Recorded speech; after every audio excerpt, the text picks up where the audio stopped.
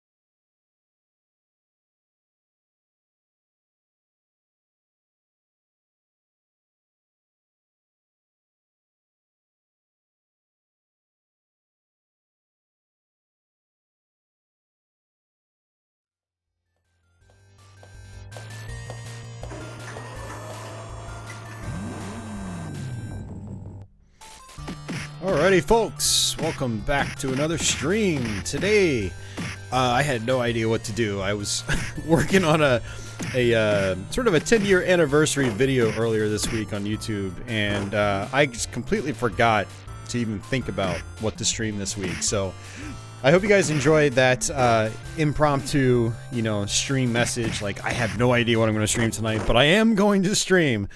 And so I figured it out in the last hour or so. I had my PS4 hooked up today to do some other stuff on Twitch.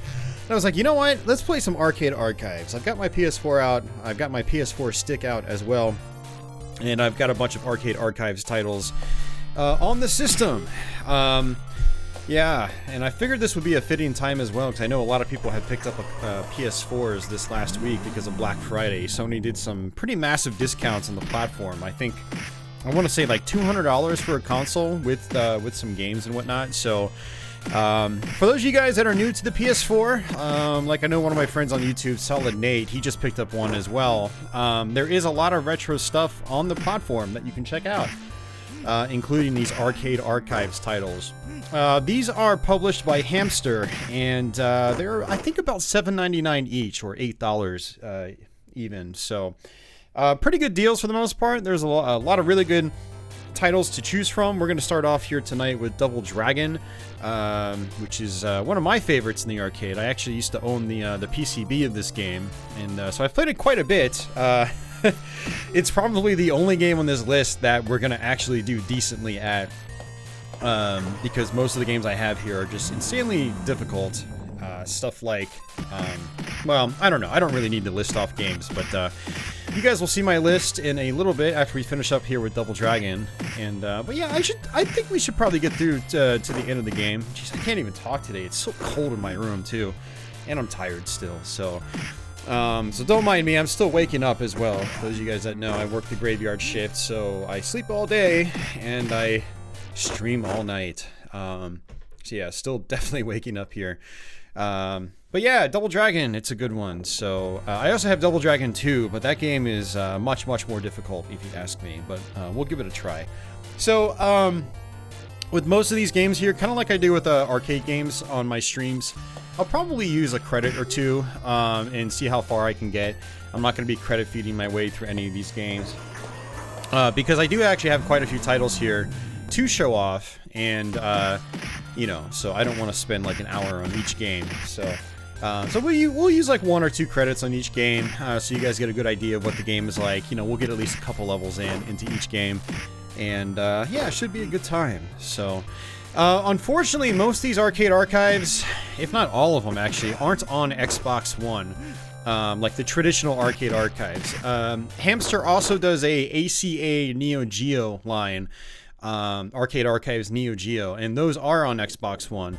On Nintendo Switch, I want to say that's been getting a lot of these more traditional Arcade Archives titles, and it also has the Neo Geo titles as well. The PS4 also has the Neo Geo titles.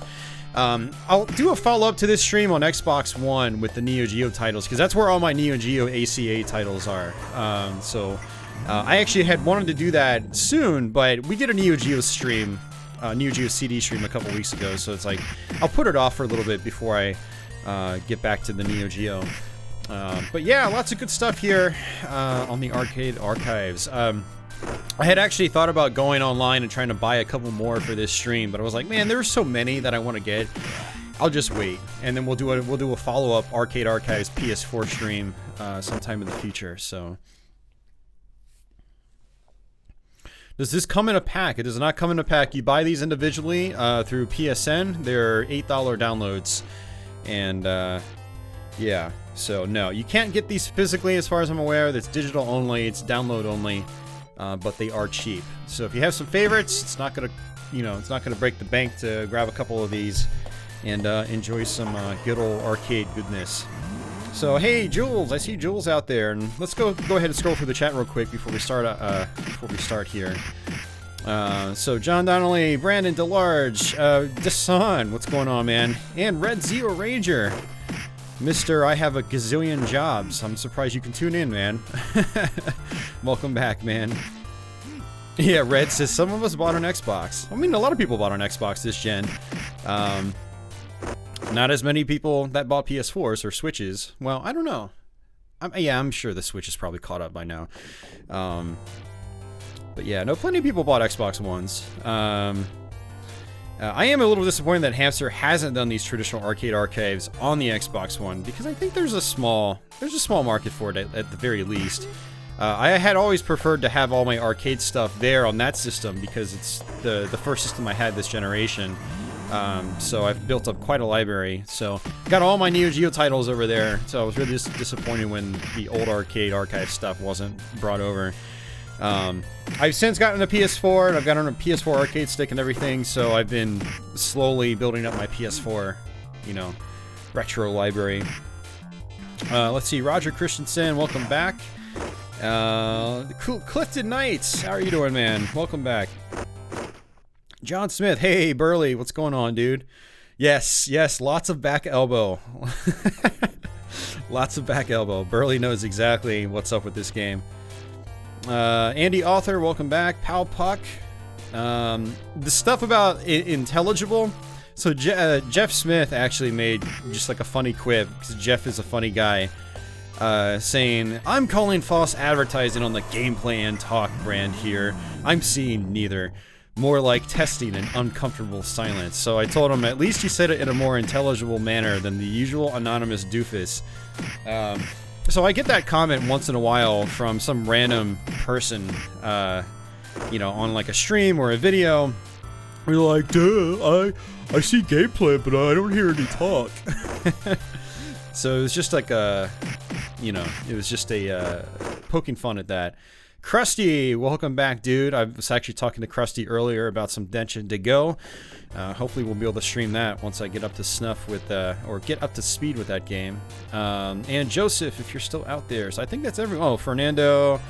And we've got, I thought I saw, did I see? Yeah, I saw Sean, the gamer out there. So yeah, there he is. So welcome everybody to the stream, and Christopher, welcome back Christopher, and Game Eagle, man, everyone's trickling in, and Carlos. Okay, so let's do some Double Dragon. So actually what I wanted to do is actually show you guys something real quick. So every Arcade Archives title has, oops, pressed the wrong button. So you've got a menu in pretty much every Arcade Archives title. Some of these options I think are a little bit different depending on the release, but you know, you can create save states. You've got display settings and whatnot. You've got scanline options, which I usually disable because it always makes the image look really dark. But yeah, you've got scan lines. You can, you know, change the size of the display. Unfortunately, Double Dragon doesn't go any larger than you see it here, whereas other titles do. Like Ninja Gaiden will go it'll stretch all the way to the tops and bottoms of the screen, so you get, you know, a greater screen size. So the screen size is going to change from game to game. You've got a variety of settings and whatnot. Seriously, did I just earn a trophy for customizing my settings? Wow. Okay, whatever. Yeah, so you've got all sorts of stuff here. You can change your buttons and whatnot, which I've done. I've configured it to be just like the arcade. You've got a game manual that tells you all about your options and whatnot. And yeah, pretty cool stuff. And online rankings, I don't think I'm ranked on this game. I don't know. Let's see. 1,181. That seems awfully low, actually. I wonder if no, I've beaten this version of the game. Yeah, I don't know. So actually, if we go to game reset here and we go back to that's not what I wanted. Let's see. How do we get back? Back.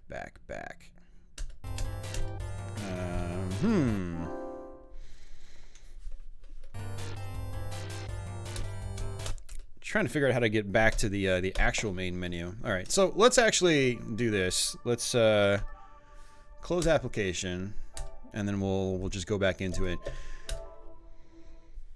So there's actually a main startup menu, and what's really cool about these Arcade Archives titles is a lot of these games have different region versions that you can play as or play with. So you can play. So let's hit the options button here.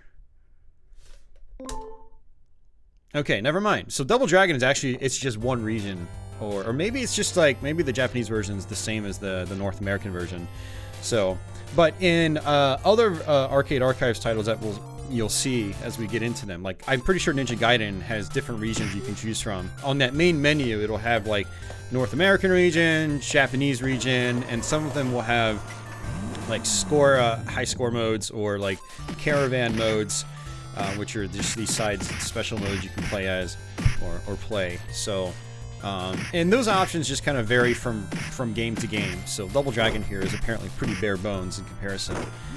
Oh yeah, I wanted to say what's really cool about this release in particular is that Double Dragon had, you know, as far as, you know, being emulated on semi-modern consoles, first came out on Xbox 360 for Xbox Live Arcade, and you know, a few years in, it for some reason got delisted and you couldn't buy it anymore. So these Arcade Archives basically, you know, were the first time you could get these games since the Xbox 360 version that was delisted a long time ago. So yeah, for anyone that had wanted to get that release, you can just get this one. And I'm pretty sure this is on well, it's obviously on PS4, but I think this version's probably also on Switch as well.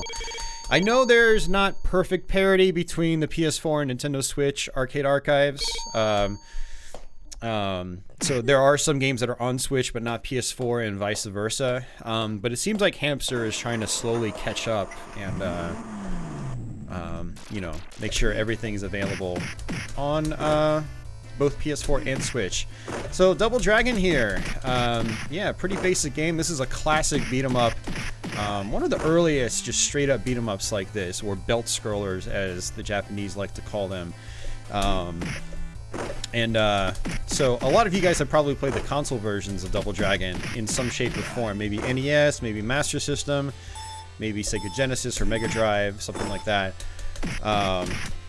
So what you've got, Double Dragon Arcade has kind of unique controls compared to the console version. So you've got the left button is punch, the middle button is jump, and then the right button is kick.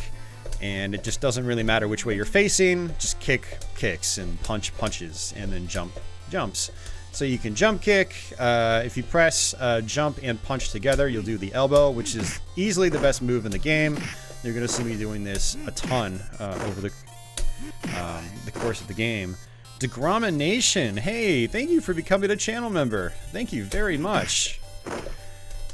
So, yeah, thanks for that. I appreciate it. You get some funky emotes and stuff like that, so feel free to experiment with those and just use them as much as you want. So pressing kick and jump together will do this sort of back kick, jumping back kick like that. You do have whips, just like, you know, all the console versions of... So I actually don't like to use the whip. I don't think it's a very good weapon in the game. I'd actually, if I use a weapon, I'd prefer to use the bat. But your elbow is so good in this game, you actually don't even need weapons. So I don't usually bother with weapons in this game. I just elbow all day long. Now, in these early stages, what you can do is you can, say, elbow an enemy, knock them to the ground, and then just stand right on top of them and just kick. So what you can do is, you know, if you kick an enemy, and you're really, really close to them with that kick, what'll happen... Ooh, nice! I don't think I've actually done that before. I kicked the knife. That was pretty badass, actually. So I basically just do that, and then as they wake up, I kick. And then it goes immediately into a head grab. And then there's another trick you can do here. You can kick the barrels in this. Man, I love the original Double Dragon. It's not the best polish-wise. It's like, it can be very slow with its slowdown. But it's just so much fun. You know, there goes the barrel, and then I can just, bam, kick the barrel into the boss, just like so. And, yeah. Let me see if I can kick the barrel over here. Hey, get your ass back here.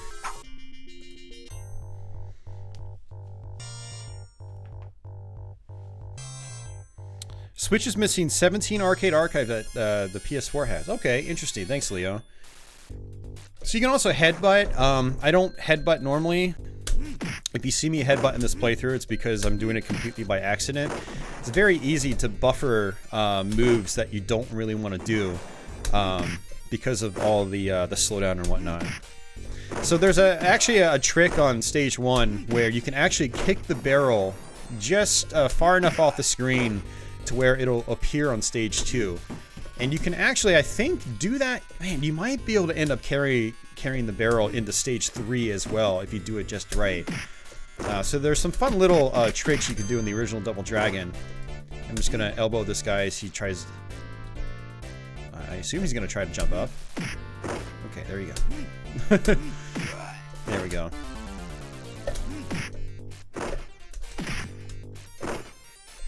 So just lots of elbows in this game, but, you know, you do have a little bit of flexibility, so, you know, if I... Oops, I didn't mean to do that. I was gonna say I was gonna just, boom, just do that. Kind of like that, just get rid of them really quickly. Let me actually climb up here. I haven't done that in a while. I don't usually climb up there. And of course these amazing martial arts masters, you know, they can't fall down normally without, you know, falling flat in their face. Which do I prefer, this or Double Dragon 2? Right now, I prefer this, because I haven't actually beaten arcade Double Dragon 2 since I owned the PCB back in, like, 2000. You know, 20 years ago. And the last time I tried playing it on PS4, I just got my ass handed to me completely, so... we'll probably try it later, and see what happens with that. I do know that Double Dragon 2 is more challenging. There's also, if I remember correctly, I think there's a lot more slowdown in Part 2 as well. So if you thought the slowdown was bad in this one, wait till you see Part 2. Yeah, when I got my first arcade machine back in 2000, the guy that sold me the machine gave me several PCBs with it. So I got NBA Jam, I got Mortal Kombat, which I actually still have that MK PCB. And then I also got Double Dragon 2 with it. And Street Fighter 2, Champion Edition. So I did play a lot of Double Dragon 2 arcade back in the day, but again, I just haven't really gone back to it since. Sold my original arcade cabinet a couple years after I got it. Yeah, a few years after I got it. So, all those old PCBs I had, I no longer own, except for the Mortal Kombat. So So the thing about the elbow here is you can actually do it, and they'll just wake up right into it. Like the active hitbox is well, it's active for quite a long time. So.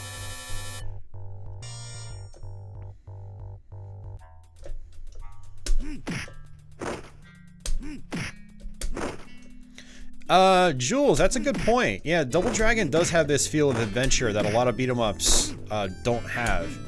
You know, a lot of beat-em-ups will just scroll you from stage to stage, you know, with different themes and things like that.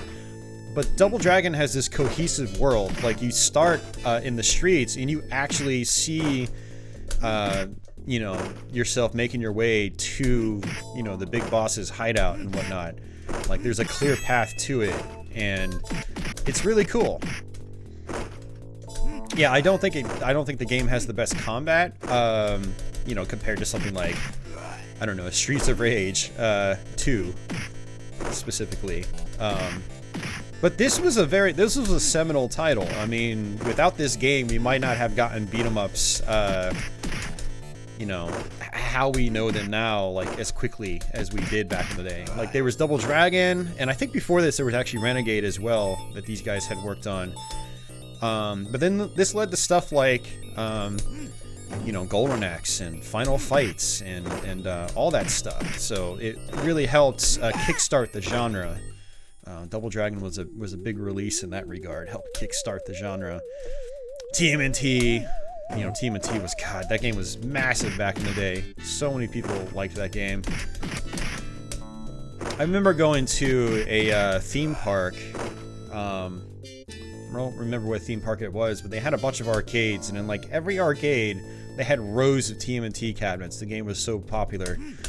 Like multiple cabinets, like not just one or two, but like 7 or 8. It was crazy. Or at least it seemed like it.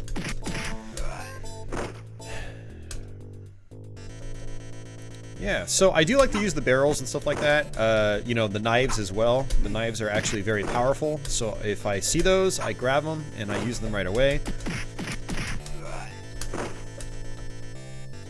So the elbow is you know, it is definitely the move you're going to want to use the most in this game, but if you know how to do stuff, I don't know why I keep doing that jump kick. I think I'm tapping the jump button by accident right before I do the kick. But yeah, a lot of people say it's just elbow all day in this game, and it is, but you can also mix up your strategies. So, you know, I do like using the barrels, and we just died.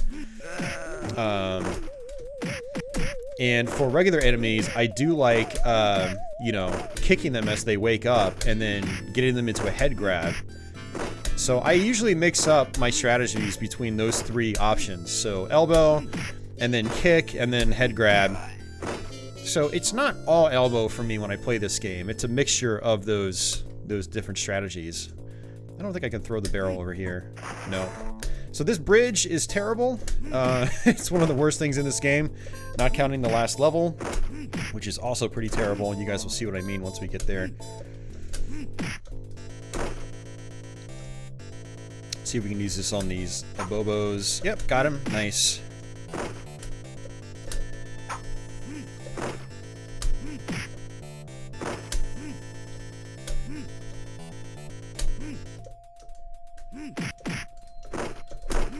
Come on. He doesn't want to walk towards me. There we go.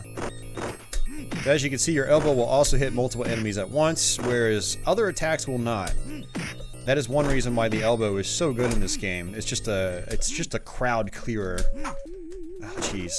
Getting hit by the knives is actually pretty pathetic, though, because it's actually really easy to avoid them. Okay, good. Jeez. So knock him over and then kick, just like that. And then you can end the head grab with the throw if you press punch. I don't really have a preference either way. Sometimes I'll just, you know, use the knee over and over again just to knock him over faster. I don't think there's really like a major damage difference. So just kick it like that. Oops, he actually walked right behind me. Oops, and that headbutt was by accident. So I accidentally buffered, you know, an extra forward tap, and it's just double tap forward to do the headbutt. That's it. So it's not It's not great. You will do it by accident. I just did that one by accident too. Where are you going? So if someone is carrying a box or something like that, or a boulder, you want to, if you knock them down, you want to move down immediately. Otherwise, that boulder will actually land on you. And you don't want that to happen.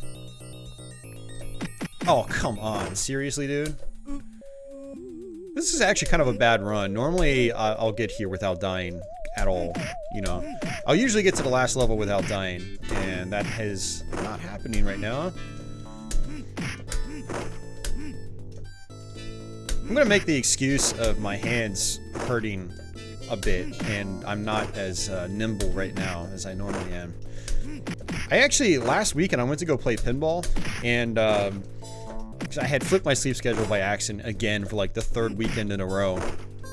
And since I was up and awake during the daytime, I decided to go out and try to play some pinball because, you know, yeah, you can't really do that late at night at 3 in the morning. So, you know, if I for some reason flip my sleep schedule, I try to take advantage of going and playing pinball. And I played for about 7 hours, and then my fingers started to lock up. It was like my index finger on my left hand locked up completely. Like it curled up on its own, and the muscles got super tight, and I couldn't uncurl it. And I had to actually take my right hand and physically like undo the lock and curl. It was really weird. I've never had that happen to me before, but my muscles actually like physically seized up. And then like a half hour later, the same thing happened on my right hand, but my middle finger. And ever since, my fingers have been fairly tight and not super nimble. So using an arcade stick right now, you know, it's you know, my fingers are very stiff. So I'm gonna have to, you know, I'm gonna have to look into that and research that, figure out why that was happening. But it was kind of scary actually, because you know I need those fingers for playing pinball and stuff like that, and video games, of course. I hope it's not like carpal tunnel or something like that. I always hear people talking about that, but I feel like I've never experienced it.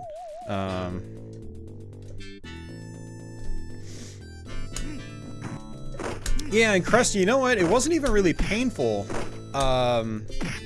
Fortunately, it wasn't painful. It wasn't like a Charlie horse I got in my leg a few weeks ago. That was painful. But it was just like, I couldn't move it. Even though like my brain was telling it to move, it would not move. You know, it just seized up completely.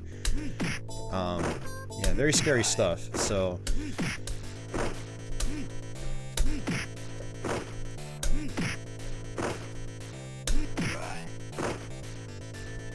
Carpal tunnel, exactly. Okay.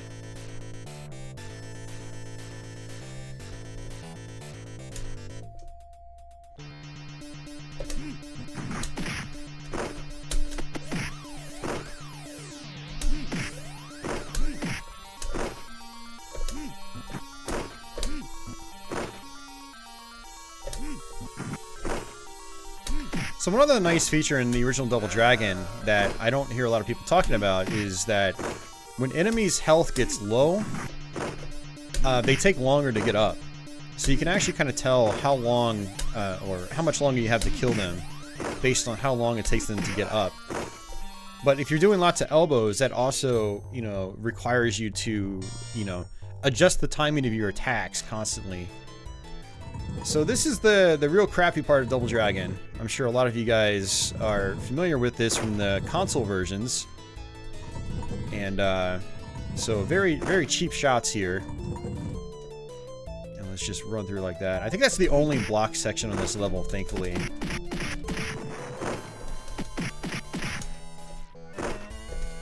And all these regular guys also have a lot of health. I'm going to scroll through the chat after we beat the game. I know there's a lot of chat I'm missing, so I apologize for that, guys. But I will scroll through everything that I've missed after we're done here.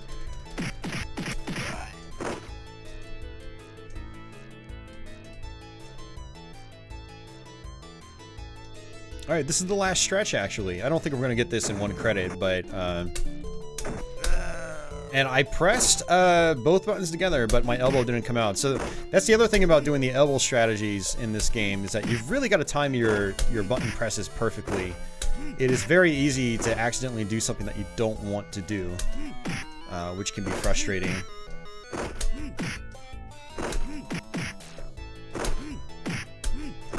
Oh, that's bad.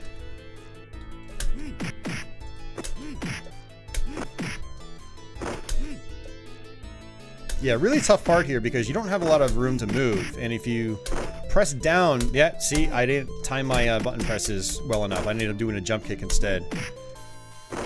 If you walk down too far, you'll fall into those spikes and you'll die instantly. And I did it again. See, this is a big thing with Double Dragon, is that if you don't time your stuff properly, you're gonna get punished for it. And I'm getting punished for not pressing my buttons together appropriately.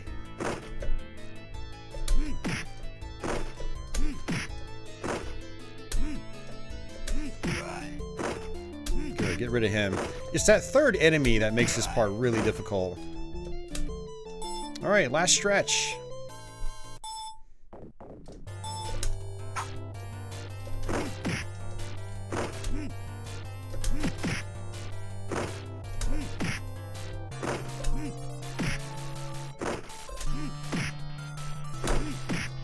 I love how big and vibrant all the sprites are in this game. They're just very colorful. This game was, I think, what, 1987? So for 87, it's actually a pretty good looking game. Very unique for arcades at the time as well.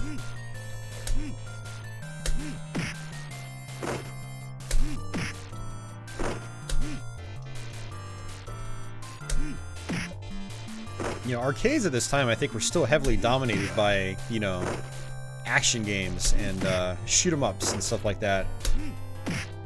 So to have like huge sprites like this on the screen was really cool. Uh-oh, not good.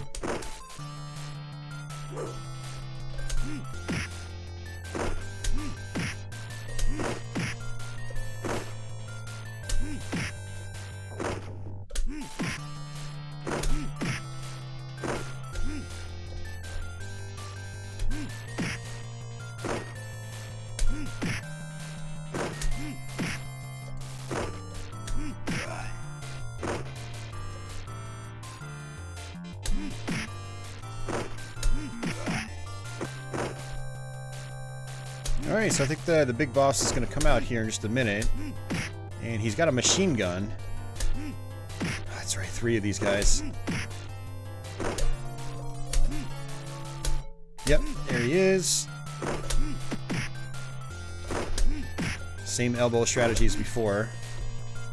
And I died because I headbutt by accident. And I wasn't intending on doing that.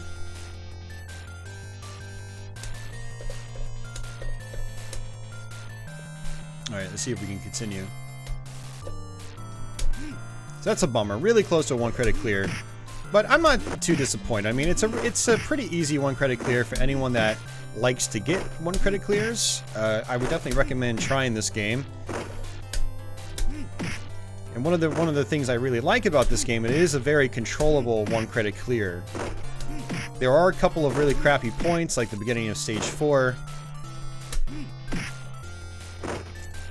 And the jump on stage 3 across the bridge.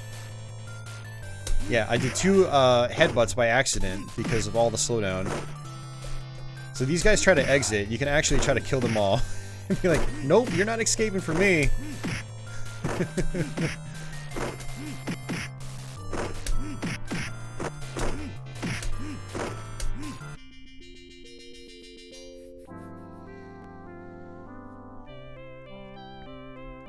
I don't think TMNT holds up better, actually, John. Yes, it moves faster, but the combat is not very satisfying in that game, if you ask me.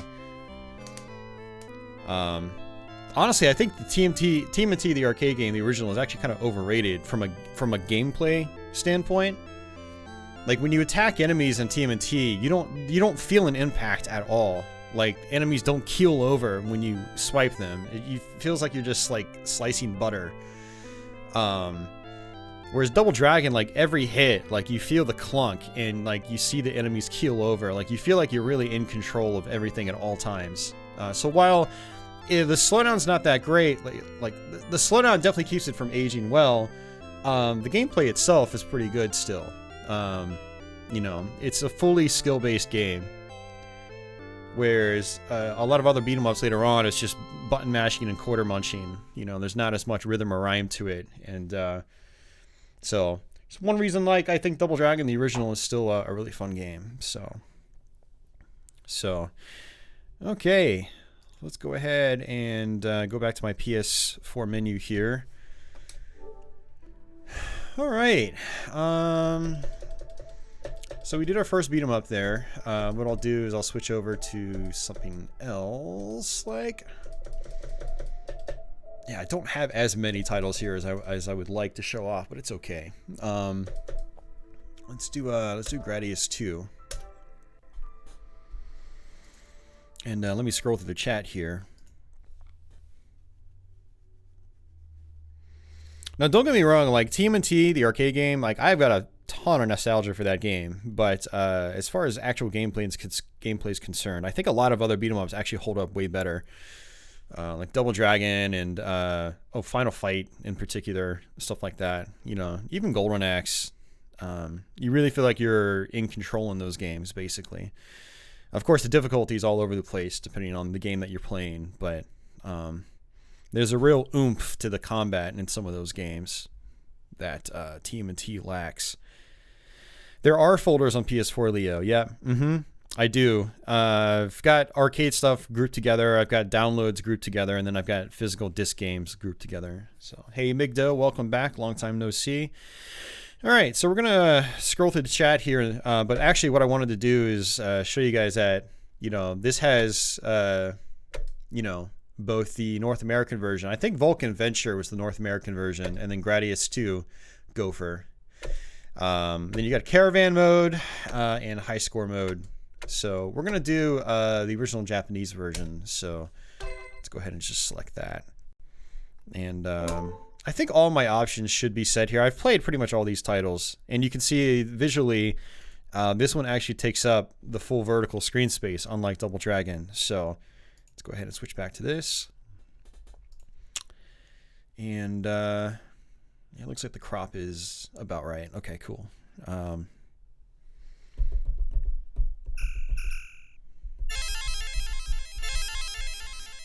All right, let's see.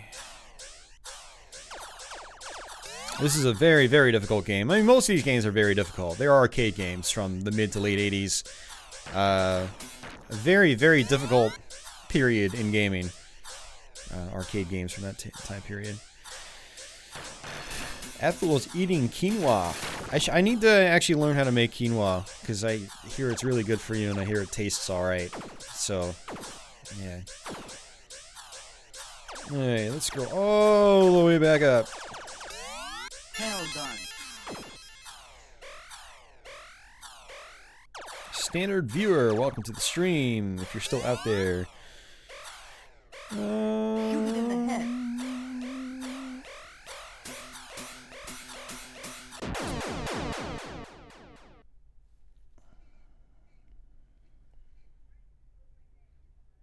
Degromination said, love your channel, dude. Well, thank you very much. I appreciate it. And am I good at Double Dragon 3? No. I've barely put any time into Double Dragon 3 arcade. Because it feels so different from the others. It just doesn't feel like... I don't know. It never felt very solid to me. Now, I've played a lot of Double Dragon 3 on NES, but that's obviously, you know, kind of a different game.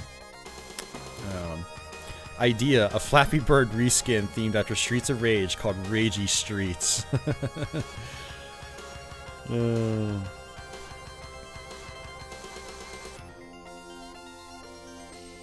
Vigilante is a great beat 'em up game. No comment. Jules says Streets of Rage 1 is his favorite of the genre. Nice. I view Streets of Rage 1 much more highly now than I did before, and you guys will see For those of you guys that are not patrons, we'll see in about a week and a half why I feel that way. It'll make sense to you. Blaze isn't really... I wouldn't really call her the weakest of the characters.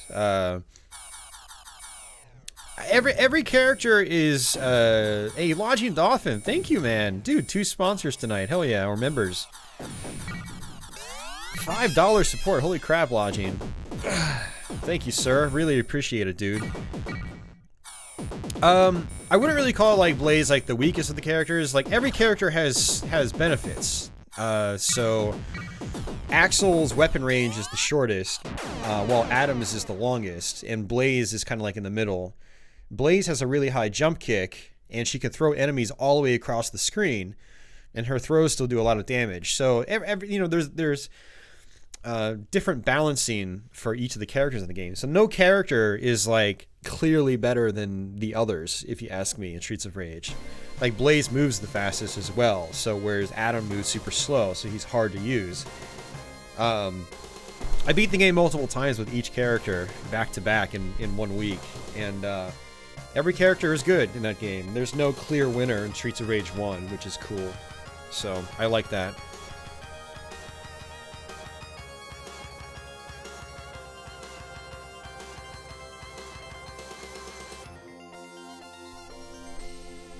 Alright, sorry, I had to blow my nose. Dasan was always an Adam man himself. Oh, man. Alright, let's see. Oh.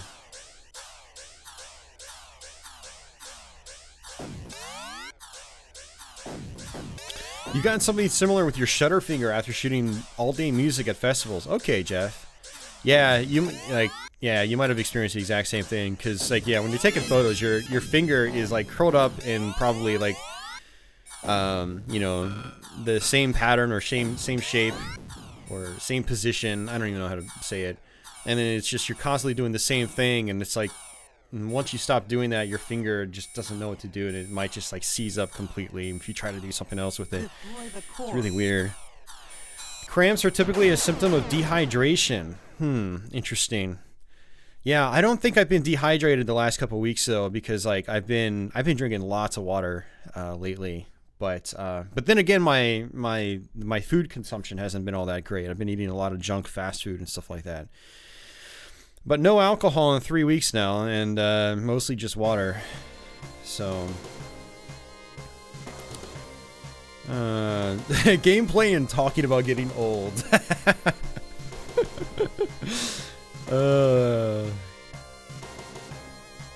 Okay. Greg N works with a guy with his last name is a Bobo. That's crazy. Okay. Alright, let's see. Yeah, sorry guys, I didn't look at chat at all during Double Dragon, so I wanted to catch up on it. So, okay. D goes with Streets of Rage 1. Which intro song do I like the best? That's tough. I really like the Streets of Rage 1. Oh wait, intro as in like, you know, like the before you start the game. I have to go with Streets of Rage 2.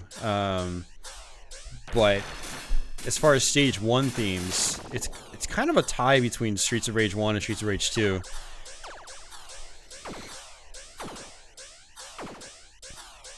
Used to call buff guys a bobos.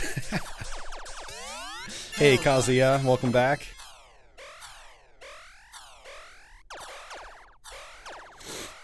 Yeah, the thing about beer for me is that, like, you know, it leads to other problems, like lack of discipline, so I eat a lot of junk food, laziness, so I just get lazy in general, not just like with my health, but with everything else. So I have found by cutting out alcohol these last few weeks, I have been a little more motivated. I've been eating a little bit better. Finally, I've been actually packing lunches for work instead of going to, you know, Burger King. Yeah, so it's just like one of those things where it's like one thing leads to another. If I drink a lot, then it leads to other issues. So now who knows how long I'll keep it like that, but you know, I do feel good right now not having had a drink in a few weeks. So, and for those of you guys that don't know, when I drink, I really, really, really drink. So I'm got a very addictive personality, and I also go overboard. So. Alright, so let's go ahead and just jump into this. We only have a couple seconds to actually choose what we want, so I'm just going to do my typical top row here, and then we'll go with the force field. Destroy them all. Alright, I don't think I have any form of auto fire set here. Yeah, so for those of you guys that have never played any arcade version of Gradius, they are extremely difficult games. Extremely difficult games. So we're probably not going to make it very far in this.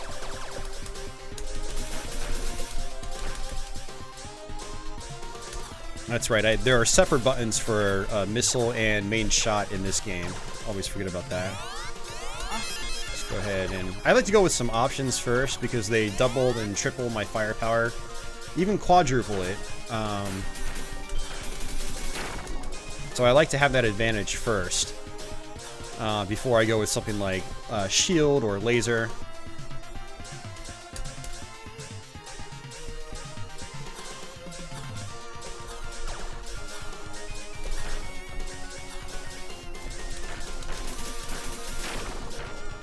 Oh, missed that power up. It's okay. So, if you've never played a Gradius game before for some reason, basically you've got this item bar on the bottom of the screen. And as you kill certain types of enemies, usually orange enemies, and then in some cases, like on this level, the fireballs that these dragons shoot. Ah, screw it. Let's just go with laser right now. The fireballs that the dragons shoot will occasionally drop power-ups as well. And they'll advance your bottom meter. And then you got a whole bunch of options down there. The one called option is, you know, gives you your option pods. So I have one option pod at the moment. And these guys are really screwing me over right now. They're just constantly appearing on top of my power-ups. Double will let you shoot a regular shot in two directions, and the direction that they shoot in depends on the you know, the power-up chain that you've or the power-up types that you selected at the very beginning of the game. The question mark at the end activates your shield that you picked. So again, we picked force field. When we activate that, it'll activate a force field around us. We actually did kind of bad there as far as power-ups. You should normally be much more powered up by this first boss here.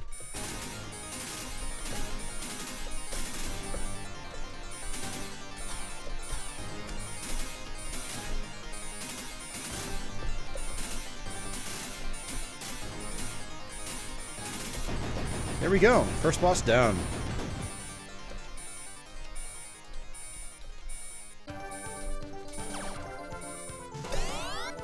And what I think I'm going to do is actually go with my force field first.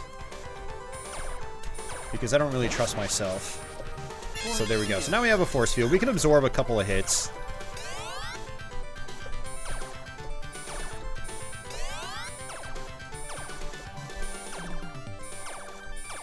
Yeah, actually upgrading my laser this quickly was actually a good idea. Because it lets me cut through groups of enemies much faster. So I actually haven't played the arcade version of this a lot. I have mainly put time into the PC Engine version. I've actually owned that game a couple of different times over the years. I'm one of those kinds of people that, you know, when I see something I really want, I end up trading in, you know, games I'm no longer playing. And Gradius II PC Engine was one of those games that I've, you know, gotten rid of over the years. It's a really good conversion of this game. It's not perfect. You know, it's not as colorful, for instance. It's a very, very solid version of the game. I do recommend checking it out if you've got a PC Engine Duo. or a Super CD-ROM setup in any form. It doesn't have to be a duo technically, but you do need a card that'll allow you to play Super CD-ROM games. See, double would actually come in handy here because I could shoot upwards with the double shot that I have selected. And I really like using my missiles as well. Missiles are very good in the Gradius series. They're very powerful. And I think I'm going to go with my shield again. Just to raise my chances of survival a little bit more. Oof, man. Yeah, your shield, your force field in particular, has a really large hitbox, so you have to be careful with that. That was kind of a waste, actually. I'll bash you.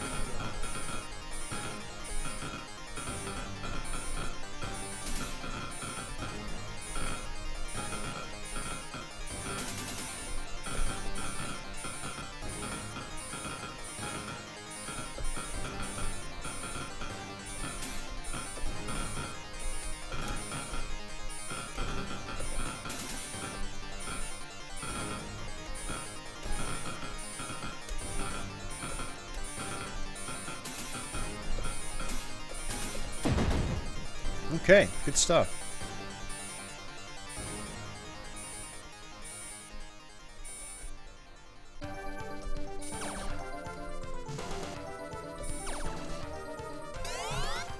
Alright, we're going to try to get back up to our force field.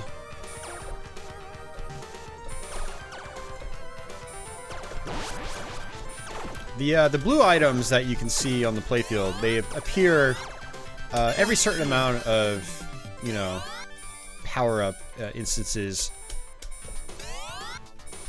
and they'll clear everything out on the screen. Everything that's like a regular, you know, normal-sized enemy. Alright, so we're actually probably going to end up getting a game over here in this level. This is where, like, I'd say the difficulty really starts to kick up.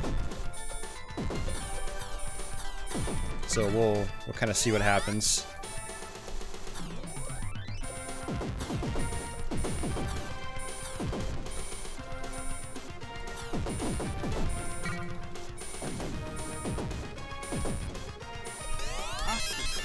Alright, max firepower. Now, in some instances, your regular shot is actually better than your, say, upgraded laser. But for right now, I'm going to stick with the laser.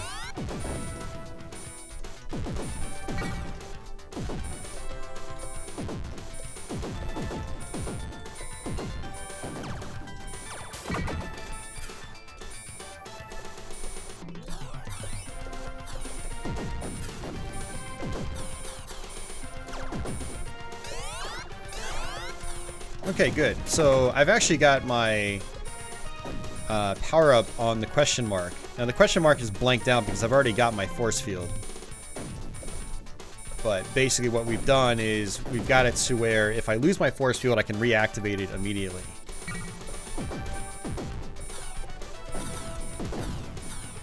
So I don't want to collect any more power-ups.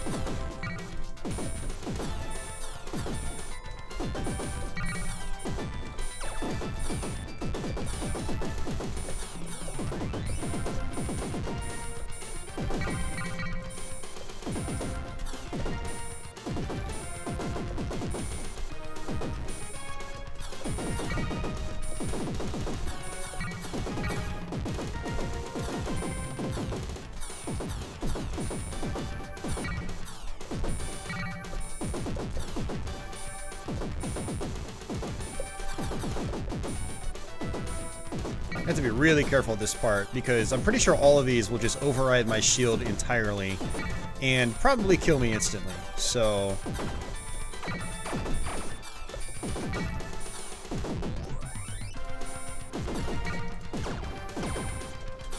I absolutely do not want any of these power-ups.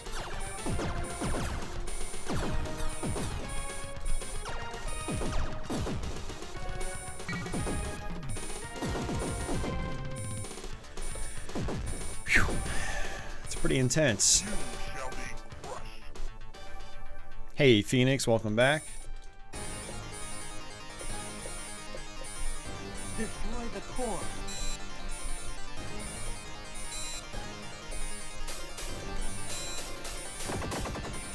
So, the Gradius series is, you know, one of its common things that it does is it reuses bosses from game to game, sort of paying tribute to, you know, some of the previous bosses in the series. And that boss ends up in Gradius 3. At least Super Nintendo Gradius 3. I don't know about arcade Gradius 3 because that game is hard as is one of the hardest games I think I've ever played in my life. I'm not exaggerating, actually. I did demonstrate arcade Gradius 3 on my PS2 shmup stream from a few months back, for anyone that's curious about it. Those guys that come from behind, they'll try to eat your options. And so obviously we don't want that to happen. Okay, I don't think I've actually made it this far in arcade Gradius 2. So we'll kind of see what happens here.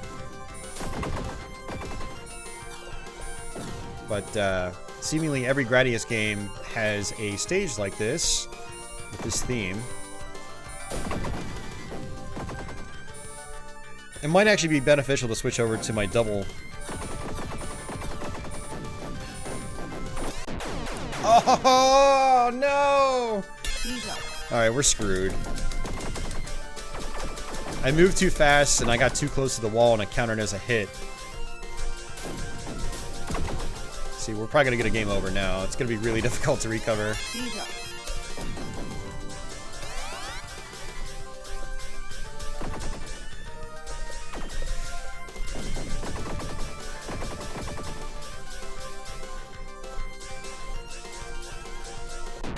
Oh.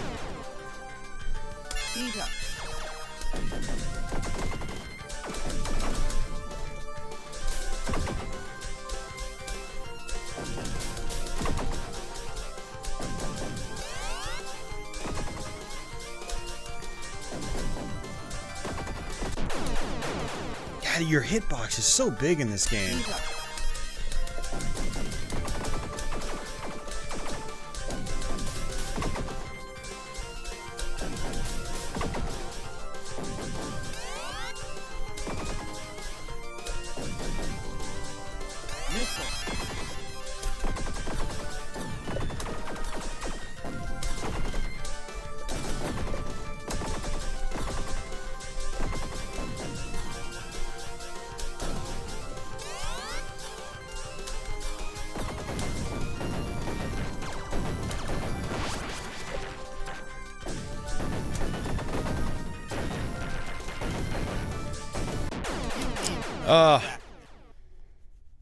And that's game.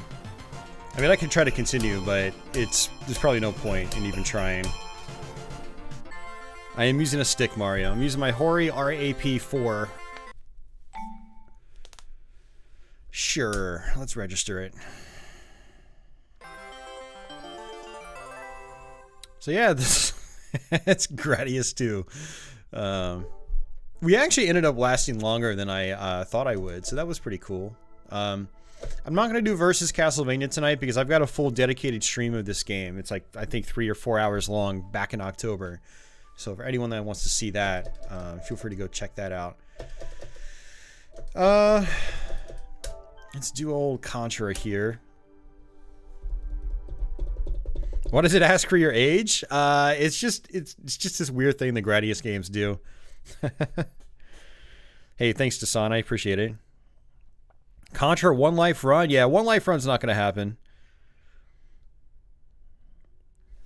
R-Type Delta is a tough one. Yeah, it's a hard game, but it's actually probably one of the easier R-Type games in the series. Let's see.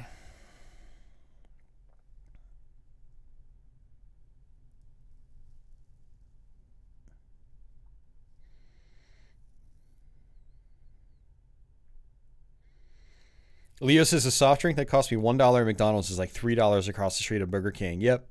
Burger King's more expensive. Yep. Okay. I don't think there's a whole lot there. You guys are just kind of like talking to yourselves, which is cool. Let's try the Japanese version. I'm used to playing the US version from, you know, like the Xbox port. So...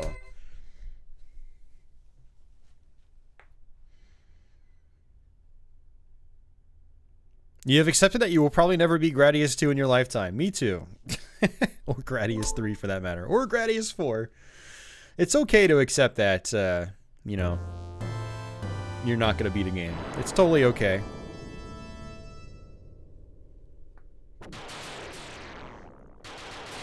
Contra arcade game Eagle is actually not very difficult, if you ask me. But, you know, we'll see what happens here.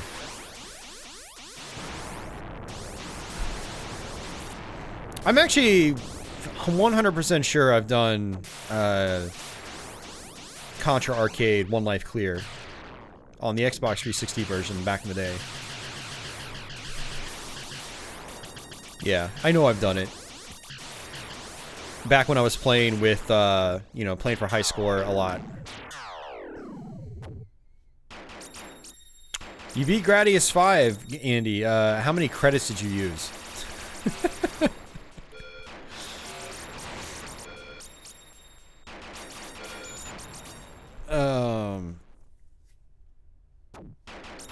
Yeah, Gradius 5 is a very, very difficult game.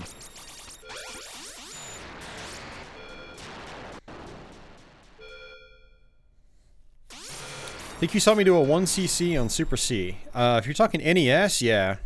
But I don't think I've done any stream of Super Contra Arcade. And I definitely have not gotten 1cc on stream. I haven't gotten a 1cc on Super Contra Arcade since the Xbox 360 days, when I was playing that regularly as well.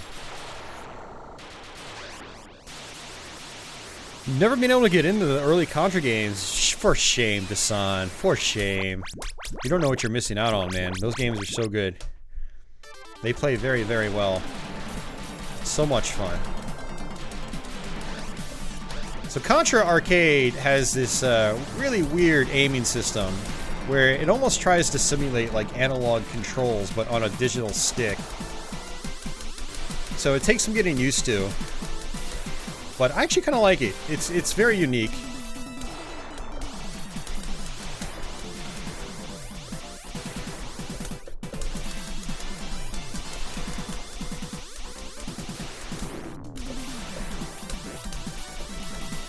I'm gonna take my time because I don't want to get that gun. I want to stick with the spread shot for pretty much the whole game if I can.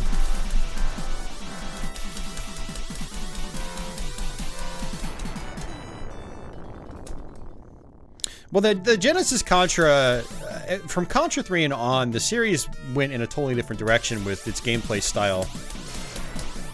You know, whereas the original arcade games and, you know, the NES ports, where it was like kind of classic run and gun, or I should say, yeah, run and gun, button mashing gameplay, you know. From Contra 3 and on, it was just all like auto fire stuff, and it was all very memorization based.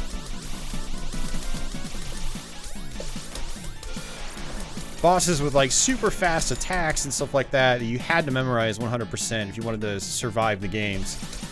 These older games, you had a lot more flexibility in how, you know, you sort of tackled them. You could take them a little bit slower, or a lot slower. Assuming you're not in a stage like this where you've got a time limit. But you notice how I'm just like kind of like tapping slowly? It's, you know, you don't really play like that in Contra 3 and on. The Contra series, like I said, it just went in a different direction after a while. So when I hear people say they don't like the NES ones, but they like the Genesis one, it's like I think, okay, well, you're talking about a totally different gameplay style now. It's actually kind of a shame, because I find, to me personally, the original Contras, the arcade games, and the NES games, I think that that's the more enjoyable gameplay style to me. Like, I can come back to these games all the time, whereas something like, you know, don't get me wrong, I love the Contra series, like, through and through. It's not like I'm saying I don't like the Genesis games, or Contra 3, or anything like that. Or Shattered Soldier. Ooh, that was weird. It's just I prefer the original gameplay style. I just think it's much more pick-up-and-play friendly. And it's just like, just good, natural fun to me.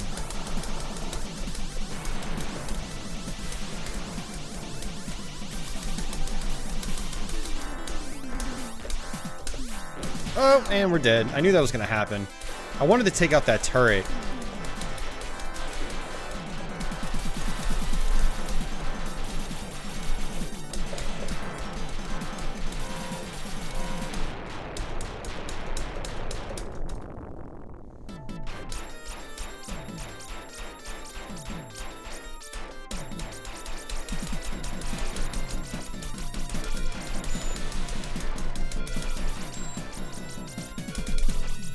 Let's actually see if a power-up guy appears.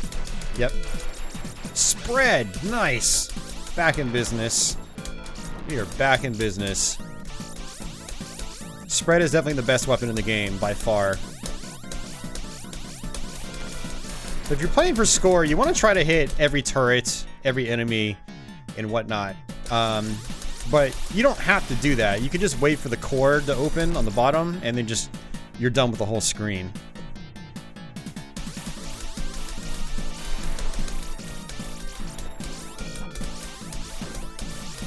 Ooh.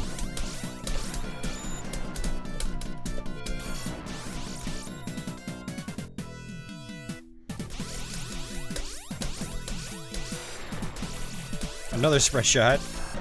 Gonna leave that in case I die. Oh, which I did. I wasn't paying attention to that bomb.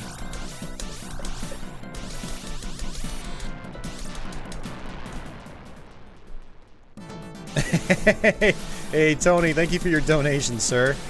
Thank you for your tip. I'm gonna start calling them tips, because that's kind of what it is.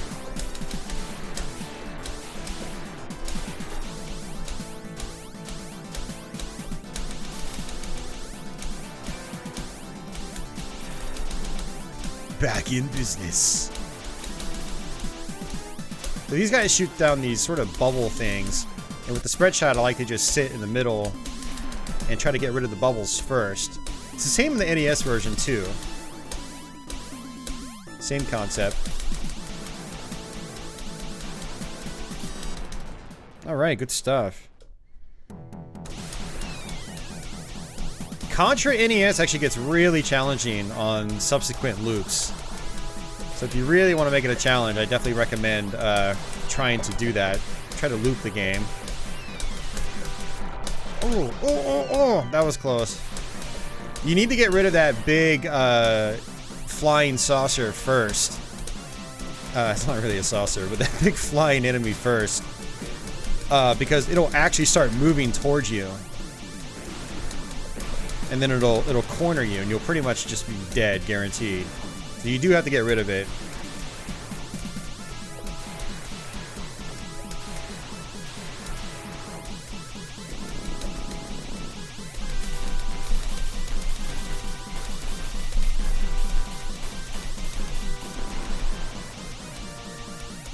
That tank is really hard to take out without having spread shot or a better weapon like laser or even machine gun. But spread is the way to go. So for those of you guys that have never played the arcade version, but you have played the NES version, you'll find it interesting that... Crap, man, come on. You'll find it interesting that the last couple levels are just, you know, strung together. And they're almost like mini stages in the arcade game. That's one of the other things that I like about the NES version, is every section is its own full level in the NES game. So there's more game in the NES version. This is probably laser, yeah. Laser's fine. It's really powerful, but you know, it doesn't cover as much screen space as, say, spread shot. And we can actually trigger this guy if I remember correctly. Oh no, you can't do it. In the Xbox 360 version, you can trigger him early, I think, and then you can get down.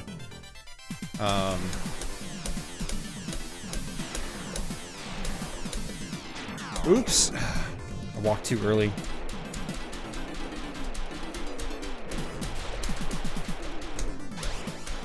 Alright, so if you die at the beginning of the stage, you'll actually get this barrier power-up, and you can just pretty much run through the rest of the level. So, fun little trick there.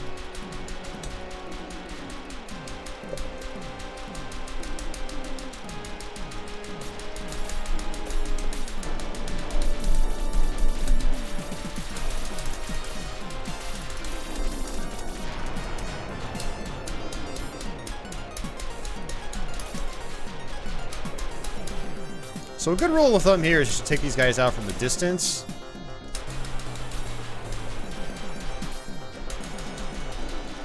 One at a time.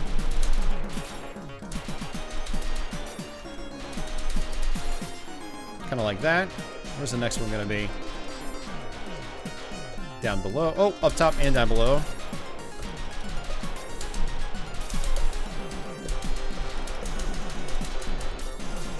It's actually really hard wiggling on the joystick here.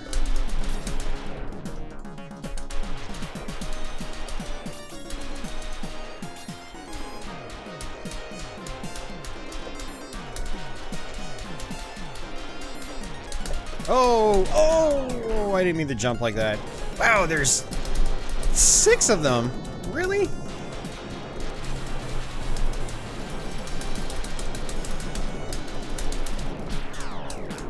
Yeah, that's rough. North American one, there's only 4.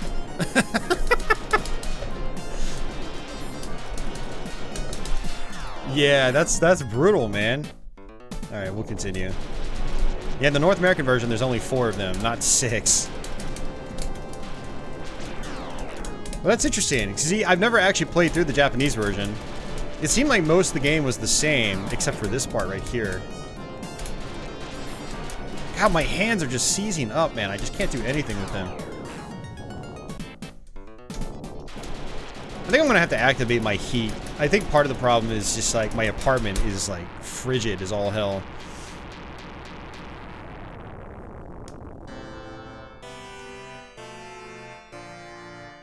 Well, Tony, you get there with, like, a power-up or something like that. If you get there with Spread Shot, it's way more manageable.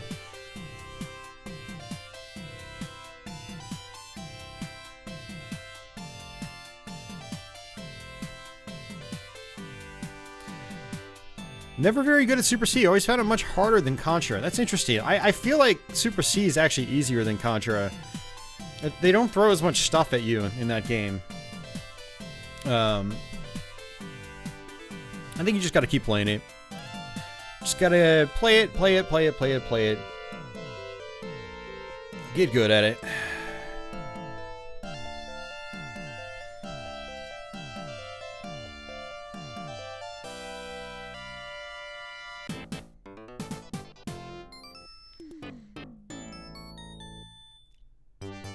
The Game Boy is pretty crazy too with the Seeking Missile Spread Gun. Yeah. Operation C, hell yeah.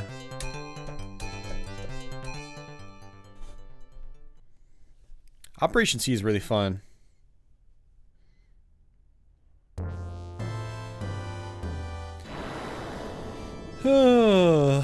Okay.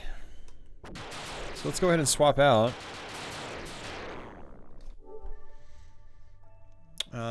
So what I will do next is I'm trying to mix up the games, but as you can see, a lot of my arcade archives are shoot 'em ups and whatnot.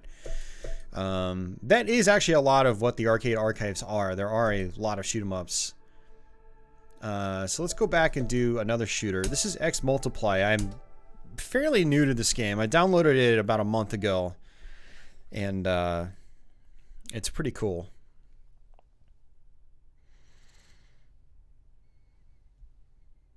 Hey, Lodging, thank you, sir. X Multiply original mode.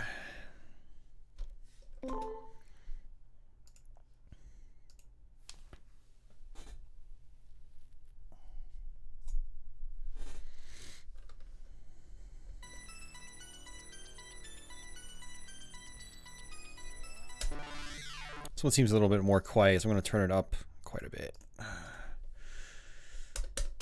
Yeah, so this is made by IRIM. This was back in the days when, like, they were kind of on top of the world with stuff like R-Type. We're going to get ourselves a power-up here, which will give this interesting pod.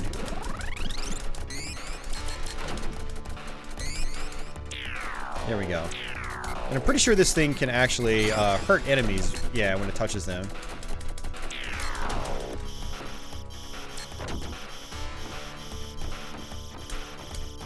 That's pretty much it. I think it's just a one-button game. I don't think button 2 really does anything.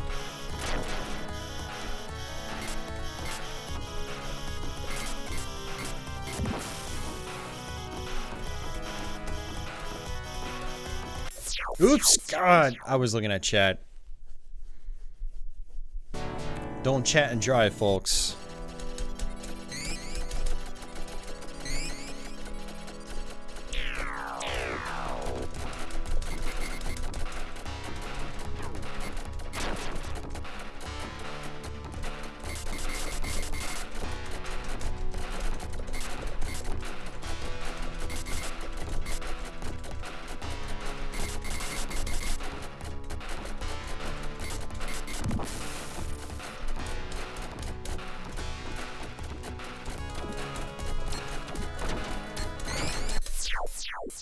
Okay.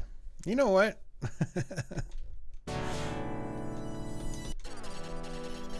No, I'll keep going. I was gonna say I was just gonna restart because that's pretty pathetic to die 3 times on stage 1. But whatever. This is a game I'm not very familiar with, so I'll use that excuse.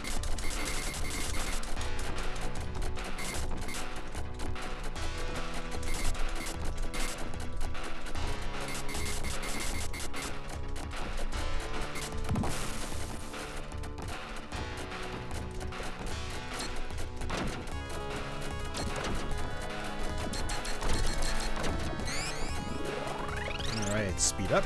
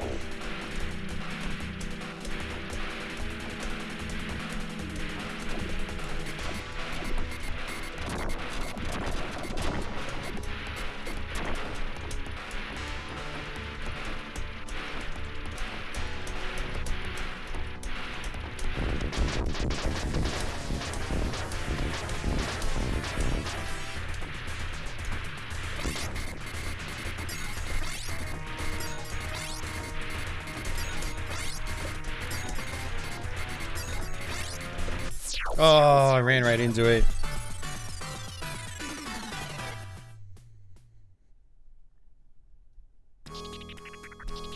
Usually watch these streams later on during the week. It's nice to be here when it's live. Hell yeah, man. It's good to have you, dude.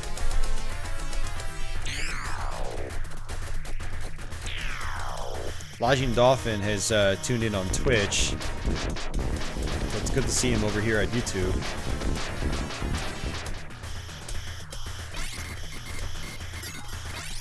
Oh, I'm really slow right now. Holy crap.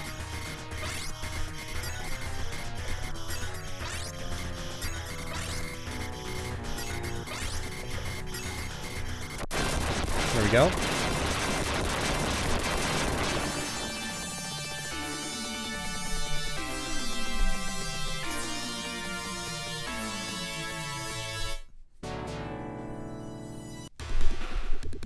All right, stage 2.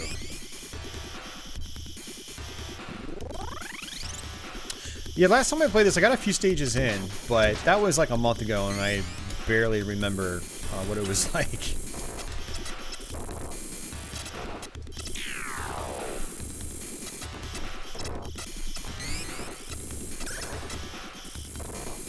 What is yellow?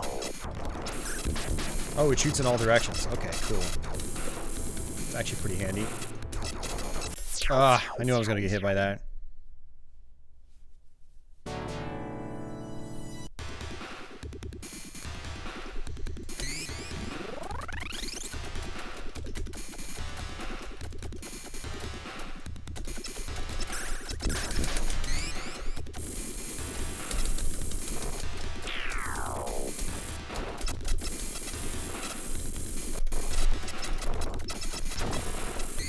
Oh, nice. You just blow it off completely. Good to know. Uh-oh.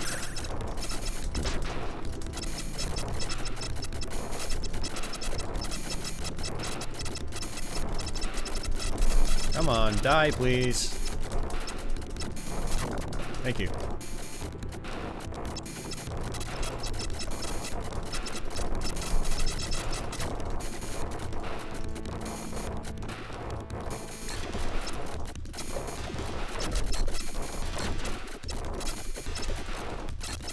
Oh, come on.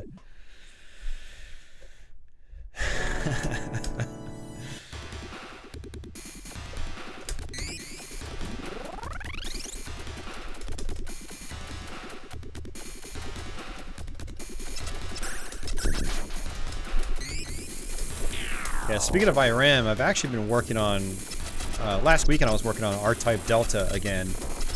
I haven't beaten that game in a very, very long time, so... I might do some more of that later tonight on Twitch, or sometime this weekend at the very least.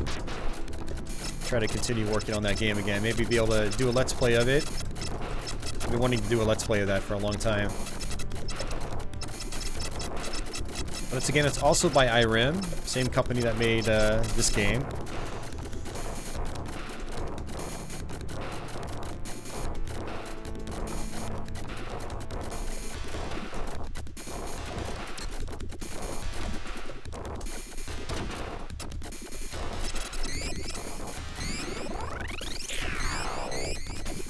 Holy crap, people. Come on.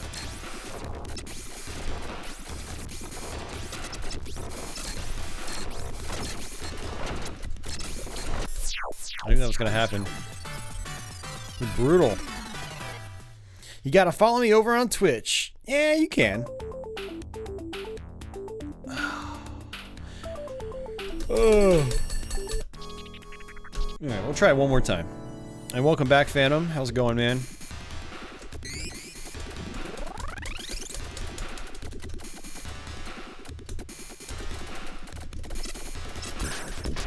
Actually, it looks like you do have 2 fire buttons in this. So you can actually rapidly press both fire buttons if you want.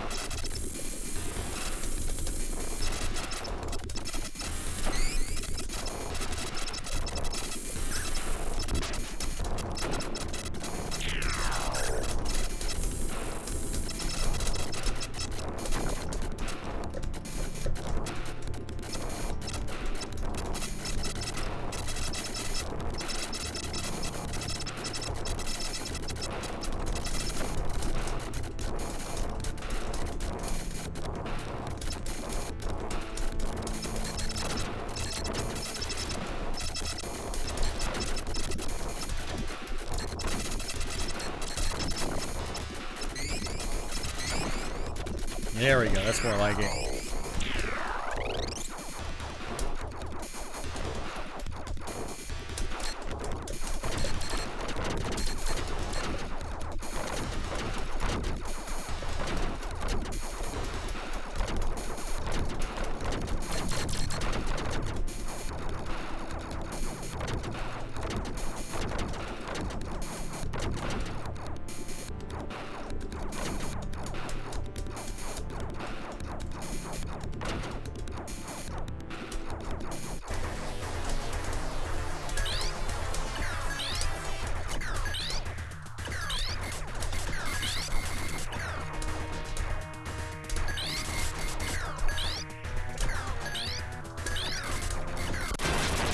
Nice, first try. Hey, John Simpson. He has such an expressive face.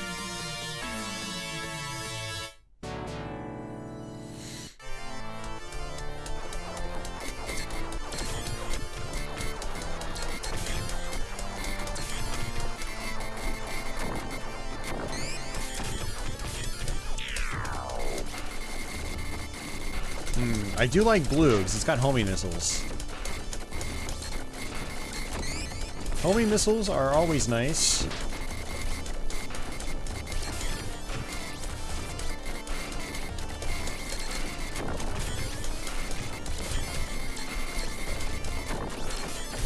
Oh, that was close.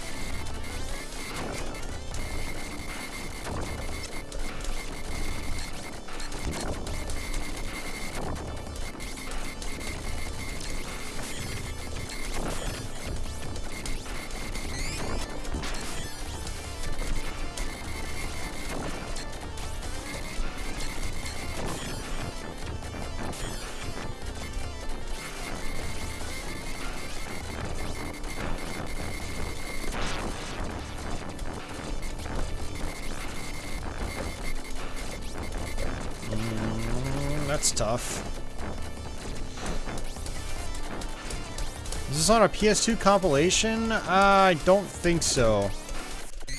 It's possible it might have been released on its own. Hamster did do some arcade stuff back in the day. That actually slows me down. That's actually not a bad idea.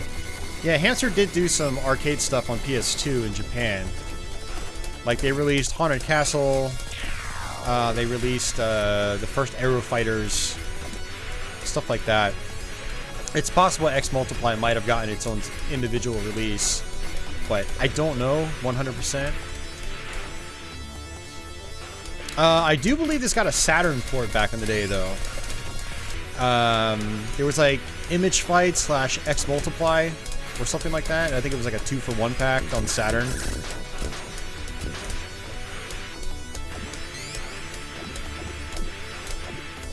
Ooh, extra life. I like that.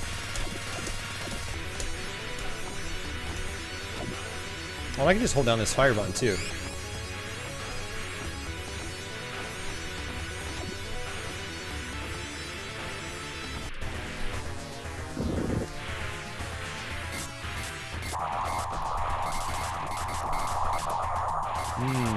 Irem loves its bouncy lasers.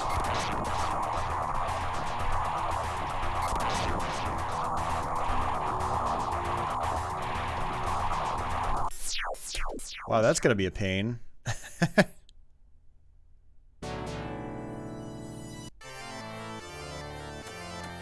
Actually, on SNES, a cruel game. I don't know. I think on normal mode actually is pretty easy.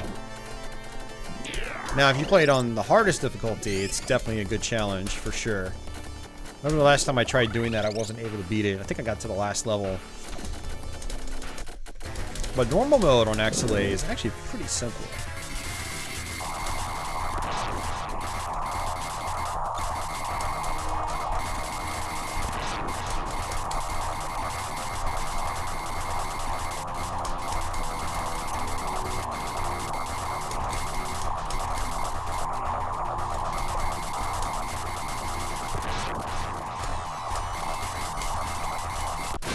Okay, that actually wasn't too bad. You just gotta take out the left ones first.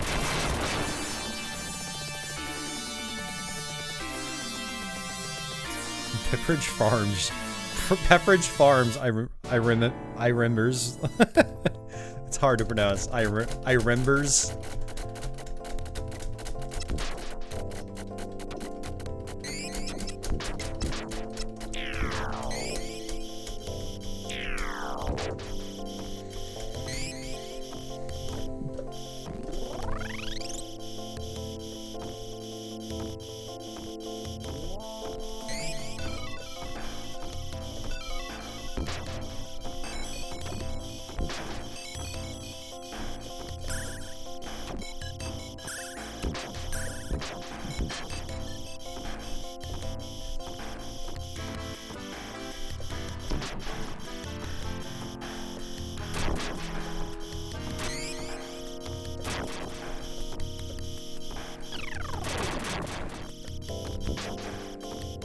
I do like that there are speed down power-ups. That's pretty cool. A lot of shooters from this time period in particular will let you get really sped up, and then you'll be stuck with that. So this game actually lets you manage your speed, sort of. You know, you don't have full control over it, but you do have some control, which is really cool.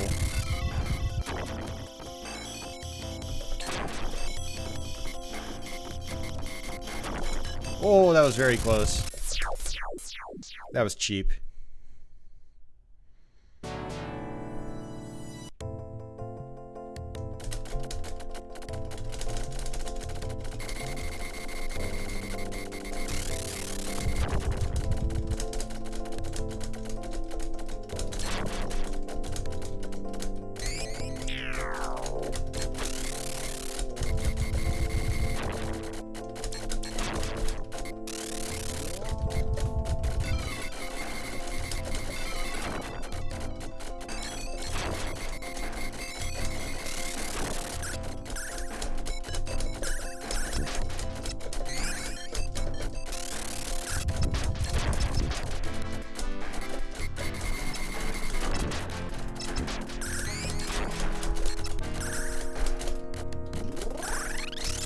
Whoa there.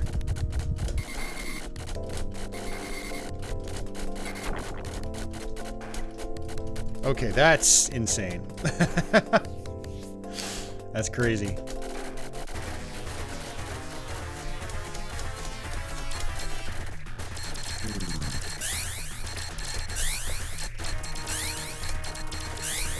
Don't know where his weak spot is. maybe it. Okay, that's slightly tough.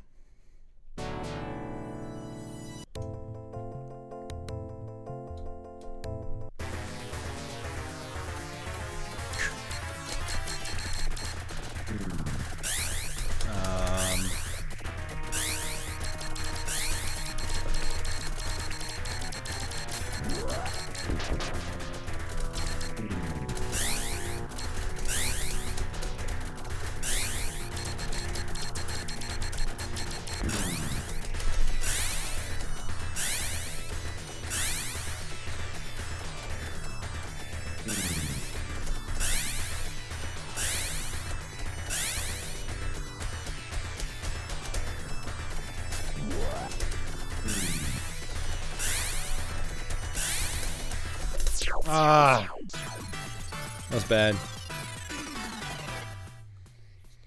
You have a hard time with shmups that make you go back to checkpoints. Yeah, they can be tricky. You know, the thing about shmups with checkpoints, though, is that they kind of force you to learn each section. I kind of want to do that again. Nah, I don't need to register.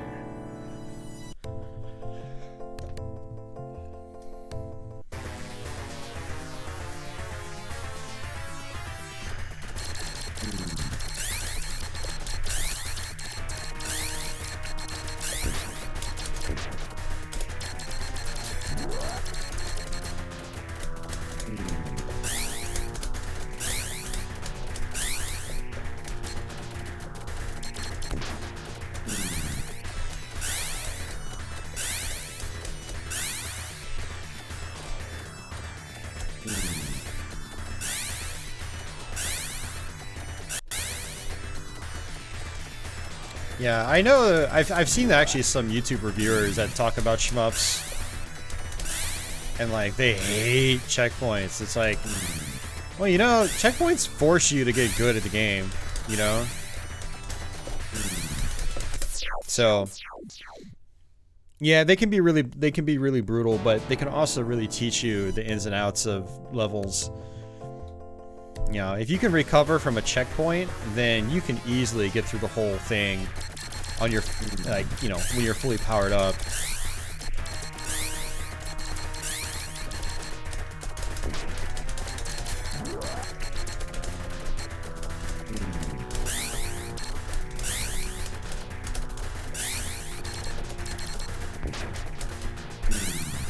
All right.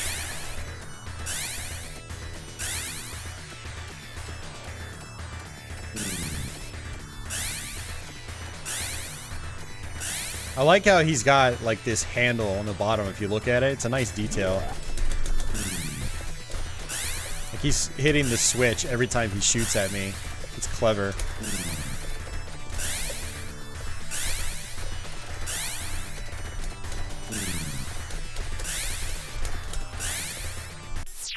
Man, this is kind of rough without having speed ups.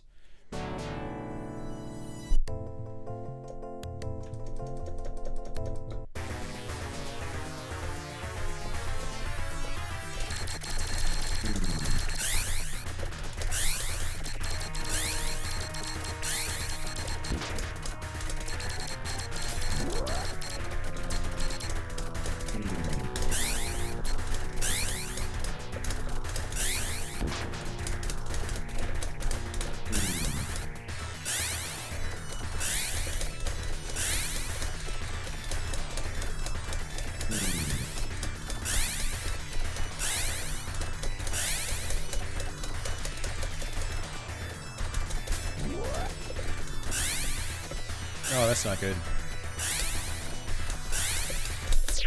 Man, okay. Well, that's it. We'll switch games.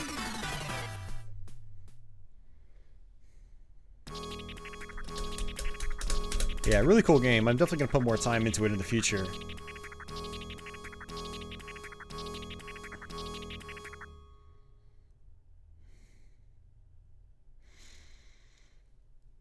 Oh, man. Oh. Man, I am still tired. Alrighty, guys. I'm going to switch back to my main menu here. And what I'm going to do is actually take a quick restroom break. So I'll be back in a couple minutes. Don't go anywhere.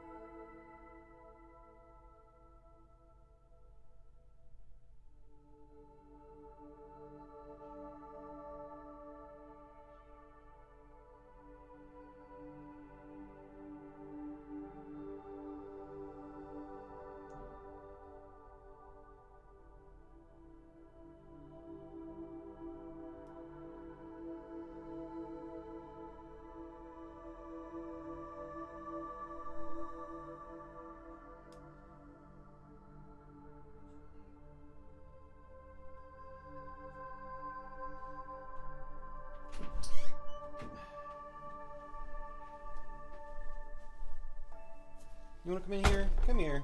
Come here. Come here. Over here. Come here. Over here.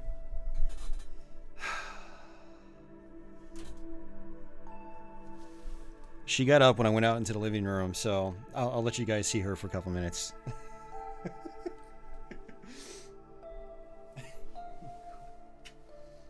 You're gonna have to get up in a minute. Alright?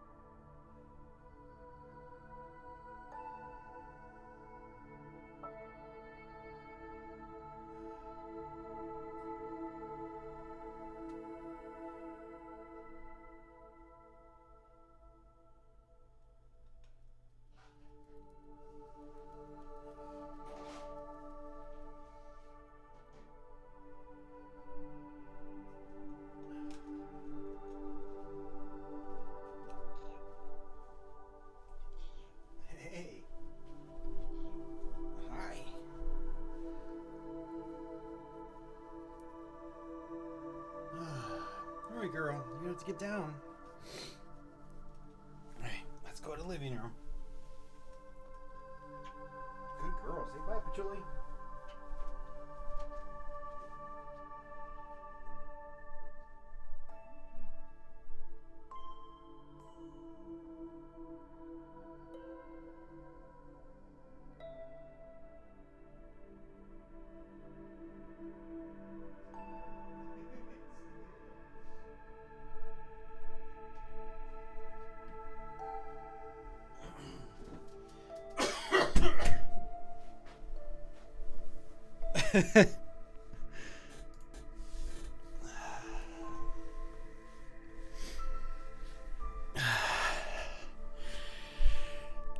Okay. All right, let's see what we got here. Yeah, so I used the restroom, but then I also wanted to grab another Diet Coke. So I opened up the game room door and she just ran right in. So okay. Let's go back to another beat 'em up.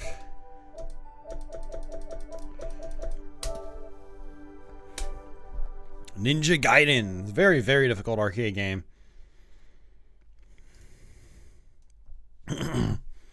Hey, Brian. He goes, hi, Patchouli.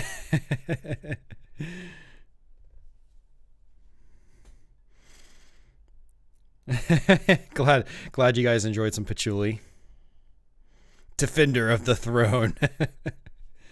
Alright, we will do the English version since that's what I'm used to.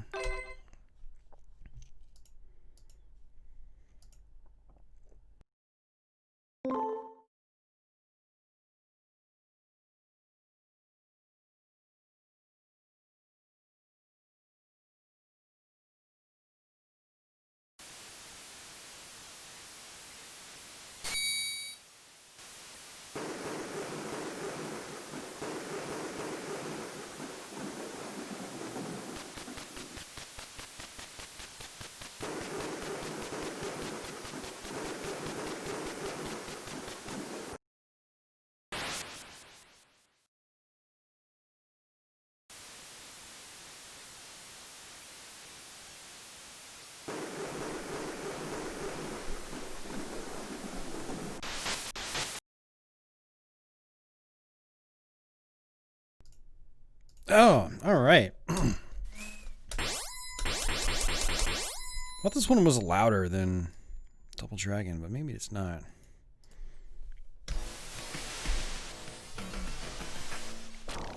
Alright, so Ninja Gaiden. It's a very tough game. I think you've got one attack button, which is punch. And then you can also jump and throw enemies. I hope I have that mapped right. No, you just jump and press punch. Okay, cool. Yeah, big mechanic in this game is throwing enemies. It's a huge mechanic. Oh, I got a sword already at the very beginning. So power-ups seem to be completely random in this game. And,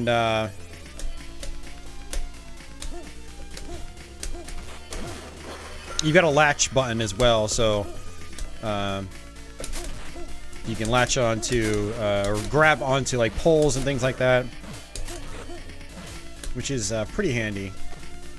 Yeah, every time you see a big object in the middle of the playfield, like these barrels, you can usually do backflips trying to get around them.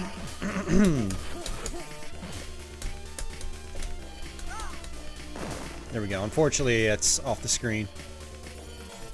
But yeah, destroying those objects is really important to get power-ups.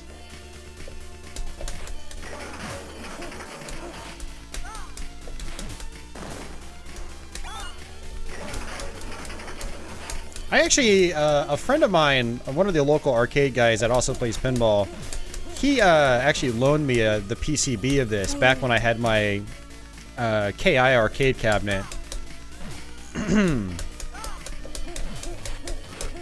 KI2 actually, technically, which I really miss. Wish I still had that. I shouldn't have actually sold that. Yeah, I had this in it for a couple of months, and so I played it a little bit. It was I didn't play it as much as I wanted because, man, it's brutal. This is a brutal game. You have no checkpoints to start, but later on in the game, it implements checkpoints. So you've got to learn how to get through the late stages pretty much perfectly if you want to actually see the end of the game.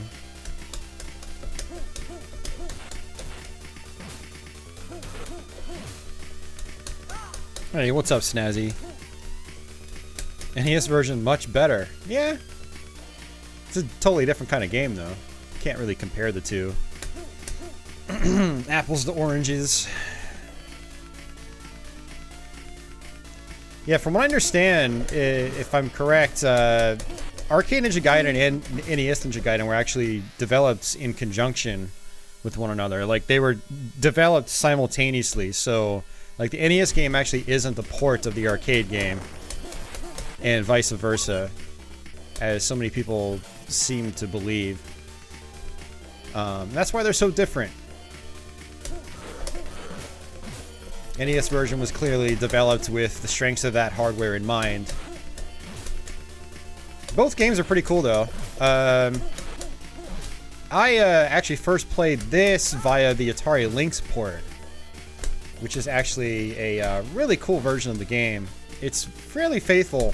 It's much easier, and as such, I'd say it's actually probably, for a lot of people, it's probably the better version to play, because it's a lot more manageable. Like, as you can see there were probably like 7 or 8 enemies on screen at once. It's just very difficult to deal with single-handedly.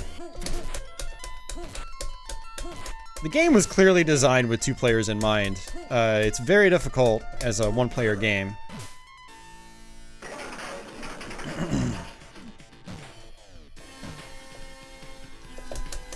Yeah, Sega's Gaiden was canceled. You can get a prototype out there, or probably more like an alpha build, because it wasn't finished.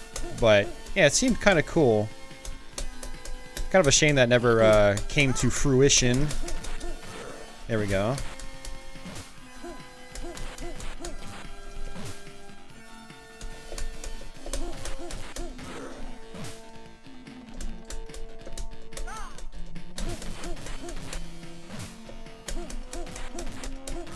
There we go. All right, see ya, Andy.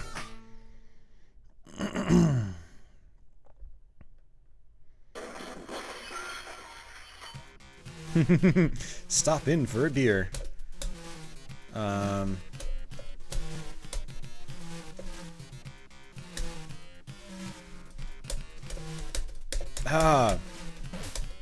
See, I haven't played this in so long that, like, I just don't know how to do this. If I jump and then grab again, yeah.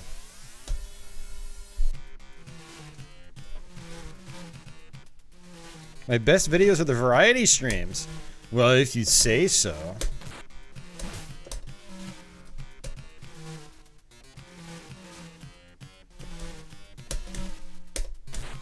Dude, what the hell?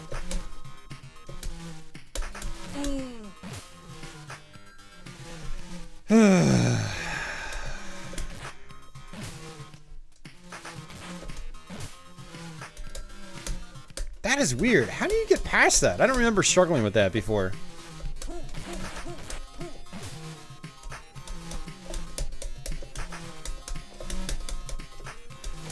I keep pressing the wrong buttons too. I should have laid out my buttons totally differently. Let me actually do that. Where is it? Dude, what's the button to bring up my menu? It's not letting me bring up the menu for the arcade archives. Oh, you know what I think it is? Yeah, oh my god. Yeah, okay, so to bring up your options menu, it's actually different buttons for different games. This is one thing I don't like about the arcade archives. On Ninja Gaiden, it's the touchpad, and the touchpad's on the back side of my arcade stick. I completely forgot it was there. I'm gonna change my buttons. Circles, jump. R2 grasp. Yeah, because in the arcade you have like a straight 3-button layout. And how I had it, I had square as grasp, so it was like this triangular layout, which is not good. So X is attack, jump is circle, yeah, and then, okay, cool. That's exactly how I want it. That's also part of my problem. There we go.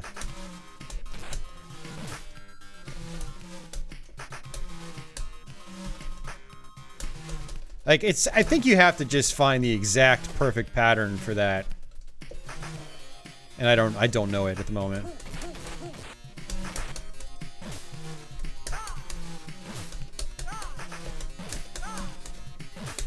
I think a major missed opportunity for this game is being able to throw enemies into each other.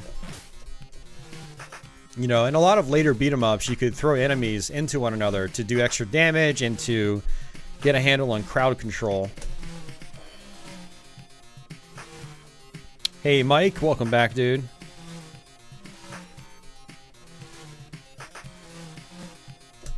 Oops.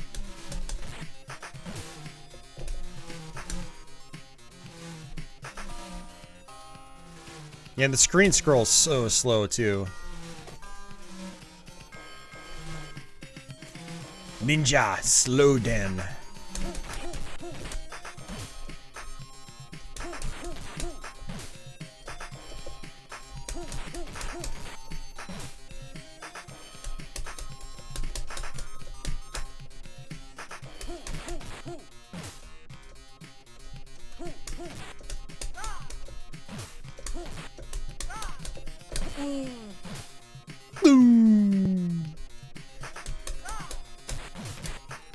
Alright, I give up on you, Ninja Gaiden. You're lame.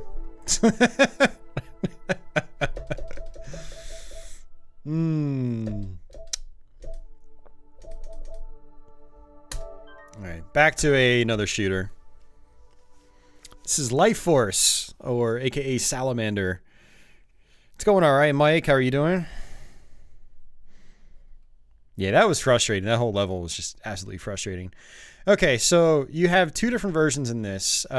You've got the original Salamander. You've got Life Force, which is the North American name. But then you've got the Japanese version of Life Force. And I don't remember what the Japanese version of Life Force is like. I don't know if it's based on the North American version. It probably is. Salamander is, you know, if you play Life Force on NES, you had a Gradius style power-up system. In Salamander Arcade, you don't. It's you have specific power-ups that you pick up, kind of like an R-Type or something like that. Life Force, they added the Gradius style power-up system to it. So what we'll do is we'll start with Salamander, the Japanese version.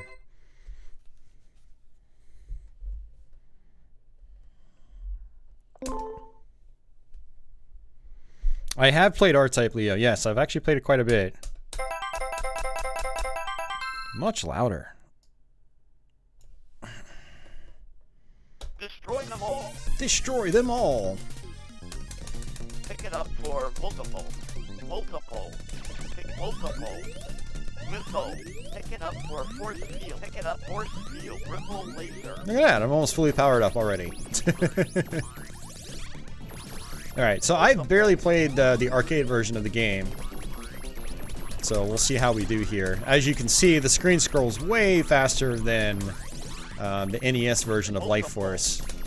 So it if you grew up with Life Force like I did, it takes a little while to get used to.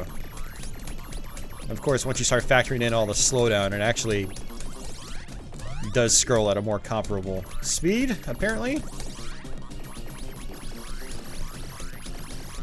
Graphics really pop in this version, though.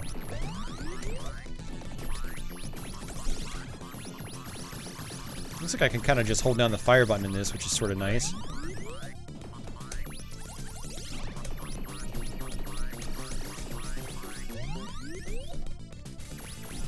Alright, lost my force field. Okay, gotta speed up.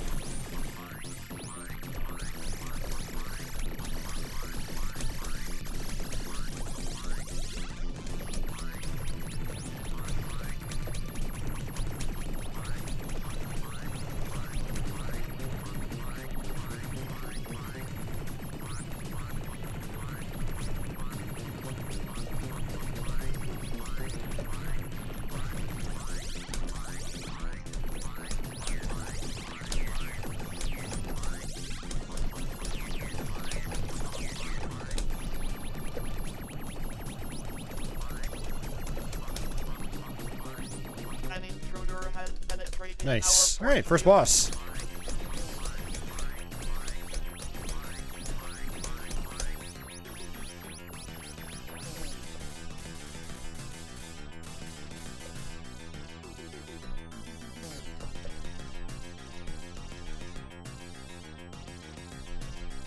Ooh, he's fast in this.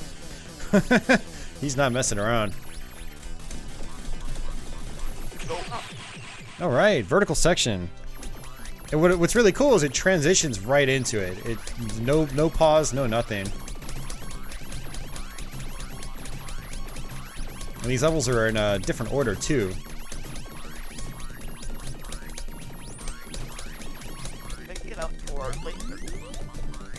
That was a laser power-up. I think I'm gonna stick with Ripple though.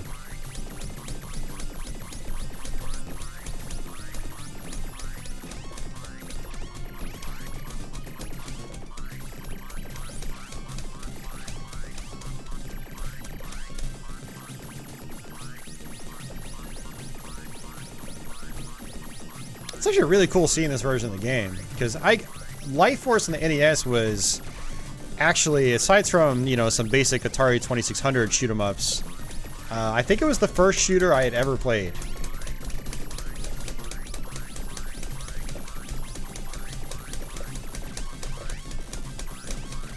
So I played it a lot as a kid. And I've gone back to it a lot over the years too, because it's a classic.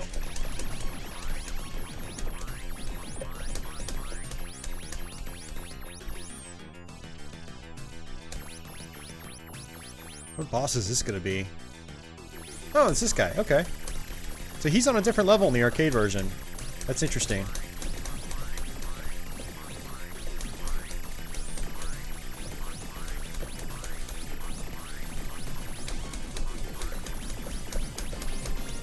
Go to the right.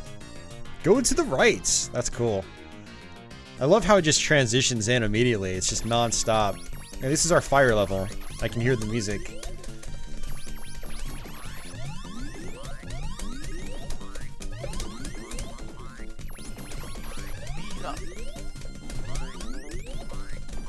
Yeah, I wonder how I'm going to be able to deal with this. Oh!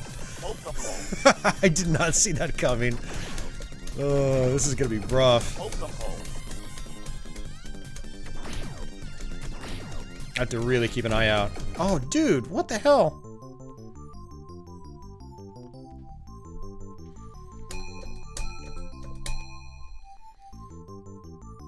Joseph? Whoa, no continues. Yeah, I'm there with you too, Joseph. I actually do prefer, at least when it comes to the NES, Life Force over Gradius, because there is more variety, but I think the stages are more fun too. I think the soundtrack is better. The original Gradius is still a classic. It's still a great game, but you know, it was the start of the series, so you know they had to start somewhere. But from Life Force to Gradius II, you know, they definitely had improved the concept, I think, significantly. Okay, so let's actually go back to yeah, the title screen here. So we'll do Life Force North American version. So like I said, this incorporates a Gradius-style power-up system now. Yeah, I was expecting to be able to continue, unfortunately. What's my favorite shooter? Raiden, you're guessing? Raiden is one of my favorites. Radiant Silvergun is my favorite. My all-time favorite. Actually, let me scroll up on the chat, too. Let's see. Imagine a Super Nintendo trying to move all this. There are some Super Nintendo games that move a lot of stuff on screen.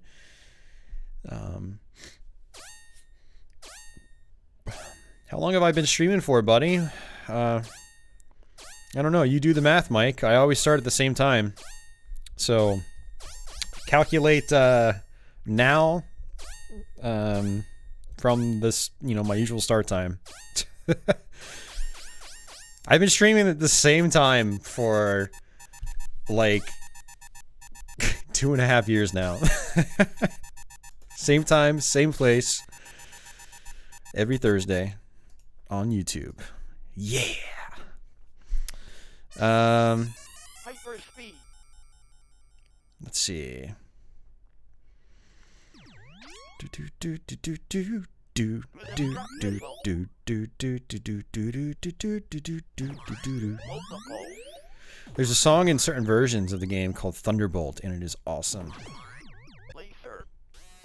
Never played Silvergun. Not a fan of Ikaruga, but Silvergun always looked more appealing. Silvergun's a vastly different game from Ikaruga. Ikaruga is stylistically, you know, it's an evolution of Silvergun, but gameplay-wise is totally different.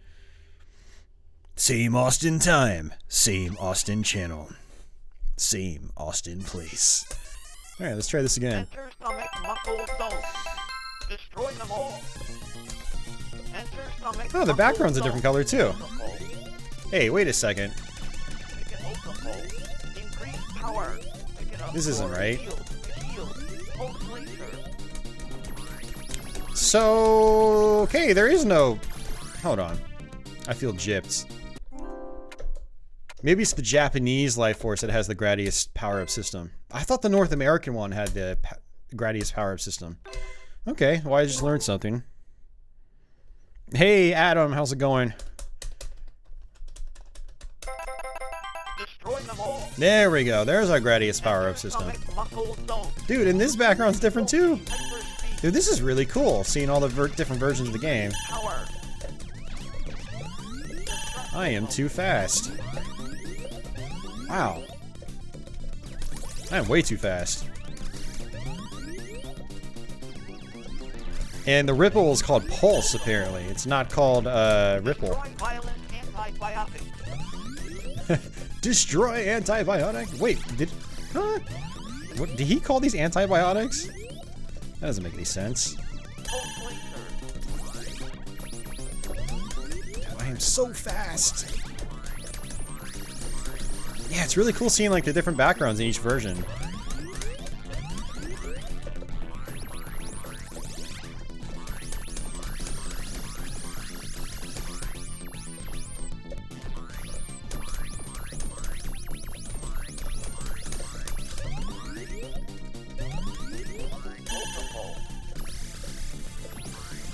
Yeah, so you get upgraded much slower now, which is interesting.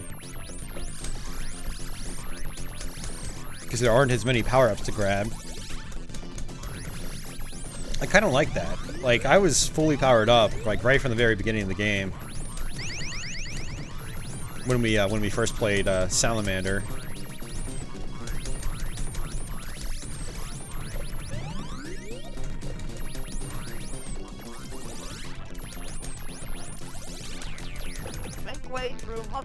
Hey, Adam, thank you for your tip, man. I appreciate it. Thanks a lot, man. Welcome to Violent Antibiotics. I'm trying to fire, but I'm looking at chat instead, and my hands are super stiff and locking up. I'm gonna go in to play D-Force. I've already played D-Force. Look up my Super Nintendo shmup stream from about a year and a half ago. And Gadget Twins, what is Gadget Twins on? I've never played it. But yeah, D-Force is only the greatest game ever made.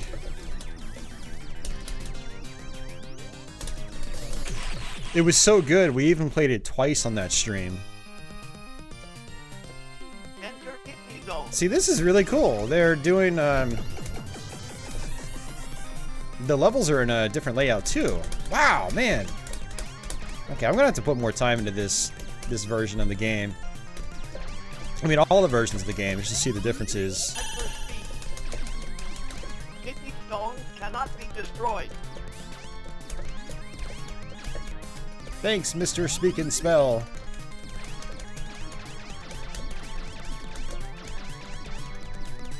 I feel significantly underpowered right now.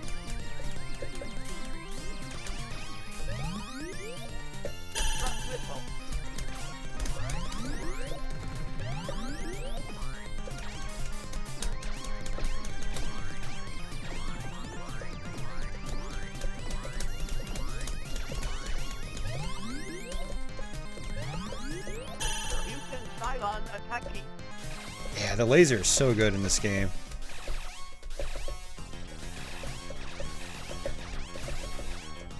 What is this boss gonna be?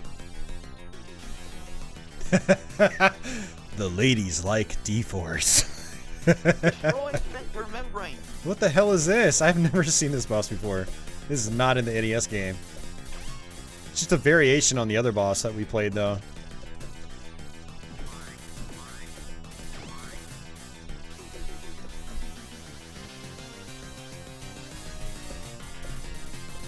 Uh-oh, that's not good.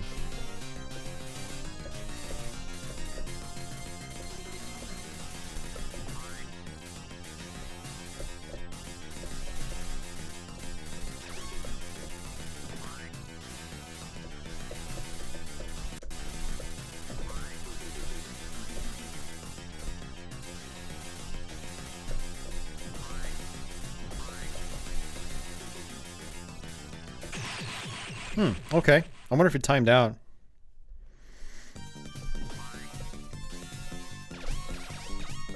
Enter stomach inner chamber. Warning, warning, danger zone.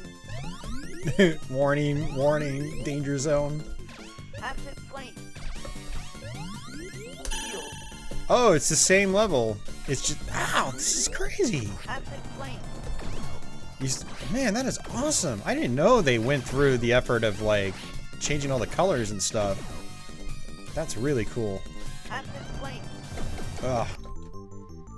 I guess I can't continue either. When I don't feel like typing in my initials, I'll just do ABC just to let myself know that it wasn't some random, you know, like, pre-made score on the high score table. I mean, when I get a really good score, I'll put in my actual initials. Ost in space. Enter stomach muckle Sphincter zone, not danger zone. Hyper speed. I wonder if Konami will make more collections. Yeah, I don't know. I hope they do. Destruct missile.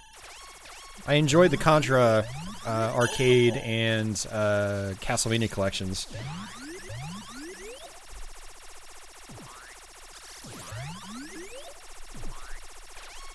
Destroy violent antibiotic. Gadget Twins is on the Genesis. Okay. Laser. No, I will play it eventually because I want to get back to doing like best of or worst to best lists of shmups. Problem with those kinds of videos is that they take forever to make if you want to do them right. So, all right. Multiple.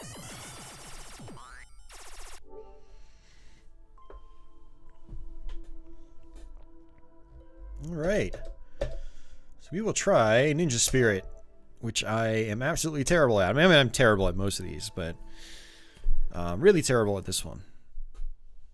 This is a really cool game, though. The PC Engine version, I think, is a lot easier. I remember getting a lot farther in that game. Whereas this arcade one is brutal.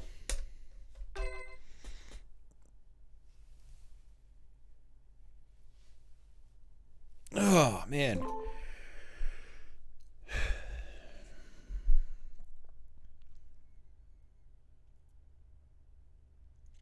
Warning.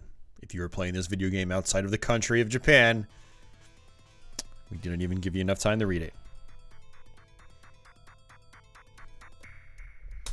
This game is really quiet, so I will turn it up.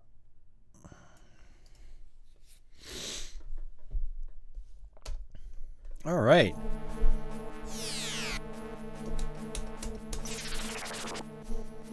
So you've got 4 different weapons in this game. And you got a super high jump. And certain weapons are better against certain enemies than others, from what I found. But I haven't really found out much else, because I suck at this game. I think I've only made it like 3 levels in, at best.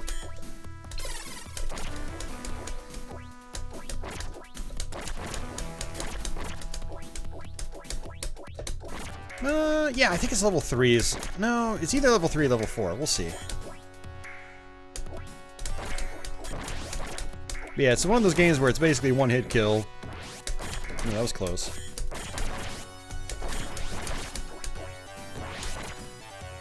This is another one by Irem, by the way. It's very similar to,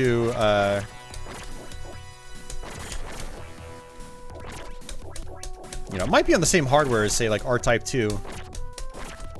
Same with X Multiply. You can tell by the animations, you can tell by the sound effects. Sound hardware is probably the same. So you can switch weapons. We got our shurikens. We've also got these sort of bombs. Ooh, what am I doing? Okay, that was weird.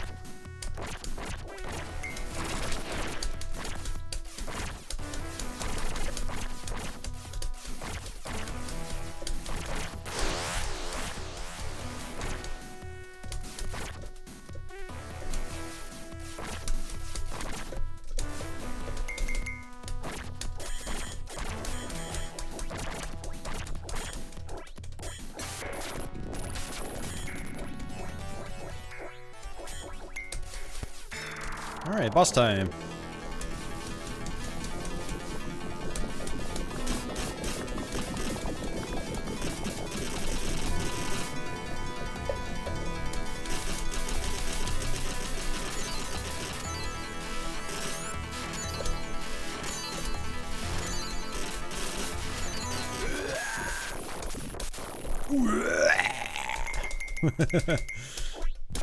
Okay, boss 1.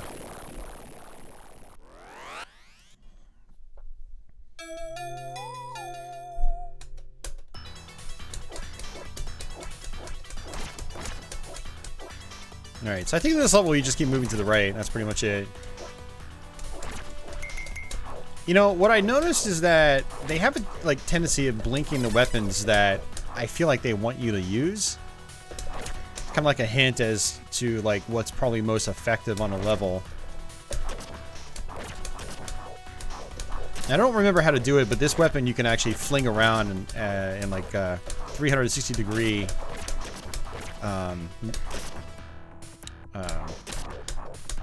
you just fling it around in 360 degrees, which is cool. Don't remember. I can't talk. I don't remember how to do it. Yeah, I think you might have to. Yeah, you just have to get it upgraded. So it seems like it's pretty useful here.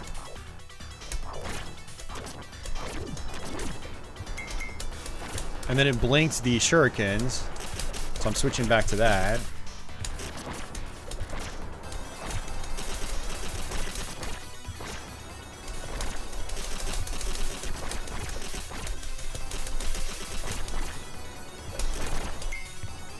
Power this up.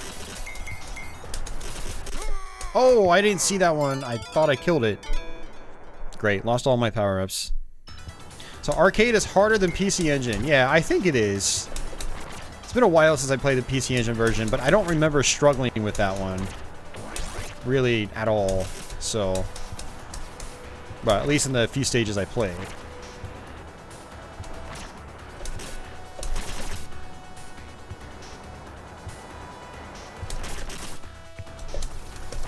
Oh, that's close.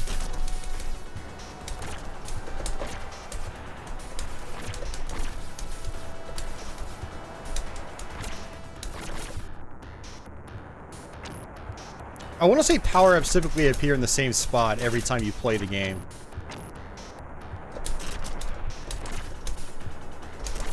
Like that guy's a power-up. Ah, stupid fire, man. Phantom is back. Didn't know you left. Welcome back.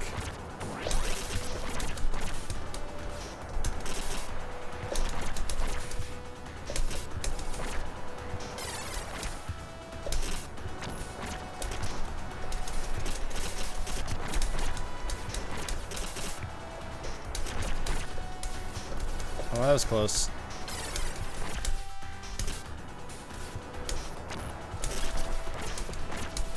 You know, fireballs, you're gonna burn down the whole forest. Do you really want that to happen?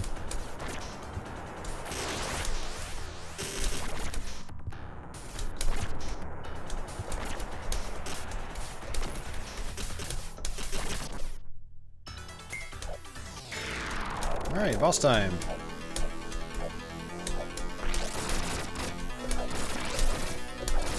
Oh, I didn't know he's gonna do that. DK White. What the hell? He's using the exact same,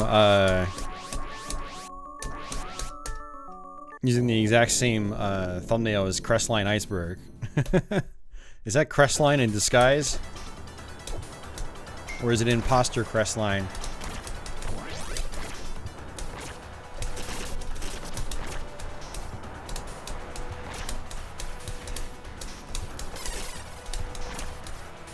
Welcome to the stream either way.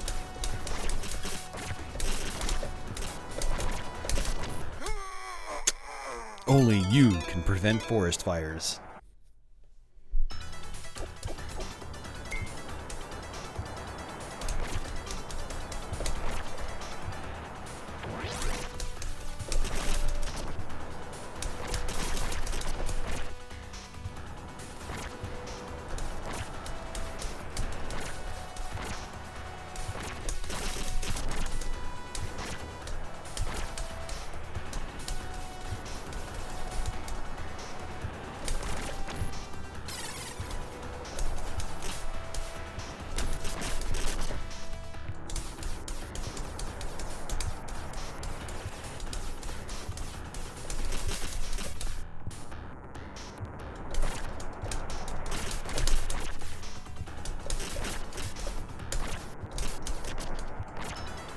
Missed the power up.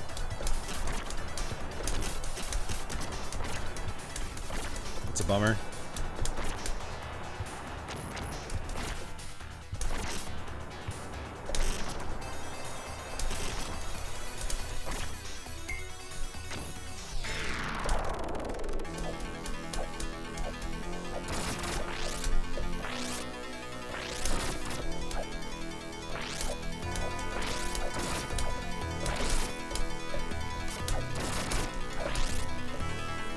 Oh, that's close.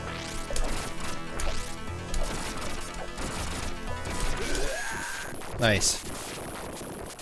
That was your Google account. I was gonna say. Yeah, gotta log in with your normal account, Crestline, so you can get those emotes, man.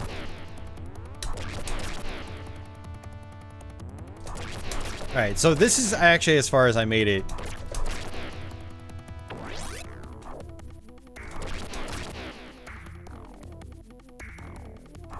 Remember there being some big enemies here that were really tough to take out. Yeah, these guys.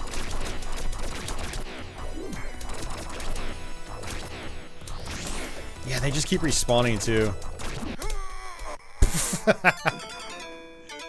Shh, you're dead.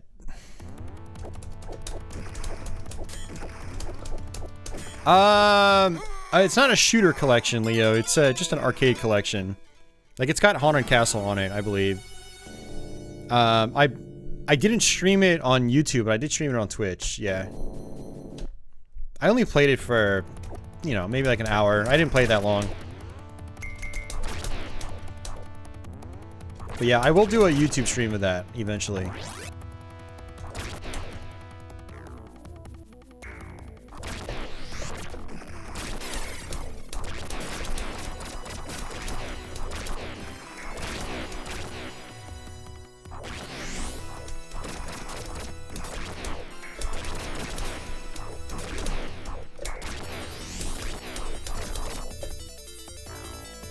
It's really annoying that these guys just constantly respawn too. I think I might have to just jump over them. Kind of like that.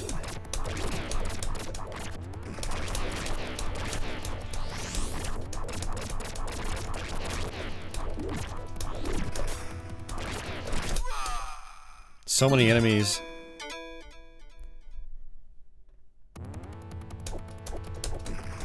This game could really use a CRT filter. No. No CRT filter needed. I think CRT filters look fugly on HD displays. Just my personal taste. What it could use is an actual CRT, but that's not worth the trouble.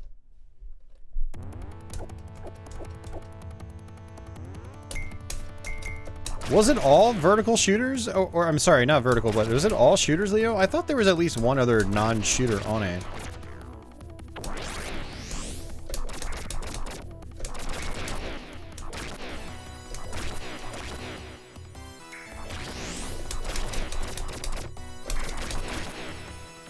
Okay, so it seems like you just need to take the guy out really fast.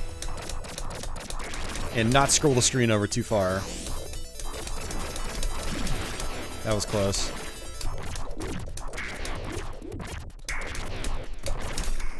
Ah.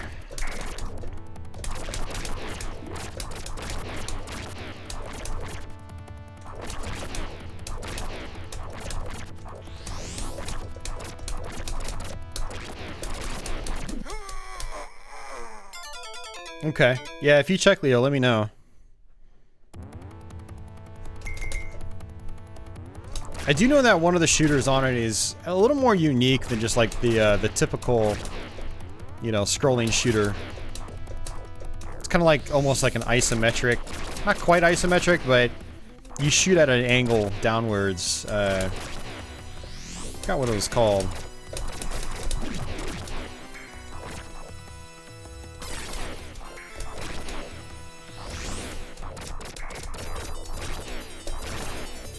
Might have been Ajax, which is actually, coincidentally, I think an arcade archive on its own.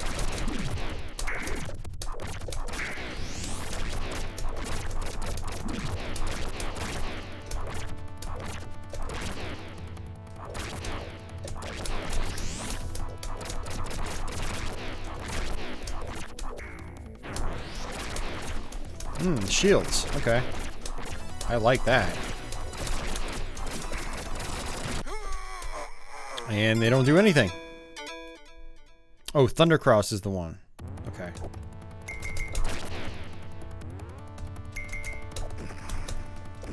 Oh, you can drop that as a bomb. Did not know that.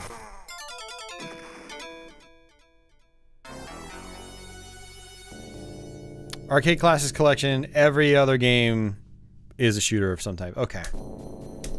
Alright, well that's it. That's Ninja Spirit. Very cool game. Very difficult, though.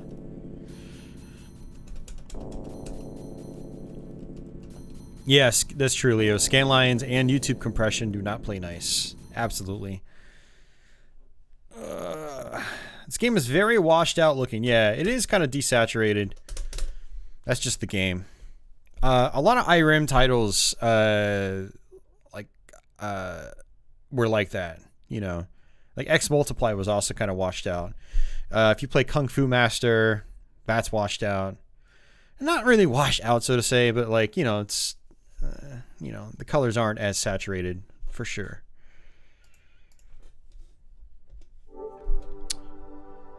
Oh, Mario hates one-hit to kill is all.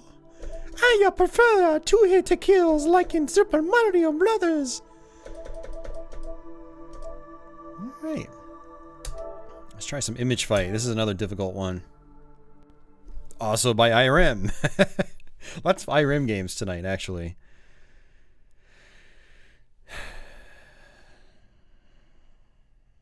I like IRIM, though. Always have.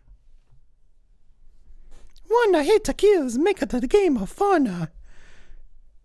I have played it on TurboGrafx, yep. I've also played the Game Boy one. Which is actually interesting. The Game Boy one's actually pretty solid, all things considered. I hate one-hit kills, except for Contra. My Mario impression is really, really crappy. Okay, so I actually need to switch this. I had this set up for Tate when I was playing on Twitch, so let's see if we can switch this back. Yes. Screen filter. So you do have, you know, scan lines for all these games. I always put it on off, because that's how I prefer it.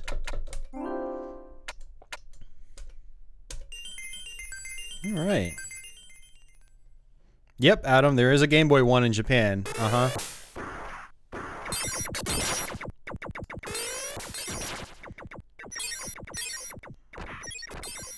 Yeah, it's pretty cool. It's actually surprisingly good for what it is.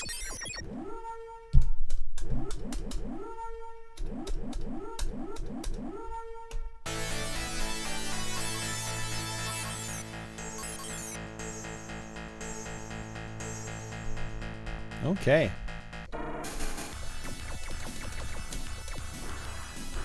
Looks like you have 4 speed settings. It's actually very unique from an arcade game of this era. You don't usually have controllable speed settings.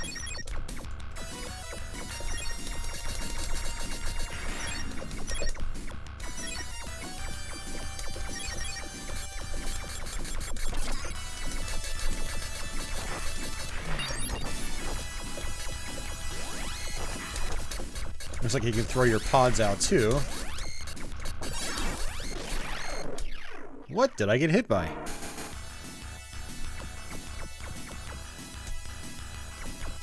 Oh, I'd like to see that, Leo. Yeah, scan lines on those black and white games.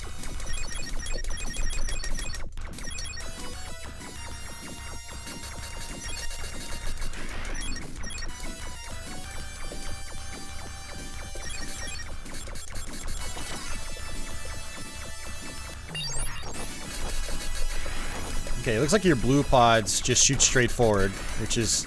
I kind of like that for now. Oh, that's what... I got hit by a fireball, but it just kind of blended in with the fast-scrolling background.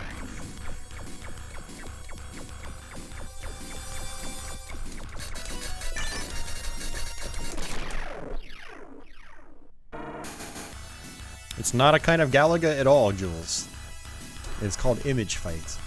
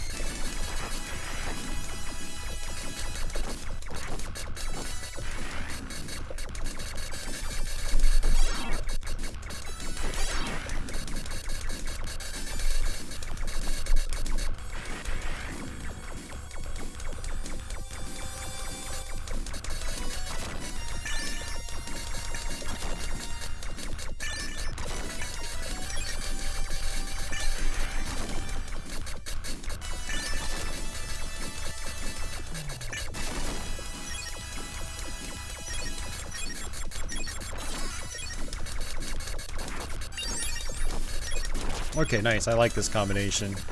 One pod that goes in all directions, one pod that just goes straight forward. And what is that? Okay, spread shot. Oh, you can get 3 pods. Okay. I did not know that.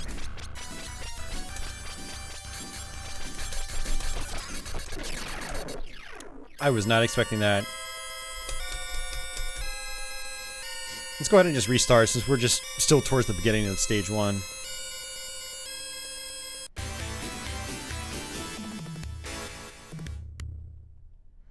Nobody ever uses the scanline options? No, Game Eagle. Actually, I think a lot of people use them. It's just a preference thing. Some people use them, some people don't. I prefer not to use them.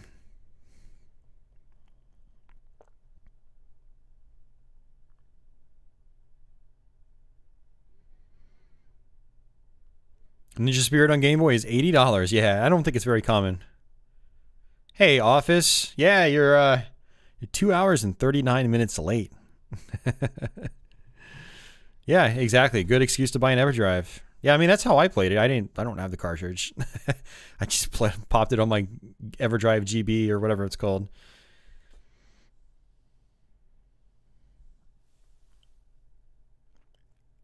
Colors are just a bit too bright without scanlines on Castlevania. Well, I mean, it depends on what you're playing on. If you're playing like the original Castlevania on you know, something like a AVS console or like a NT Mini, you've got different palette options you can load up. So you'll have some where the colors pop more. You'll have some where the colors are a little bit more subdued.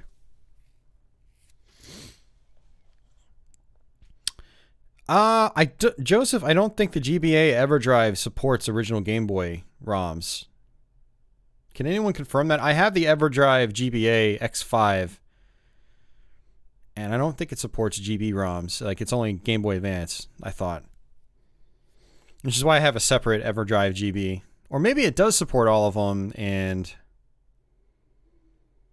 I just never used it because I have a GB Boy Color, which I you know, obviously doesn't take Game Boy Advance cartridges. And then the original EverDrive GB I can use on my Super Game Boy. Let me know, guys out there that are more familiar with that. Sprites in the Game Boy one looks more like Rambo or something. You have a version that does. You use it on your DS. Yeah, that shouldn't work, Joseph. I think what you might have is there might be some kind of emulation going on. That might be like an aftermarket kind of thing. I don't know. I'll have to look into it. That doesn't sound right, though, being able to play Game Boy games on a DS. It came with a Game Boy Color emulator. Okay. Yeah, see, that's different. I'm talking just like, you know, out-of-the-box compatibility. And if you're looking for, like, you know, perfect accuracy, I'm not sure if I trust that emulator 100%. But okay, yeah, that makes more sense. But it's cool that you got that functionality, though. You know? Alright, let's try this again. Understanding the game a little bit better now.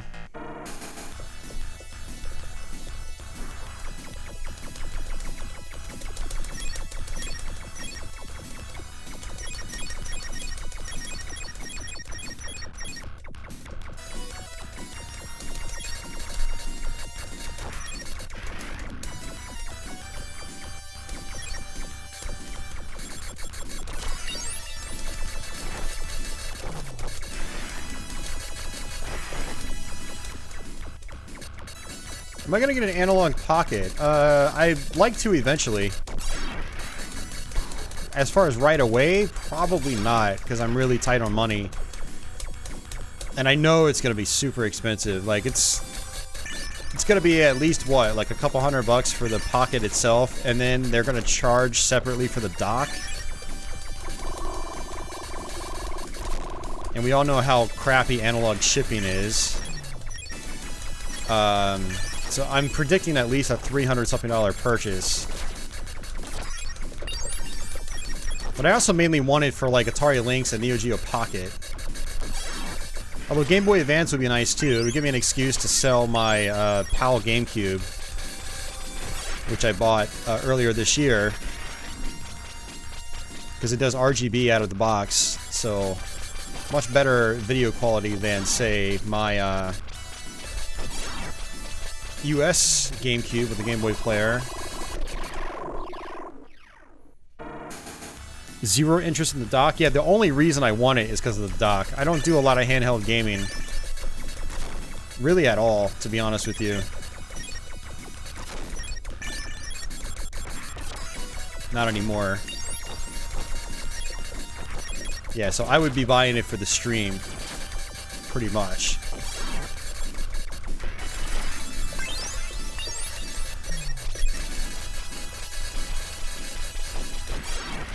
Yeah, Atari Lynx is huge for me, and Neo Geo Pocket.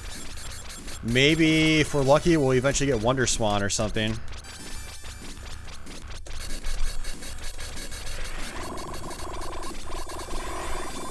But having a crisper Game Boy Advance is also very nice too.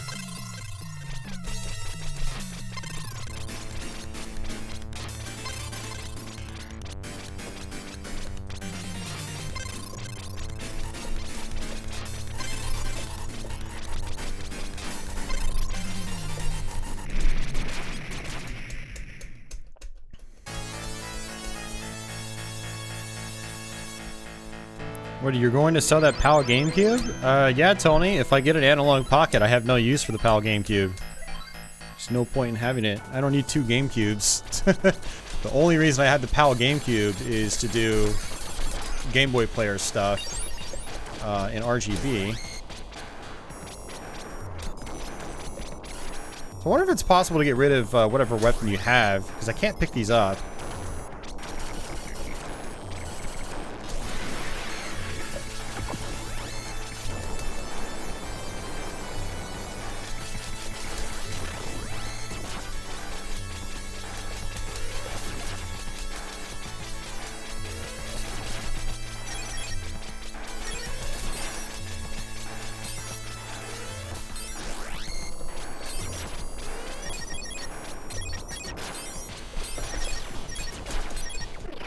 Oh, you lose your weapon by... Okay. If it connects with bullets, it will, get destroyed. Good to know.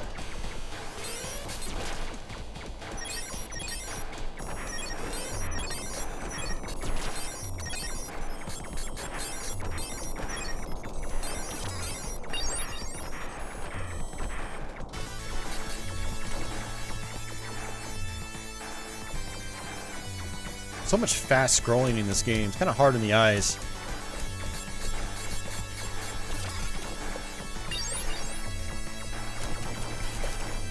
Ah.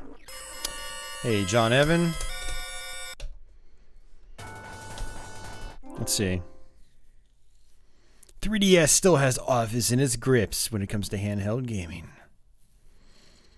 Leo says, I wish we'd find out what the analog in 8 or the analog 8 was. Okay.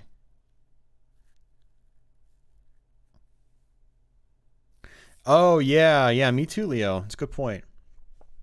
I don't know, man. I don't think it's going to play handheld games. But we'll see. If it does, then I'm all for it.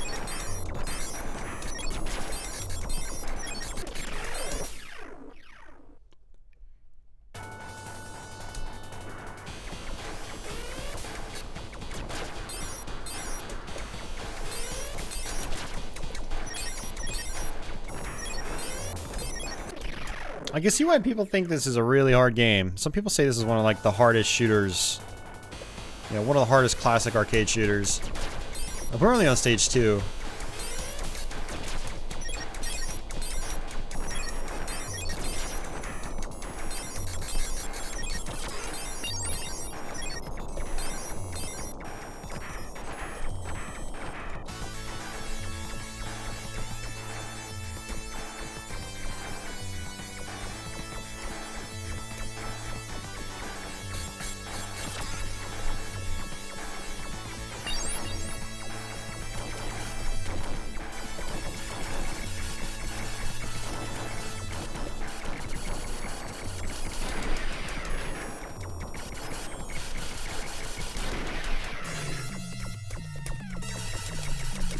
Boss fight, I think.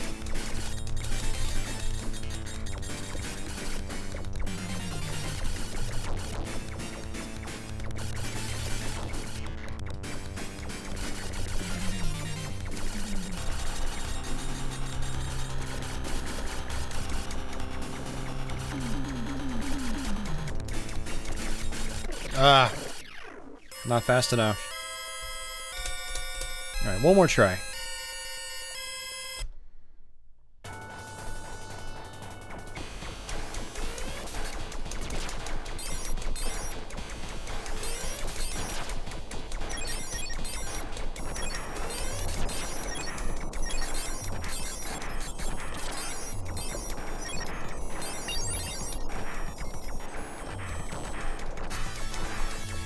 Might actually just go... Yeah, I think I'm gonna go with 2 reds.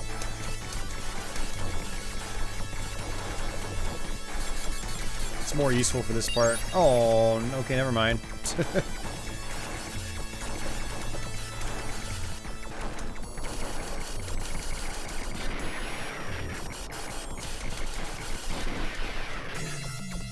Alright, see ya, Phantom. Phantom Photon has left the building.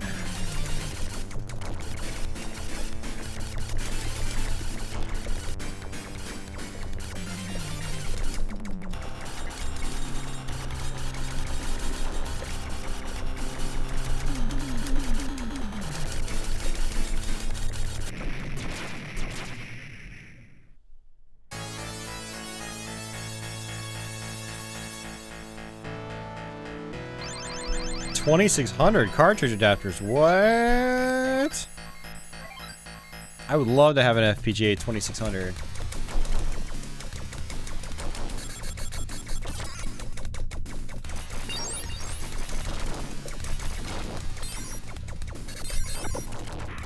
Yeah, because for 2600 stuff, I was just going to resort to emulation, but if I can get an FPGA console for it, that would be great.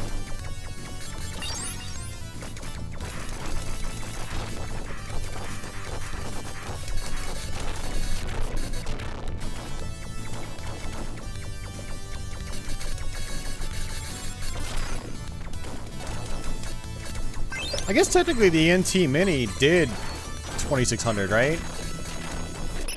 Ugh.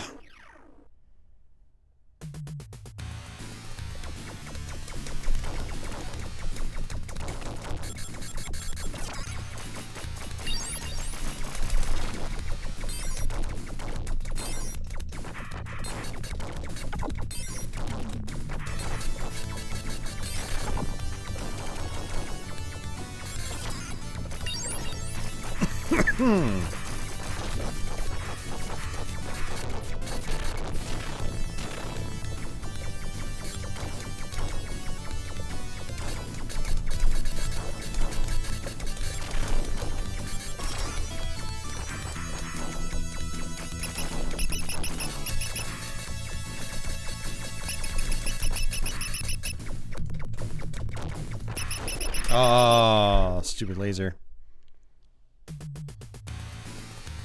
Oh, dude, it's... Oh, I didn't know it had 7800.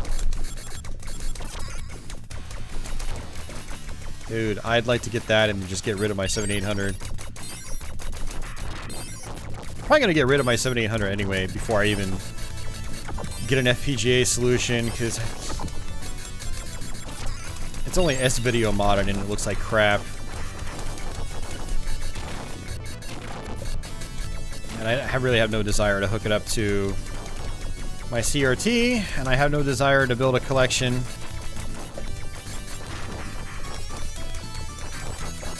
Man, I wish those Atari guys would get with the program and, like, you know, come up with a flash card for it.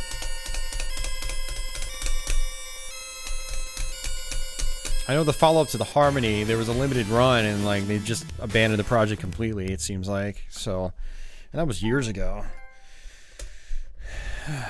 Which is a bummer. Oh, and Intellivision core would be great too. Intellivision's got some really good games on it. Okay. Let's go ahead and exit. And I guess we will do another beat 'em up.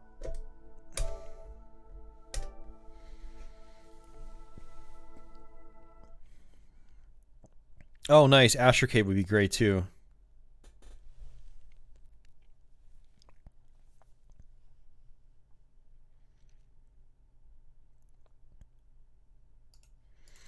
Alright, this is Double Dragon 2. It is, like I said, I think it was more difficult than the first one, and I haven't played the arcade version a lot, so we're going to get wrecked here. I know there are several,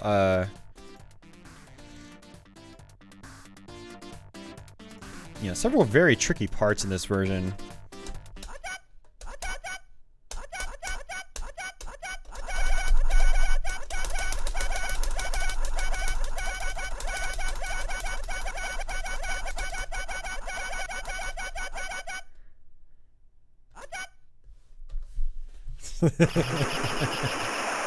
Yeah, I think the controls are also reversed in this version. Not reversed. They're kind of like the NES game. Ooh, this is actually... Okay, I need to actually change my controls. This is not right. So button settings. Okay. Jump. Left attack. Okay.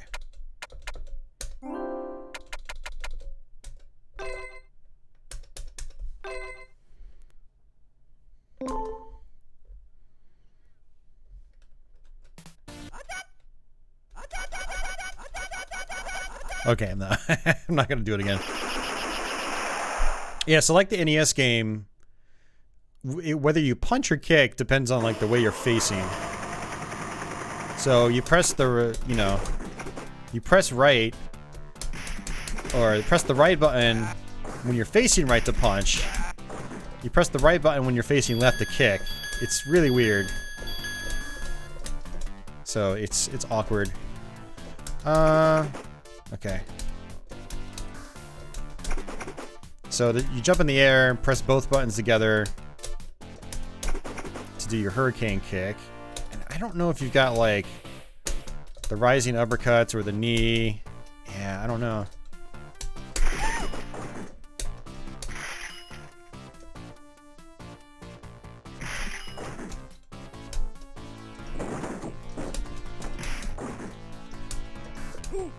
Oops.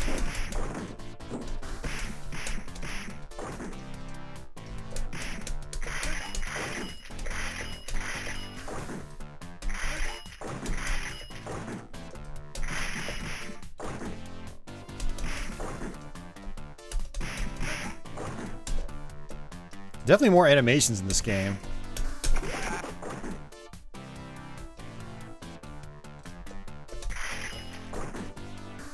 Yeah, I'm not really seeing much slowdown here. I remember my arcade board was like super slow. I wonder if there was something wrong with my PCB. Alright, dude, your face is looking a little bloated. You might want to get that checked up on. It's like you had an allergic reaction to something. I'm allergic to this game. Yeah. Forgot how great the sound effects were in this. Oh, come on, man. Oh, okay, you can still do the elbow. Okay.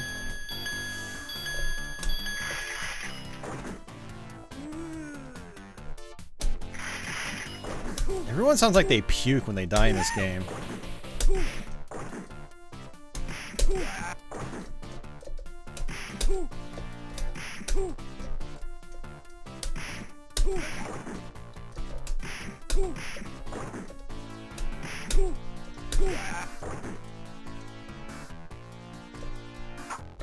Ow! Jeez, Linda's are pissed in this game.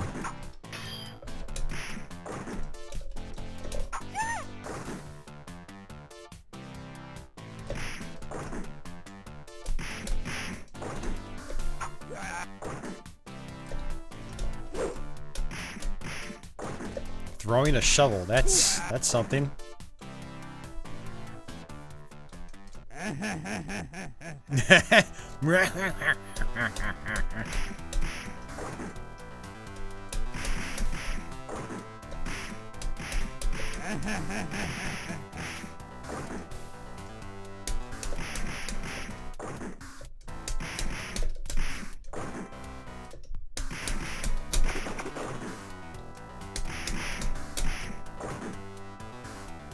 Hey, see ya, Adam.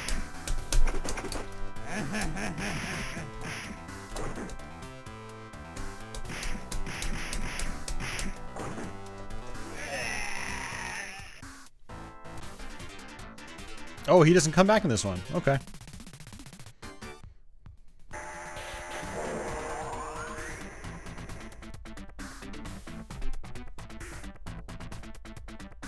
Yeah, so just like the first one, every level's connected.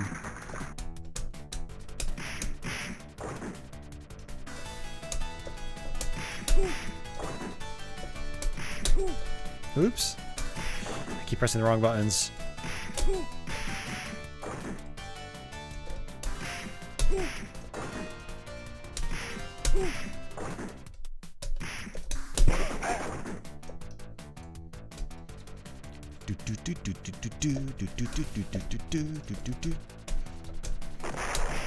I love some of the music in Double Dragon 2. It's cool hearing the arcade versions.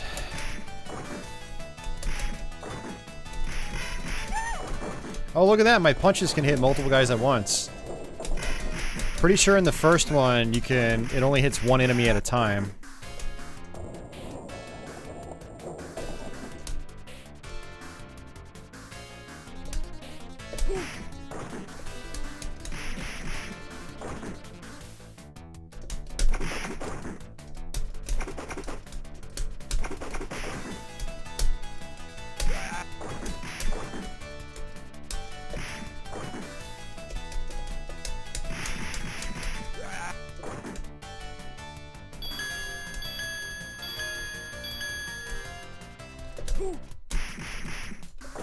Just realized that the finger pointing right is actually a lady's hand. You can see it's got nail polish and like a ring on it.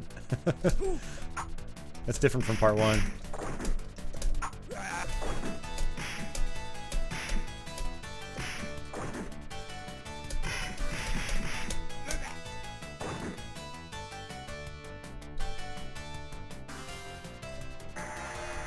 This is looking a lot like Double Dragon 1 right here, guys.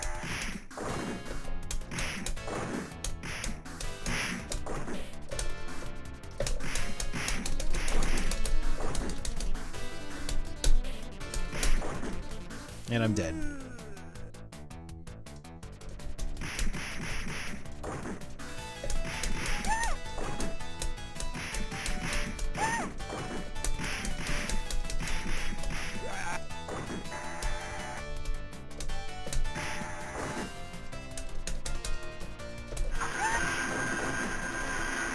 Oh, it's this guy. Except in the arcade version, he's he's got clothes on. In the NES one, he's got like shorts, and he's, you know, bare-chested. He's got no shirt, I mean.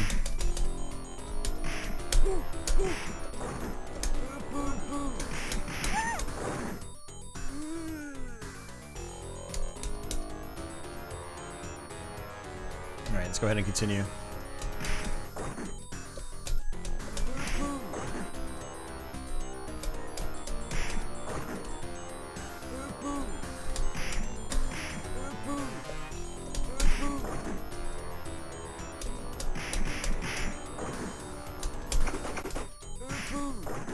Alright, well that's not gonna work.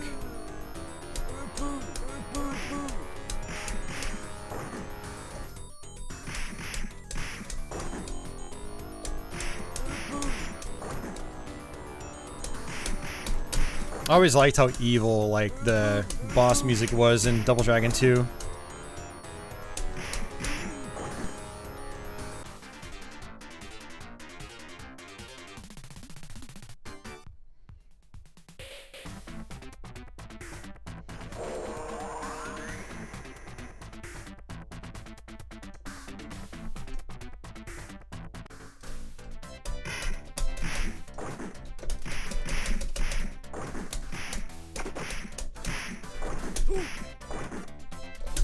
I wonder if I should rely on the elbow more.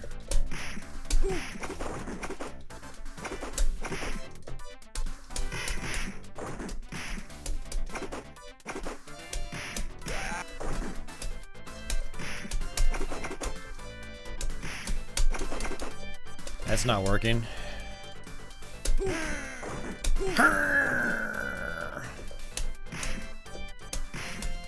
I shouldn't have eaten so many carbs today.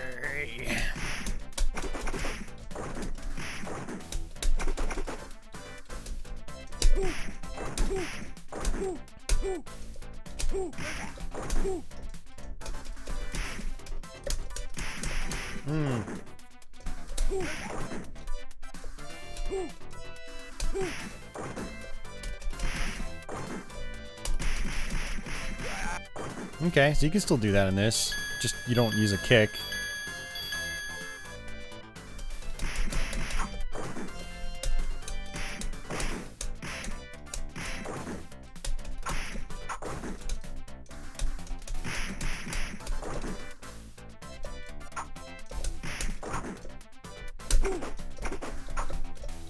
Jeez, she's got unlimited knives.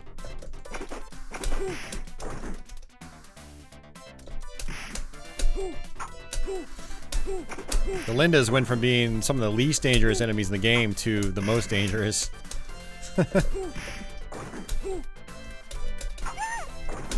Take advantage of those knives, though. Yeah, they do, John Evan. I was gonna comment on that earlier, but I decided not to.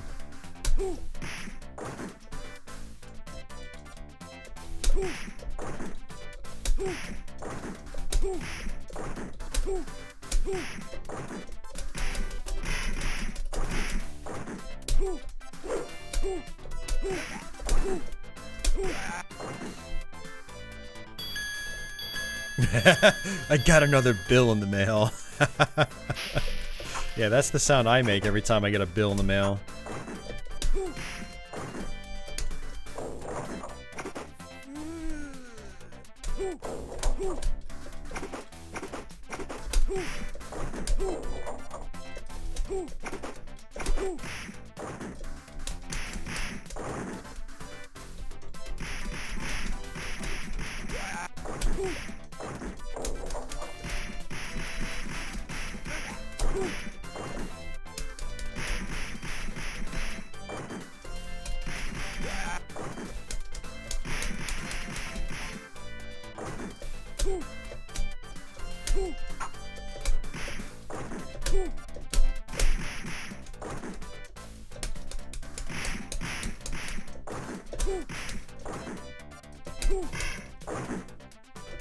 It actually seems to work out really well.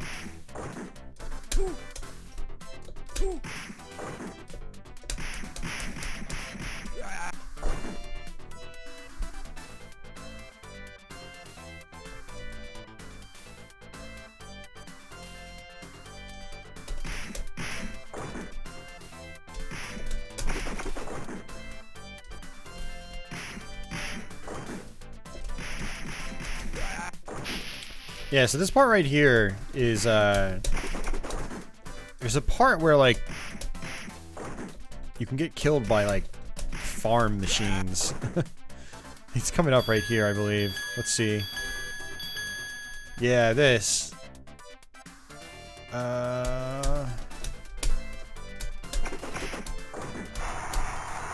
Yeah, you have to jump.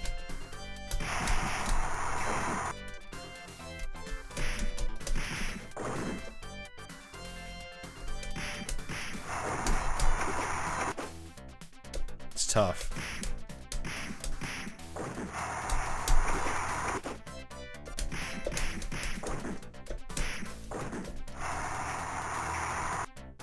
Oh, come on. Remember the last time I played this, I think this is where I made it, then I just stopped.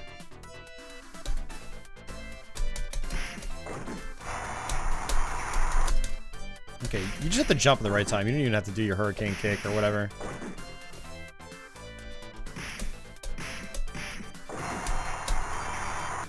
Oh, I still got hit by it.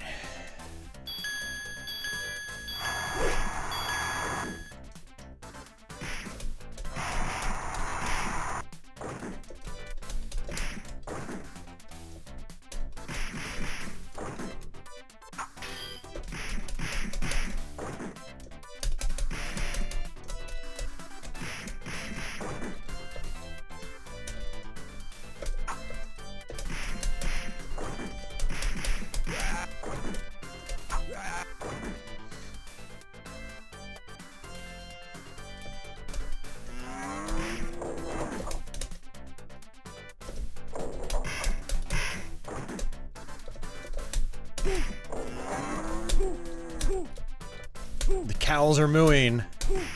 Who are they mooing for? Why, me, of course.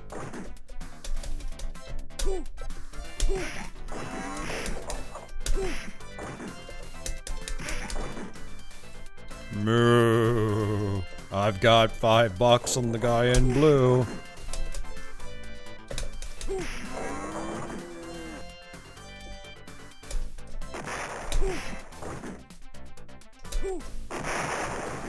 Ow. They explode on impact.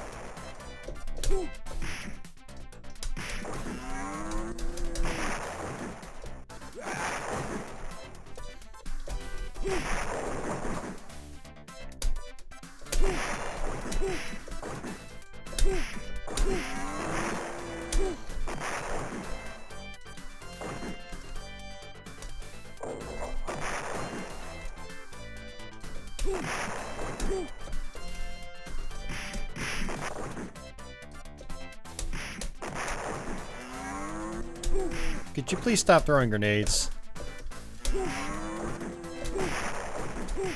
That would be great. Yeah. Ow. Yeah. Bringing grenades to a fist fight.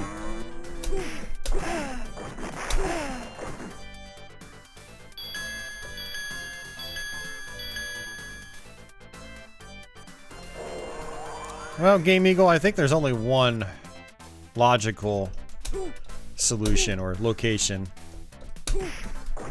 I'd say what it is, but I don't want my stream to get demonetized.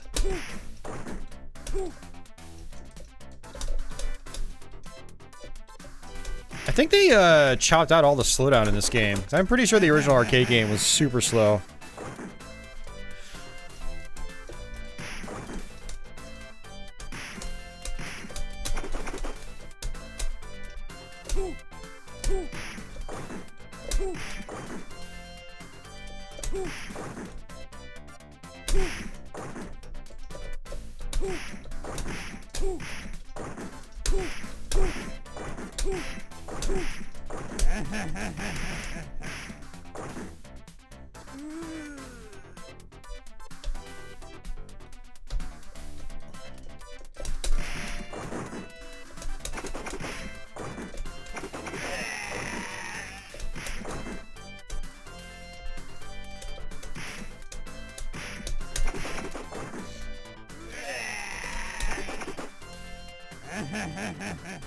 Oh, sneaky.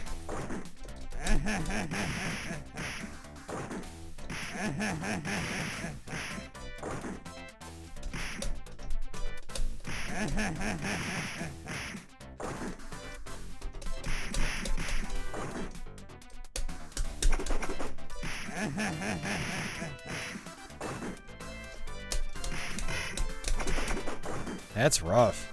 Dude, did he get all his health back?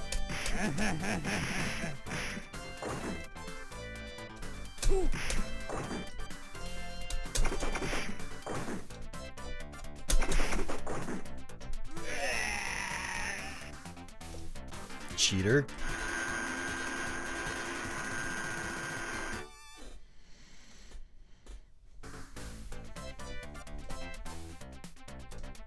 I like the shooting stars in the background.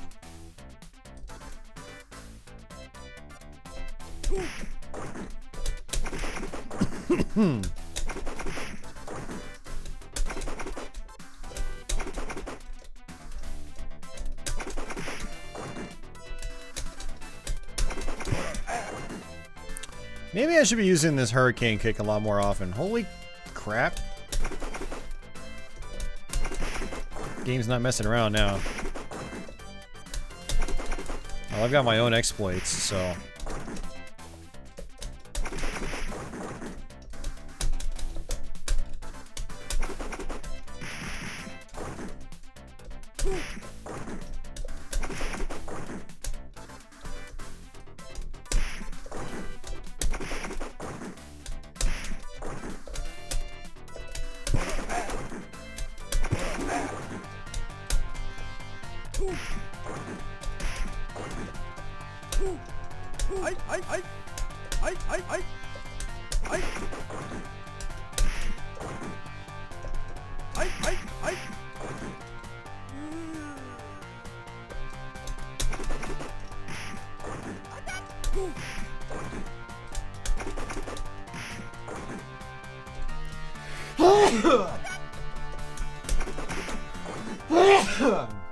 Excuse me.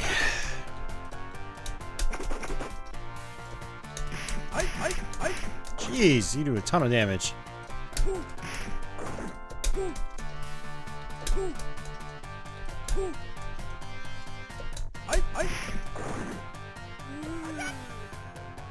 Thank you, Migdo.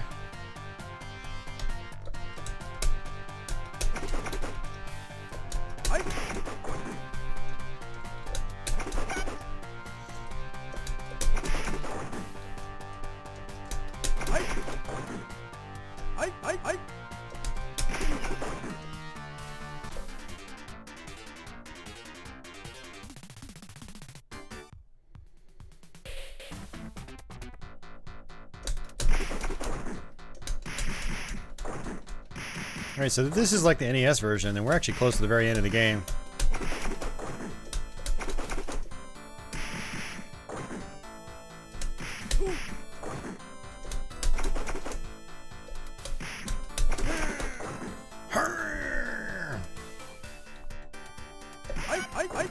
Jeez.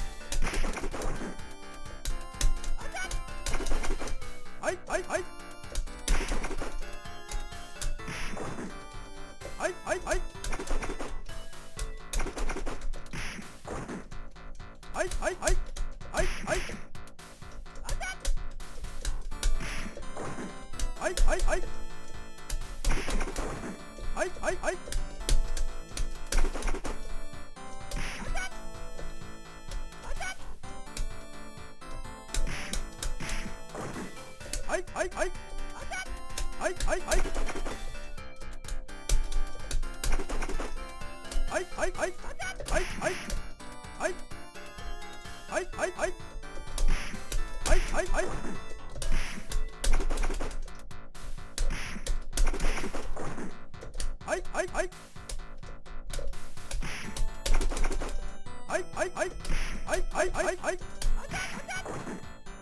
I'm dead. Hey, Grinch.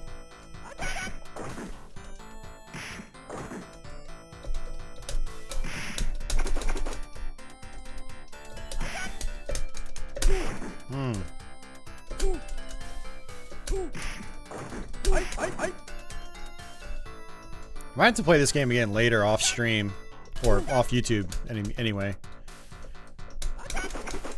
Try to get some good strategies down.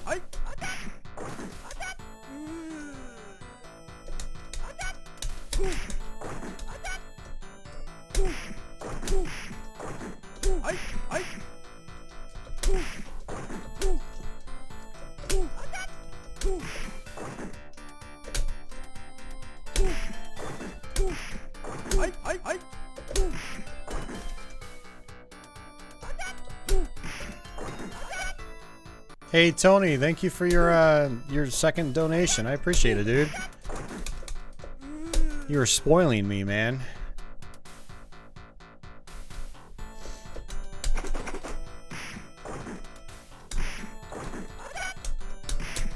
Jeez, man. Come on.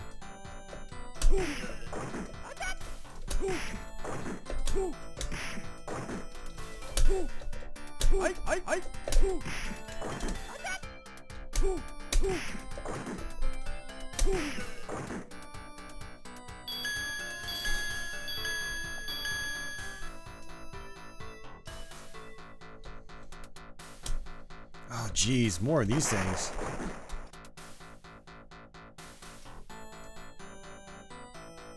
Oh my god! These are here too? I don't remember all these traps. Man, that's how long it's been since I've beaten this version of Double Dragon 2, the arcade game. Yep, and you can fall down to your death. Wow. Game is not screwing around right now.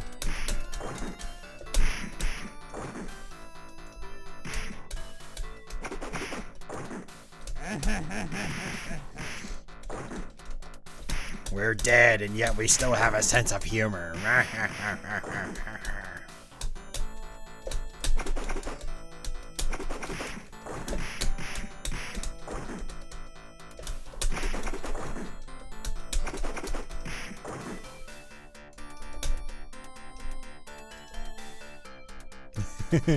Can't get me now.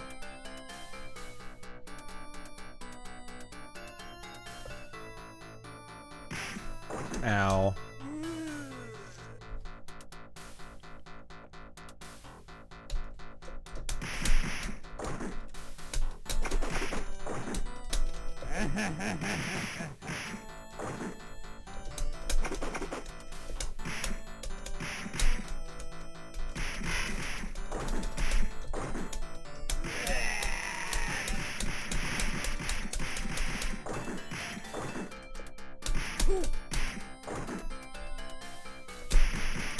Jeez, this is brutal.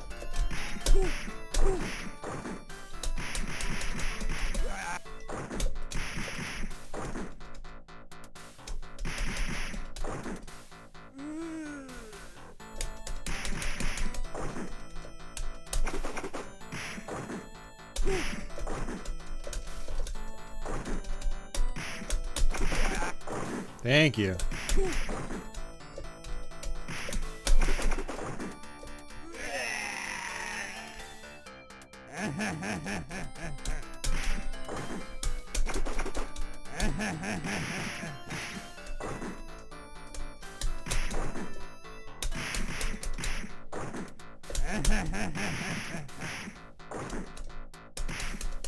Hey, Kella. You're up late.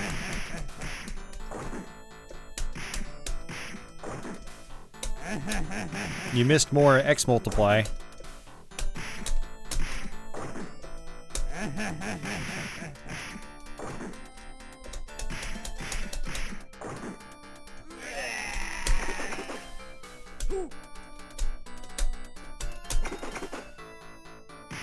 Oh, come on. I'm done. I'm done. I'm done. I'm done. I'm done. I can't speak clear words.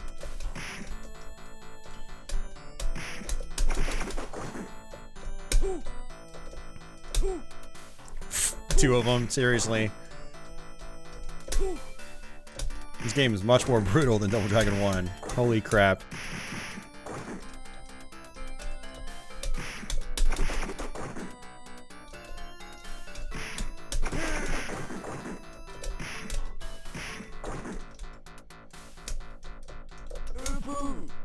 Yeah,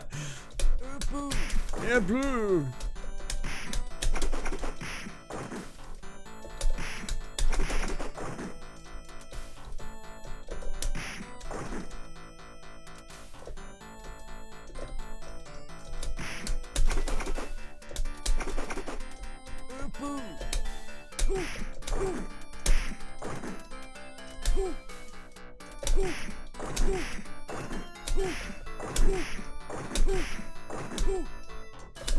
Well, I guess I found my strategy in these guys.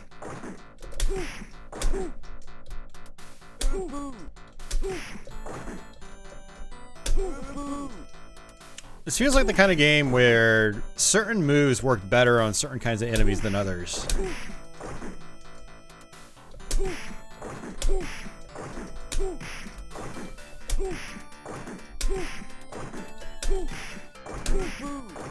Poo.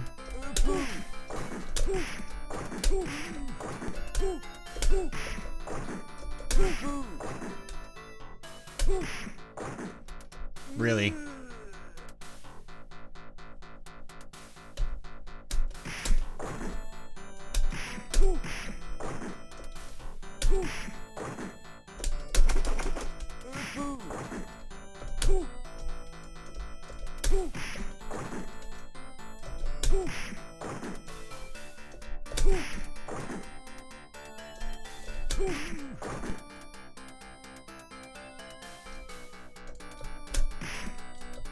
It's cool how those guys jump in from the top.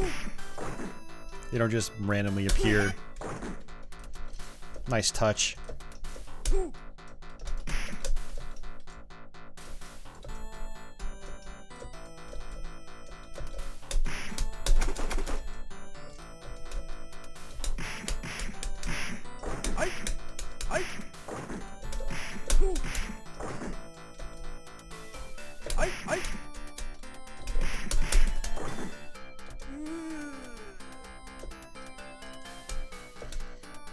Yeah, you missed a lot of Kella, but we only have like one or two more games to try. I think I'm gonna do Haunted Castle. No.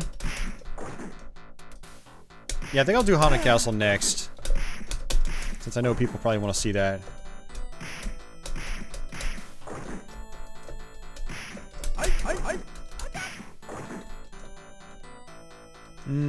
Xmas Party. Yay. Sure, those are always exciting.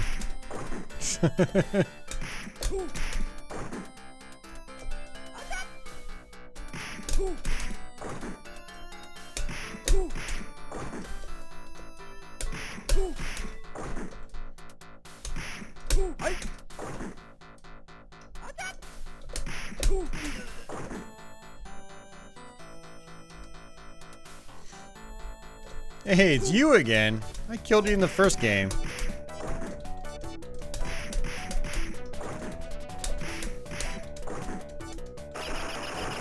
Jeez, those fire a lot faster.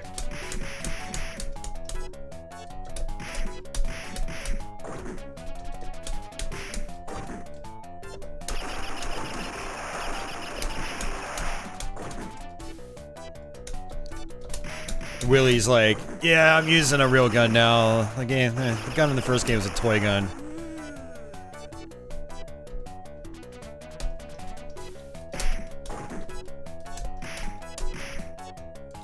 Pretty sure that was his name.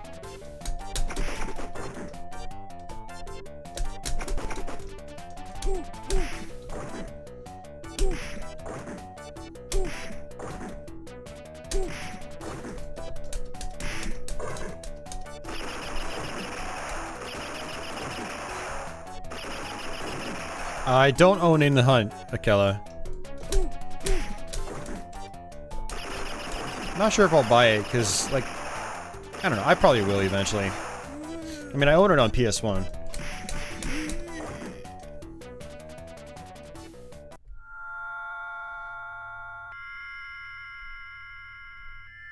Yeah, I'm sure I'll buy it eventually, just to have it on PS4.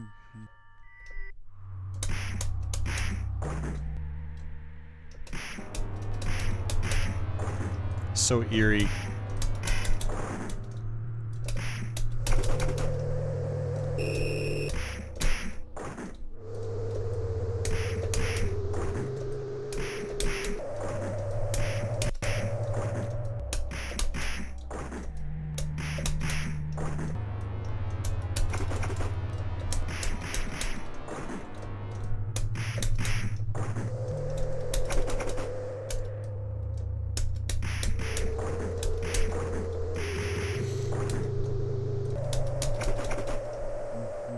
Actually really cool how they use this for the final boss. Because in the NES version, you hear this theme well before you get to the last level. Nice, nice mix-up in the arcade game.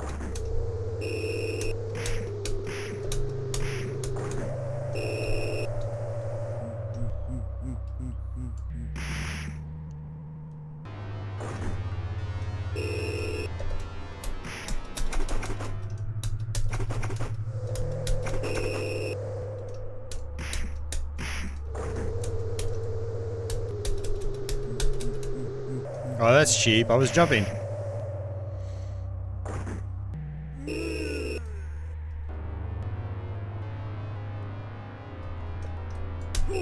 Surprised it continues to let me continue.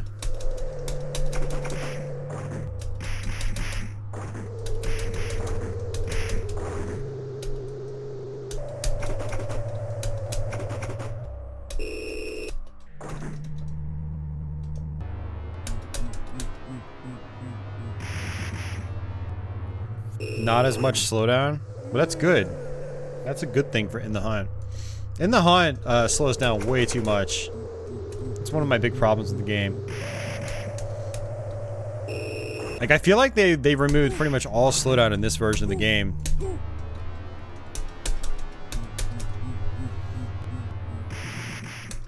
So that's, you can actually see that as a benefit, because this game slowed down so much in the arcade. I like In the Hunt, actually. Could you please die? We have to play Haunted Castle.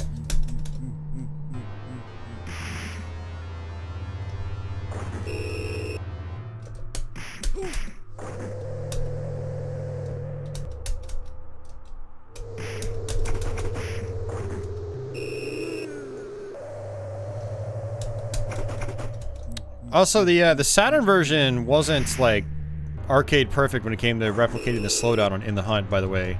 I think that version actually was notorious for having more slowdown than even the PS1 version. The Saturn version of In the Hunt's not the ideal version to play.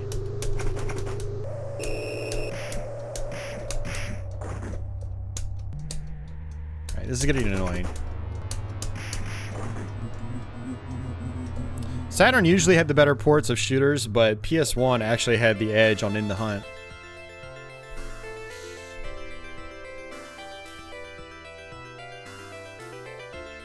That's it?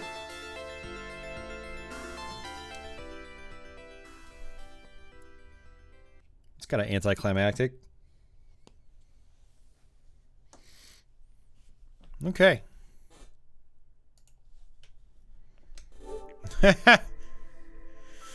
Okay. Everyone's favorite game.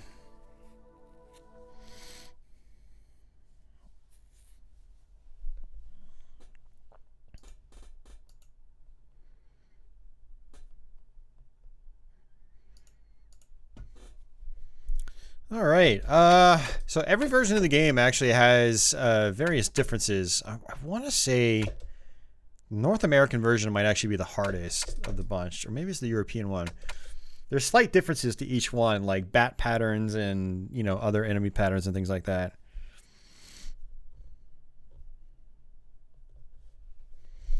So I want to see the North. I don't know. There are also like health bar differences too. New North American.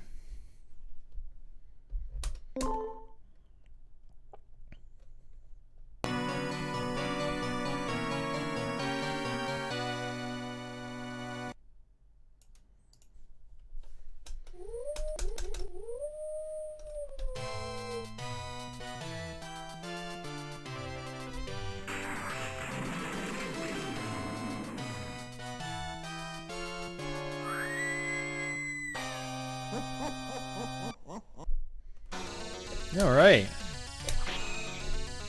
Yeah, I forgot how sluggish the controls are in this.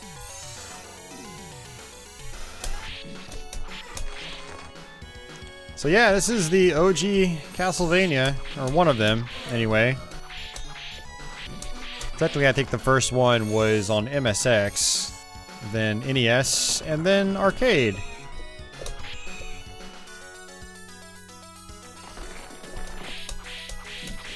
So for those of you guys that can't get past the first level, I have a couple of tricks here to show you. For one, you gotta memorize where all the enemies are and what they do. So like, when that gravestone topples, you don't want to touch it. And then enemies also come up from underneath it.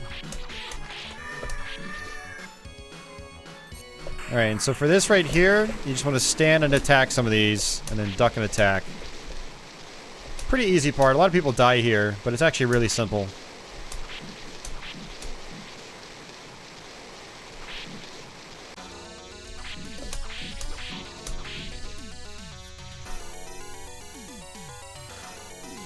I'm gonna jump up here, and jump up here, and there, and there, and there.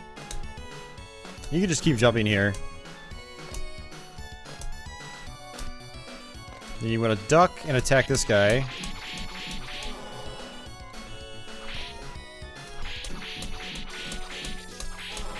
You do get better weapons later on in the game. But for this first level, you're stuck with just your leather whip.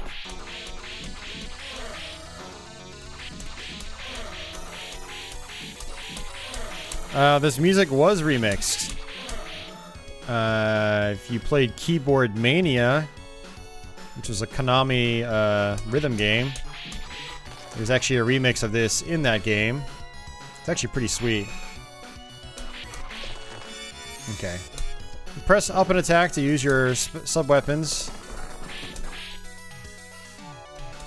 Alright, Medusa here is kind of tricky. You just kind of want to sit in one spot, if I remember correctly.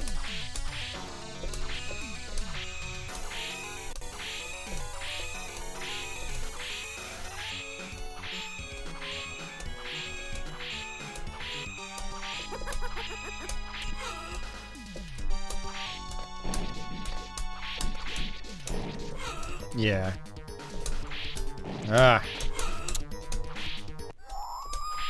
It's tricky. You gotta get Medusa to just, like, lock in place, but easier said than done. I don't think it was in order of Ecclesia, John. I don't remember it there.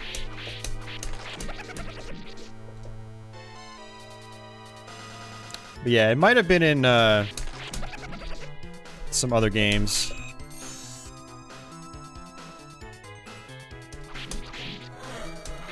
So another trick is to not use your hearts. I believe when you beat a level, it takes all your hearts and actually applies it to your health bar. Which is why I had more health than I did when I beat the first level.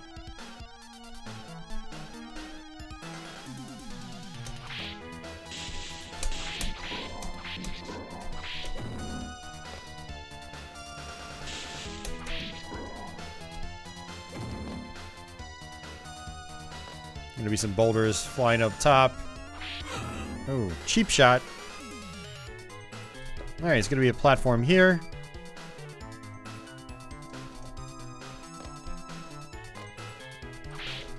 One of those bats, I think, actually gives me an item, like a stopwatch or something.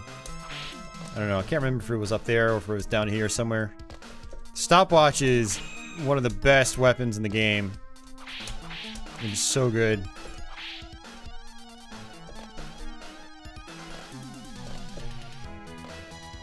Oh, I thought I was gonna land on that.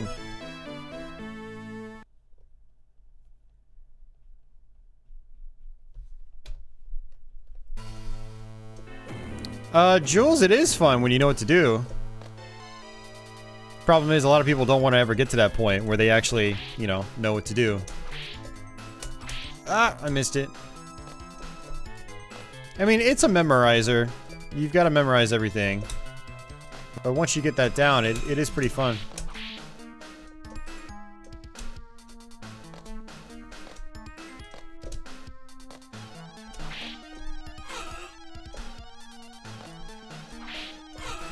Man, these bats are a pain.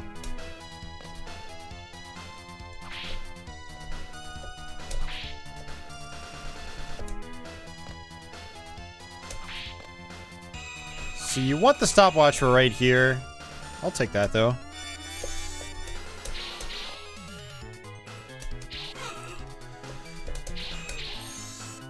And if you have the stopwatch here, you can just pretty much lock this guy into place.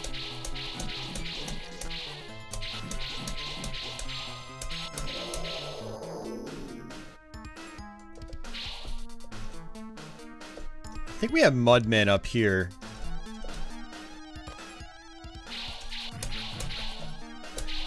Oh, come on. Why didn't you turn around?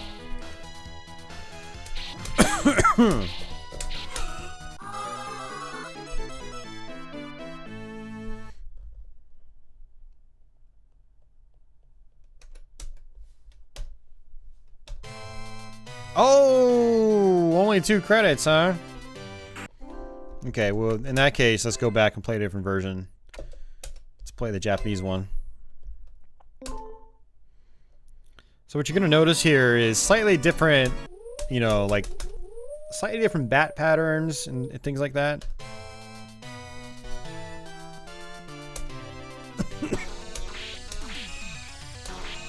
The bats don't dive up and down as much.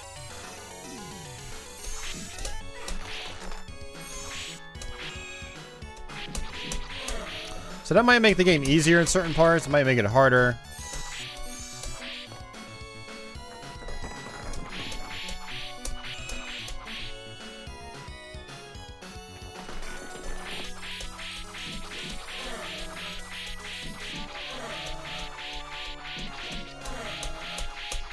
No, John, you press start to continue.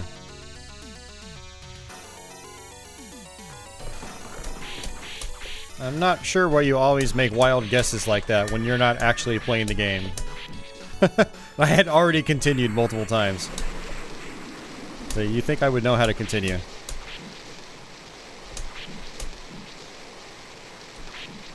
You do get limited credits in this game. You don't have unlimited continues. If I recall correctly. Carlos is out. Carlos, man. Alright, see you, Carlos. Take it easy.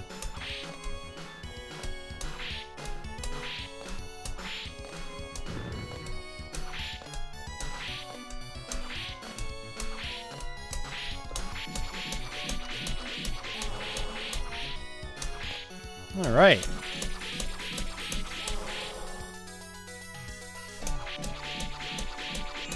Yes, I mean, once you learn where all the enemies are in this first level, it's not too bad. A lot of people just get hung up on this first stage, but it's really not very hard. Just gotta take your time.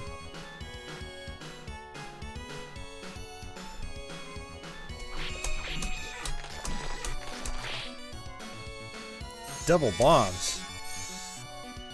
Alright, so even if I take some damage here, I'm gonna have a lot of health on the next level because of all my hearts. Uh-oh, that's not good. Well, that only took away 1 block of health. Japanese version might be easy mode. Sure feels like it.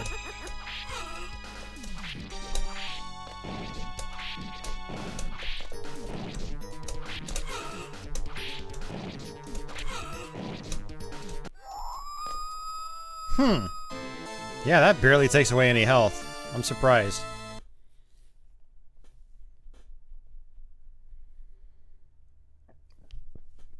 So, good to know for anyone that decides to check out this game. Japanese version seems to be the easier way to play.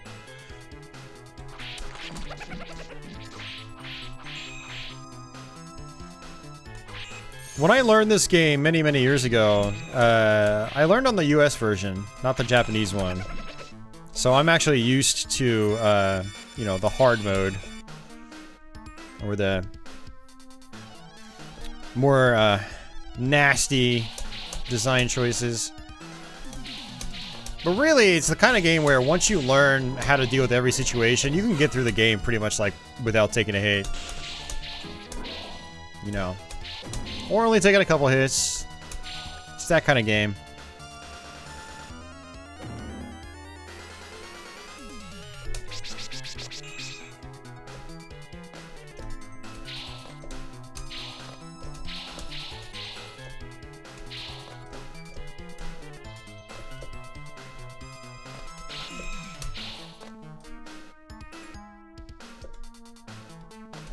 All right.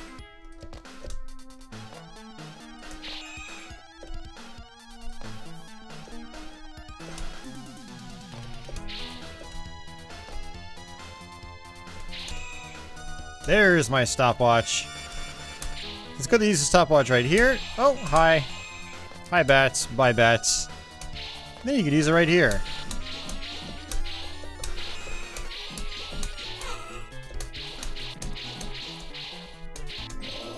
Should have used it again, but I wanted to save the hearts for the next sections. Ah, my joystick is not responsive. It's not the stick, it's the game. The game is very sluggish compared to, you know, other Castlevania games and other arcade games.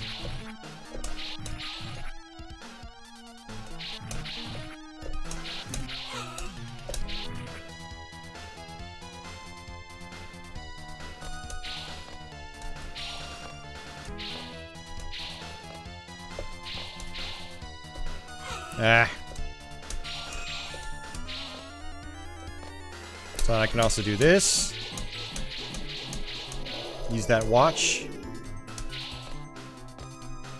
Oops, shouldn't have dropped down like that.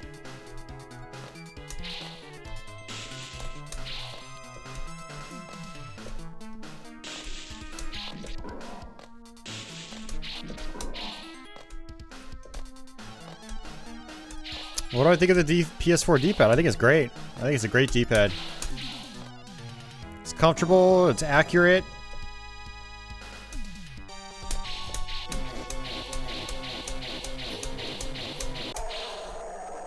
Stopwatch for the win.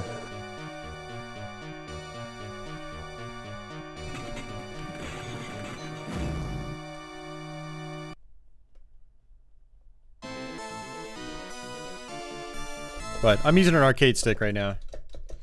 But yeah, the D-pad on the PS4 controller is good.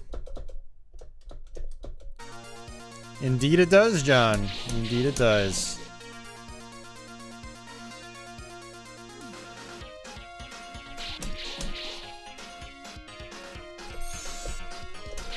Behold, the actual origin of Bloody Tears.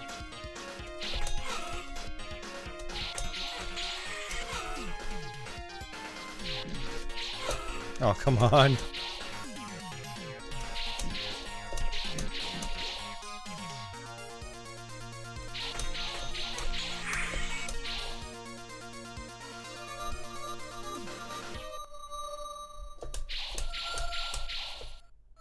Yeah, I don't mind the 360 D-pad, but yeah, it's a very loose D-pad, so it's very easy to do diagonals and things like that by accident.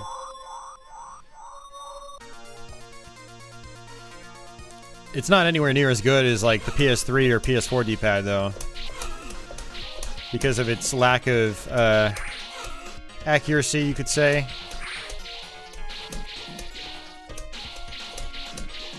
These are just constantly respawning enemies. I missed the cross. That sucks. The cross is a really good weapon. And that's game.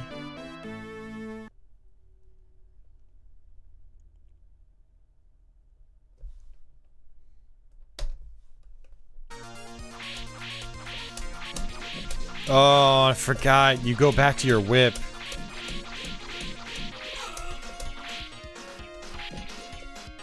Yeah, Kala, this is definitely where the game sees a difficulty spike, for sure. It's quite a spike.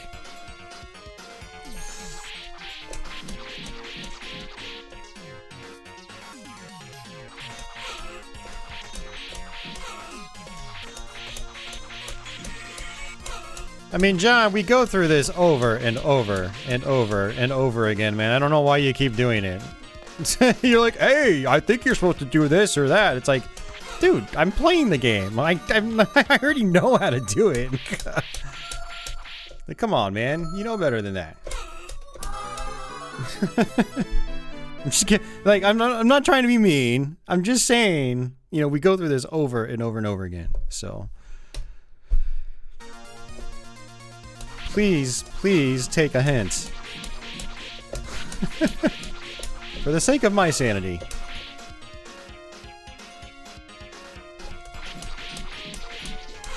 Ugh.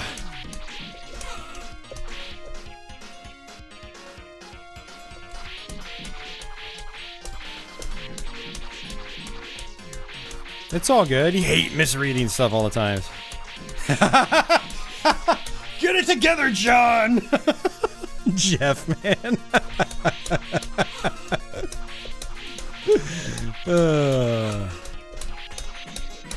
Thanks for being here, Jeff. You always crack me up, dude.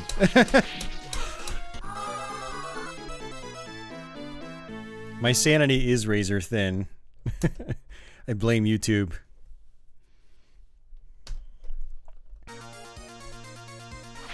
This stage reminds you of Anor Londo. Yeah, a little bit. A little more decorated. Anor Londo is pretty much just like marble walls, and that's it.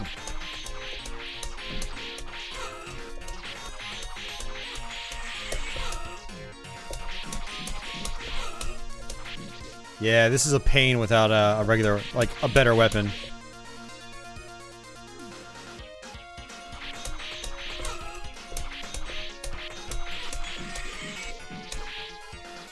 Well, the stopwatch only uses 2 hearts.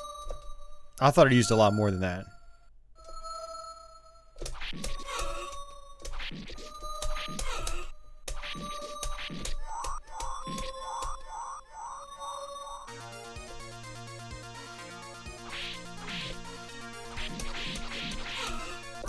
Alright, that's it. That is it. Yeah, the whip is really only good for the first stage, and that's pretty much it, so... It's a bummer. But that's Haunted Castle. It's I think it's a fun game when you know what to do, but it's brutal when you don't know what to do.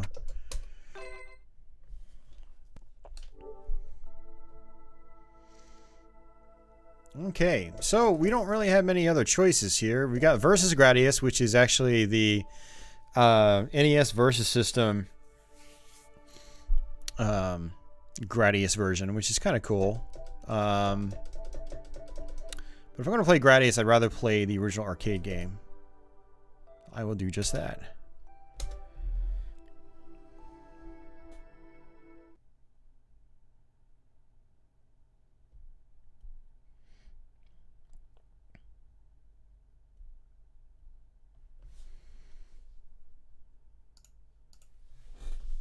Alright, this will... I don't know if this will be the last game we play. It depends on how well we do. Hey, Nemesis is the North American version. We'll play the Japanese original. And if I remember correctly, I don't think you get any continues in this game. So we pretty much have to do it, play well from the beginning if we want to play for more than a couple minutes.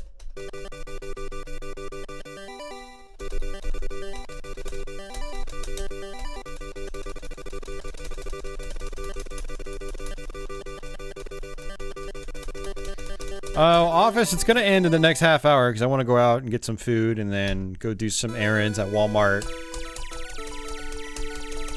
And then probably come back and play on Twitch.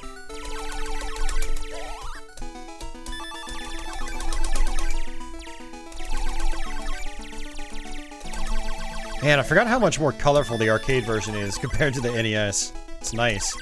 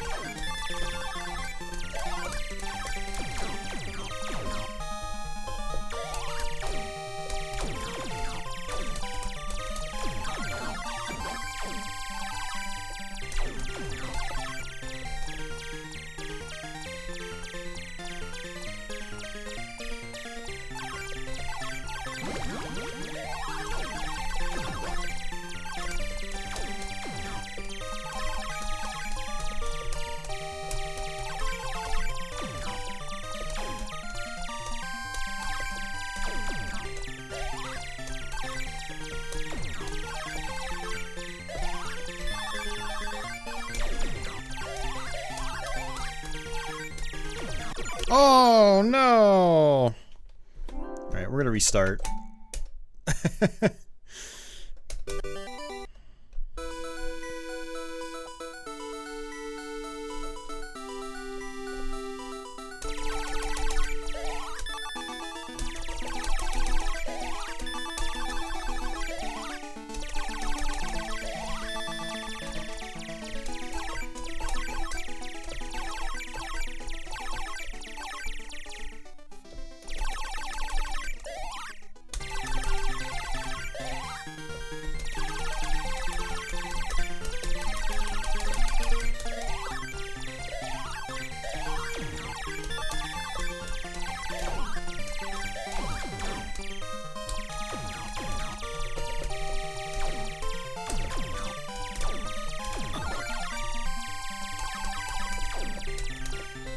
Yeah, the NES version's a fun game.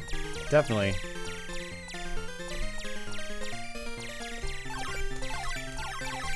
I want to say you get bonus points in the NES one if you, like, loop around or loop through that, opening.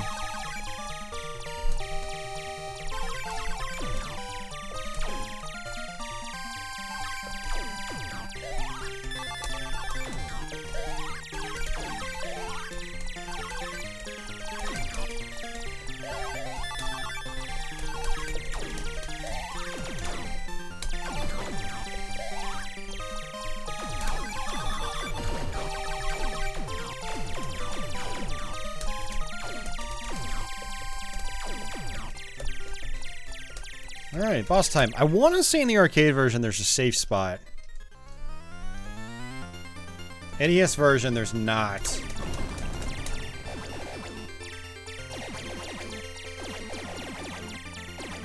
So the NES version of this game, those rocks are so much faster.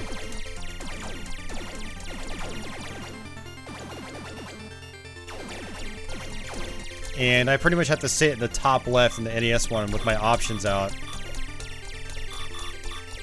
So there are some spots where the NES version is actually harder.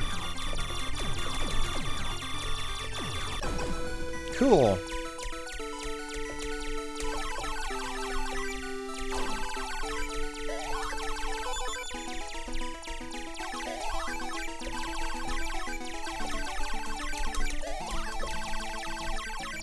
Let's go ahead and get our shield.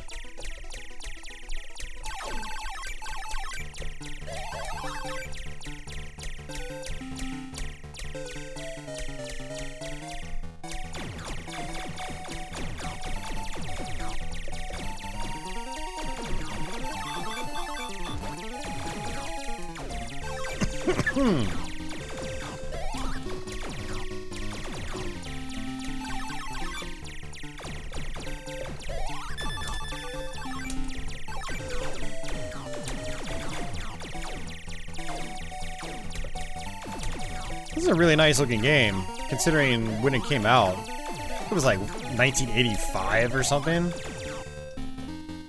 Pretty crazy.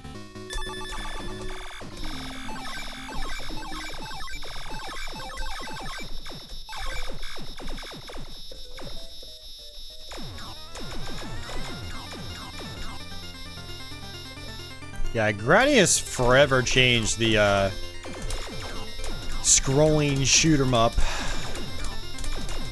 genre.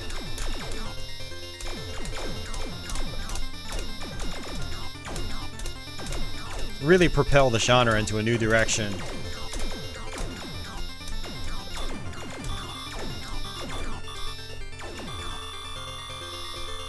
Yeah, I mean, so for people that don't remember, like, prior to this, it was stuff like Xevious, you know, which also propelled the genre into a new direction at the time, but Gradius, man, really just kickstarted it into a different direction completely.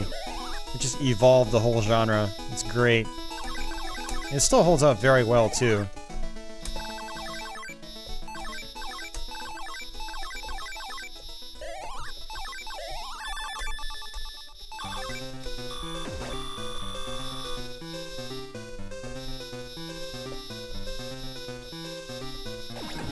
Moai heads!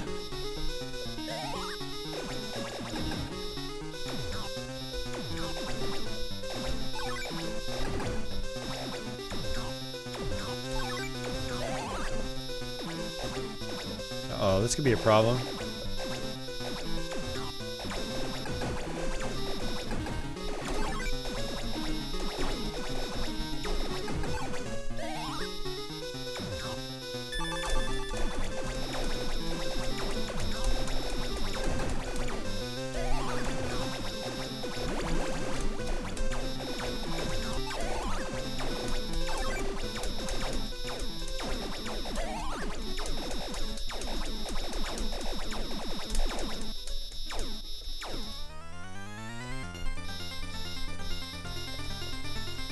Not the best weapon for this. Oh no, crap. We might die here.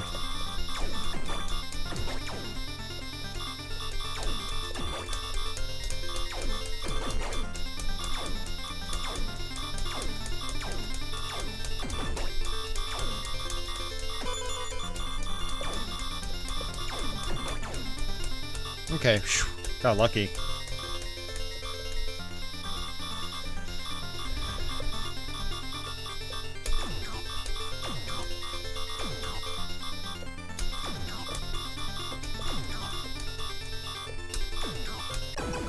Cool.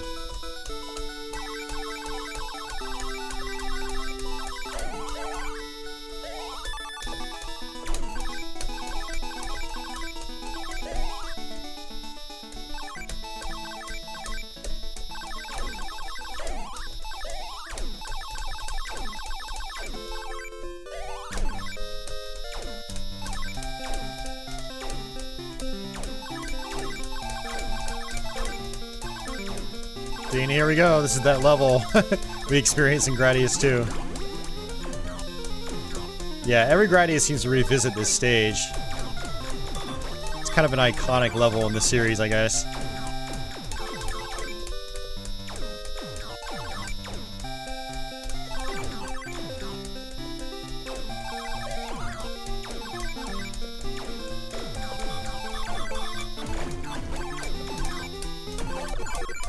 Oh. One thing I do like about the NES version of this game is that your shield protects your entire body, despite it only being on the front of your ship. Whereas in the arcade version, it only blocks bullets from the front.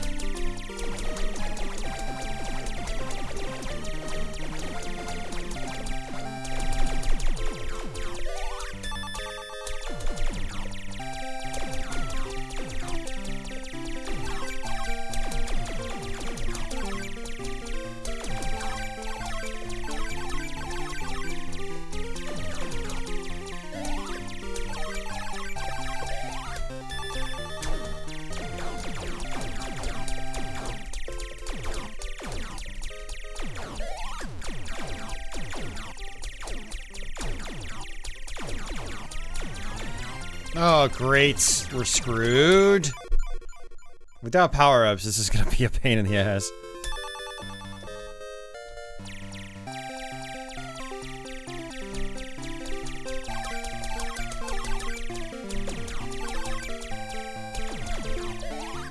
I don't know if it's gonna be possible for me to do this.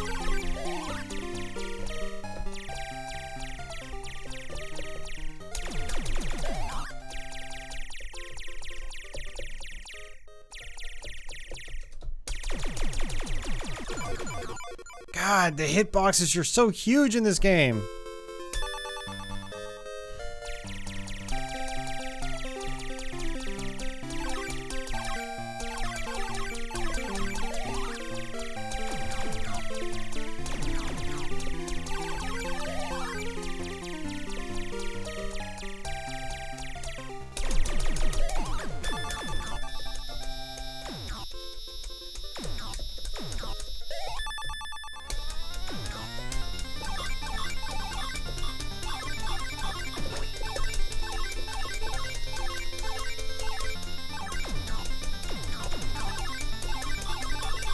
Oh no, these are here too?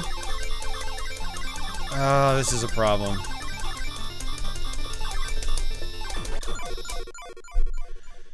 Forgot about those. Soul level 0, welcome to the stream.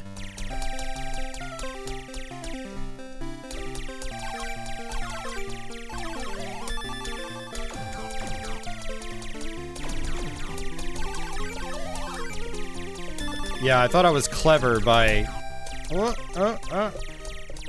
using my double shot.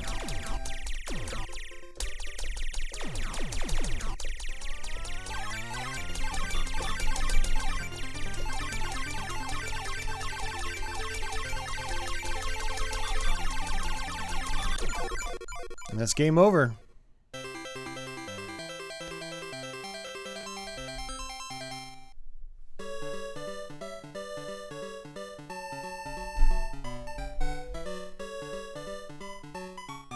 Speaking of sucking, you got the Crash Trilogy for 15. That's a good price. That's a great game. I had that on Switch for a little bit, sometime last year.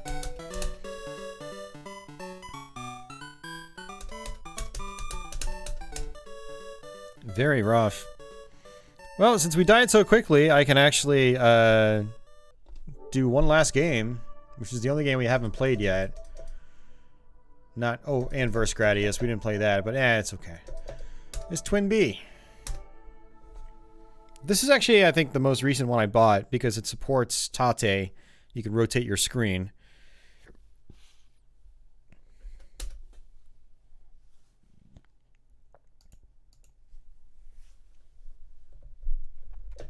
Bubble System Original Mode. I haven't tried that. I wonder what that is.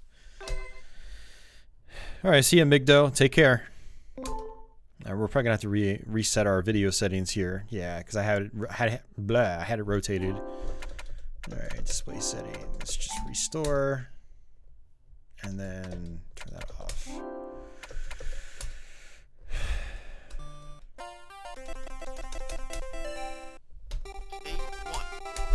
Alright, this is a pretty fun game too, but it is quite challenging. You get these bells, which are points, but then as you shoot the bells, they give you different power-ups. You also have a bomb.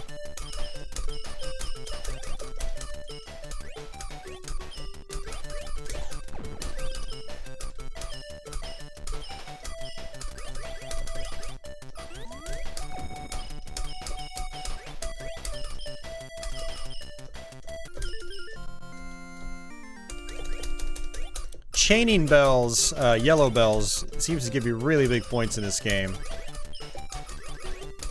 I want to try to experiment with the different colors. Yeah, okay, that's a shield.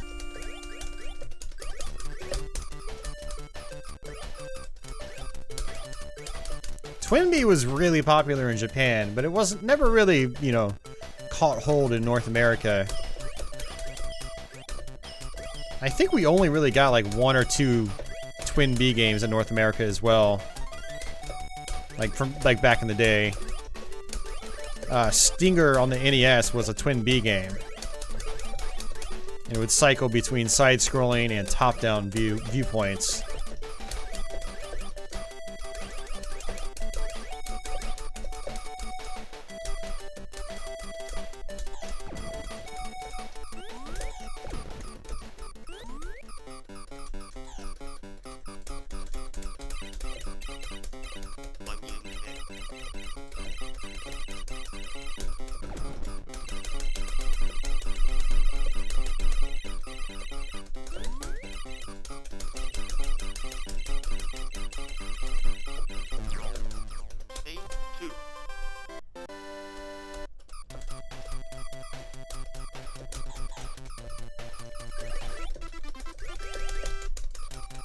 think that was an extra life.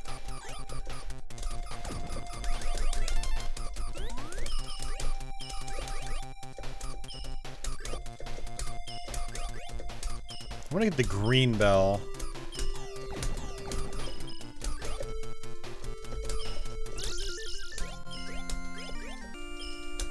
Got a spread shot for some reason.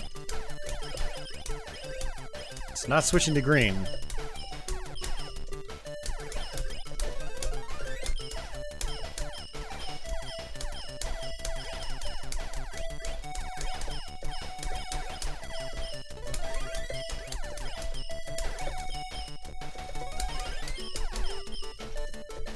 You see how... Oh, there was green. You can see how juggling and chaining the yellow bells gives you really big points.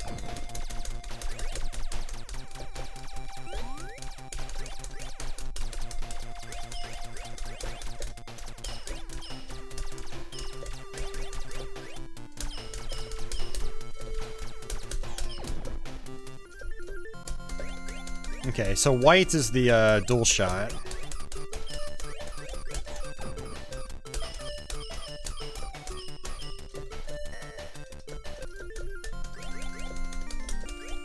Blue is speed up, it seems. So they would use the bell concept in the Parodius series later on. That's another game I want to play on my channel sometime. I've got the PS1 version of it.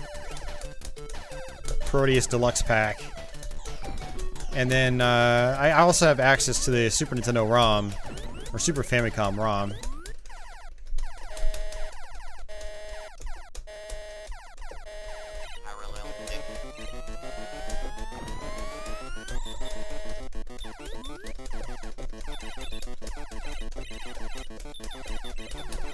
Yeah, and I completely forgot that if a bullet hits one of your arms, that acts as a shield, and it blows off your arm. Which is pretty cool.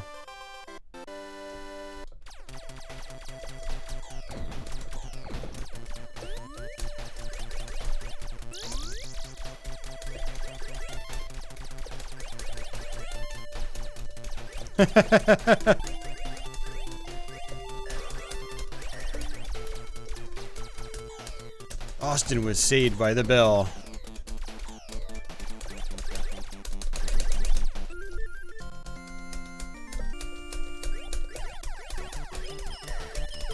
It's like picking up those power-ups on the ground actually helps you out a lot. That's how I got my spread shot, it seems.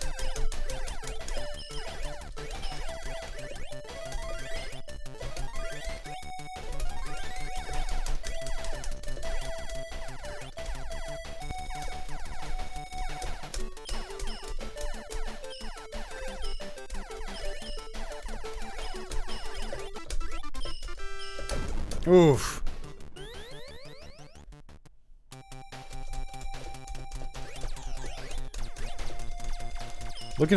Always looking for fun PS games. There are a lot of fun PlayStation games.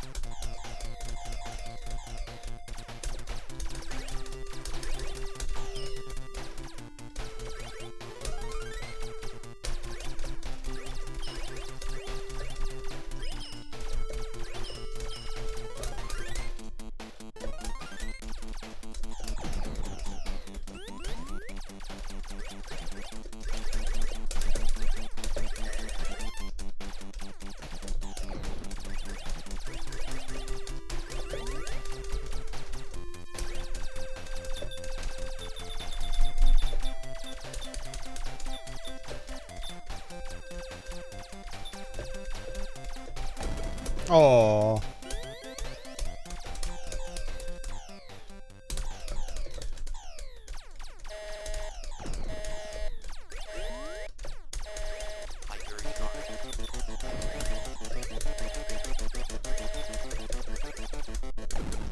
Game over. Still pretty good. Definitely need to put more time into this game. It's a lot of fun, actually.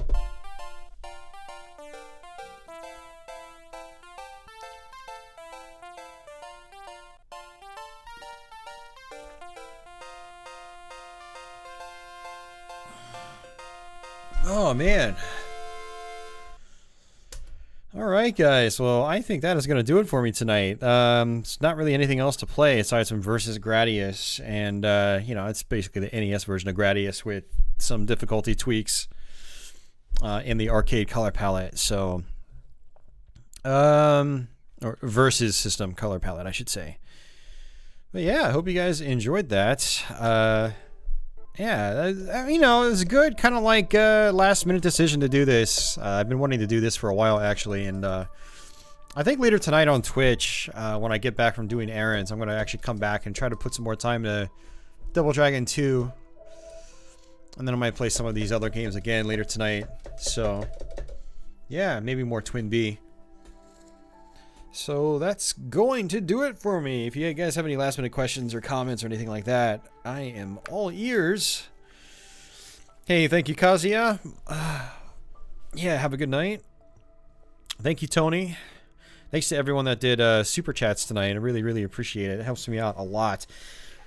So, yeah, see you, Joseph. Take care. What will the next stream be? I do not know. Yeah, I haven't really been thinking too hard about my streams lately. Now that I've got the ST stream out of the way and the Engage stream out of the way, I haven't really been thinking too hard about my streams. So, yeah, I'll figure something out. So, hey, no problem, Jules. You take care, good sir. I'm sure I might see you over on Twitch. Let's see, what else was out there? I think I saw everything. Yeah.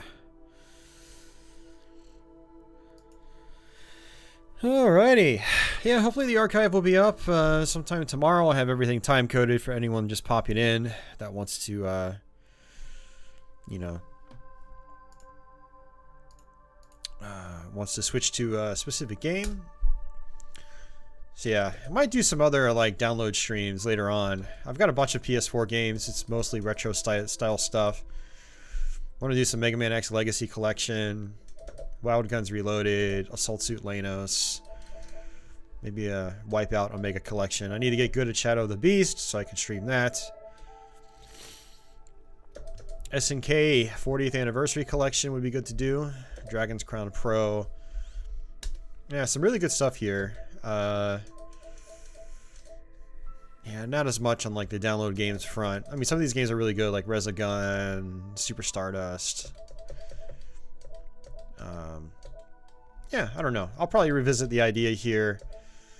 Probably with some of my disc-based games. We'll kind of do the same thing, do a variety stream or something. I don't know. We'll see.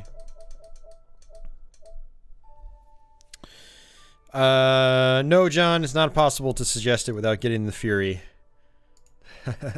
I don't have the game yet. I don't plan on buying it anytime soon. So, when I do buy it and play it, I'll probably stream it. But, no plans to do that just yet. I'm borrowing Code Vein from a friend right now, and I started a new game a couple days ago on Twitch, and it's okay. It's got some issues. You know, it's basically like Anime Souls. You know, it was really fun at first, but after a few hours, I started really noticing some collision detection issues, and the game seems to be meant to be played with a second person, either an NPC or, you know, played in multiplayer. So it doesn't seem to be balanced very well for, like, solo play. I'm playing it solo to make it more difficult. So...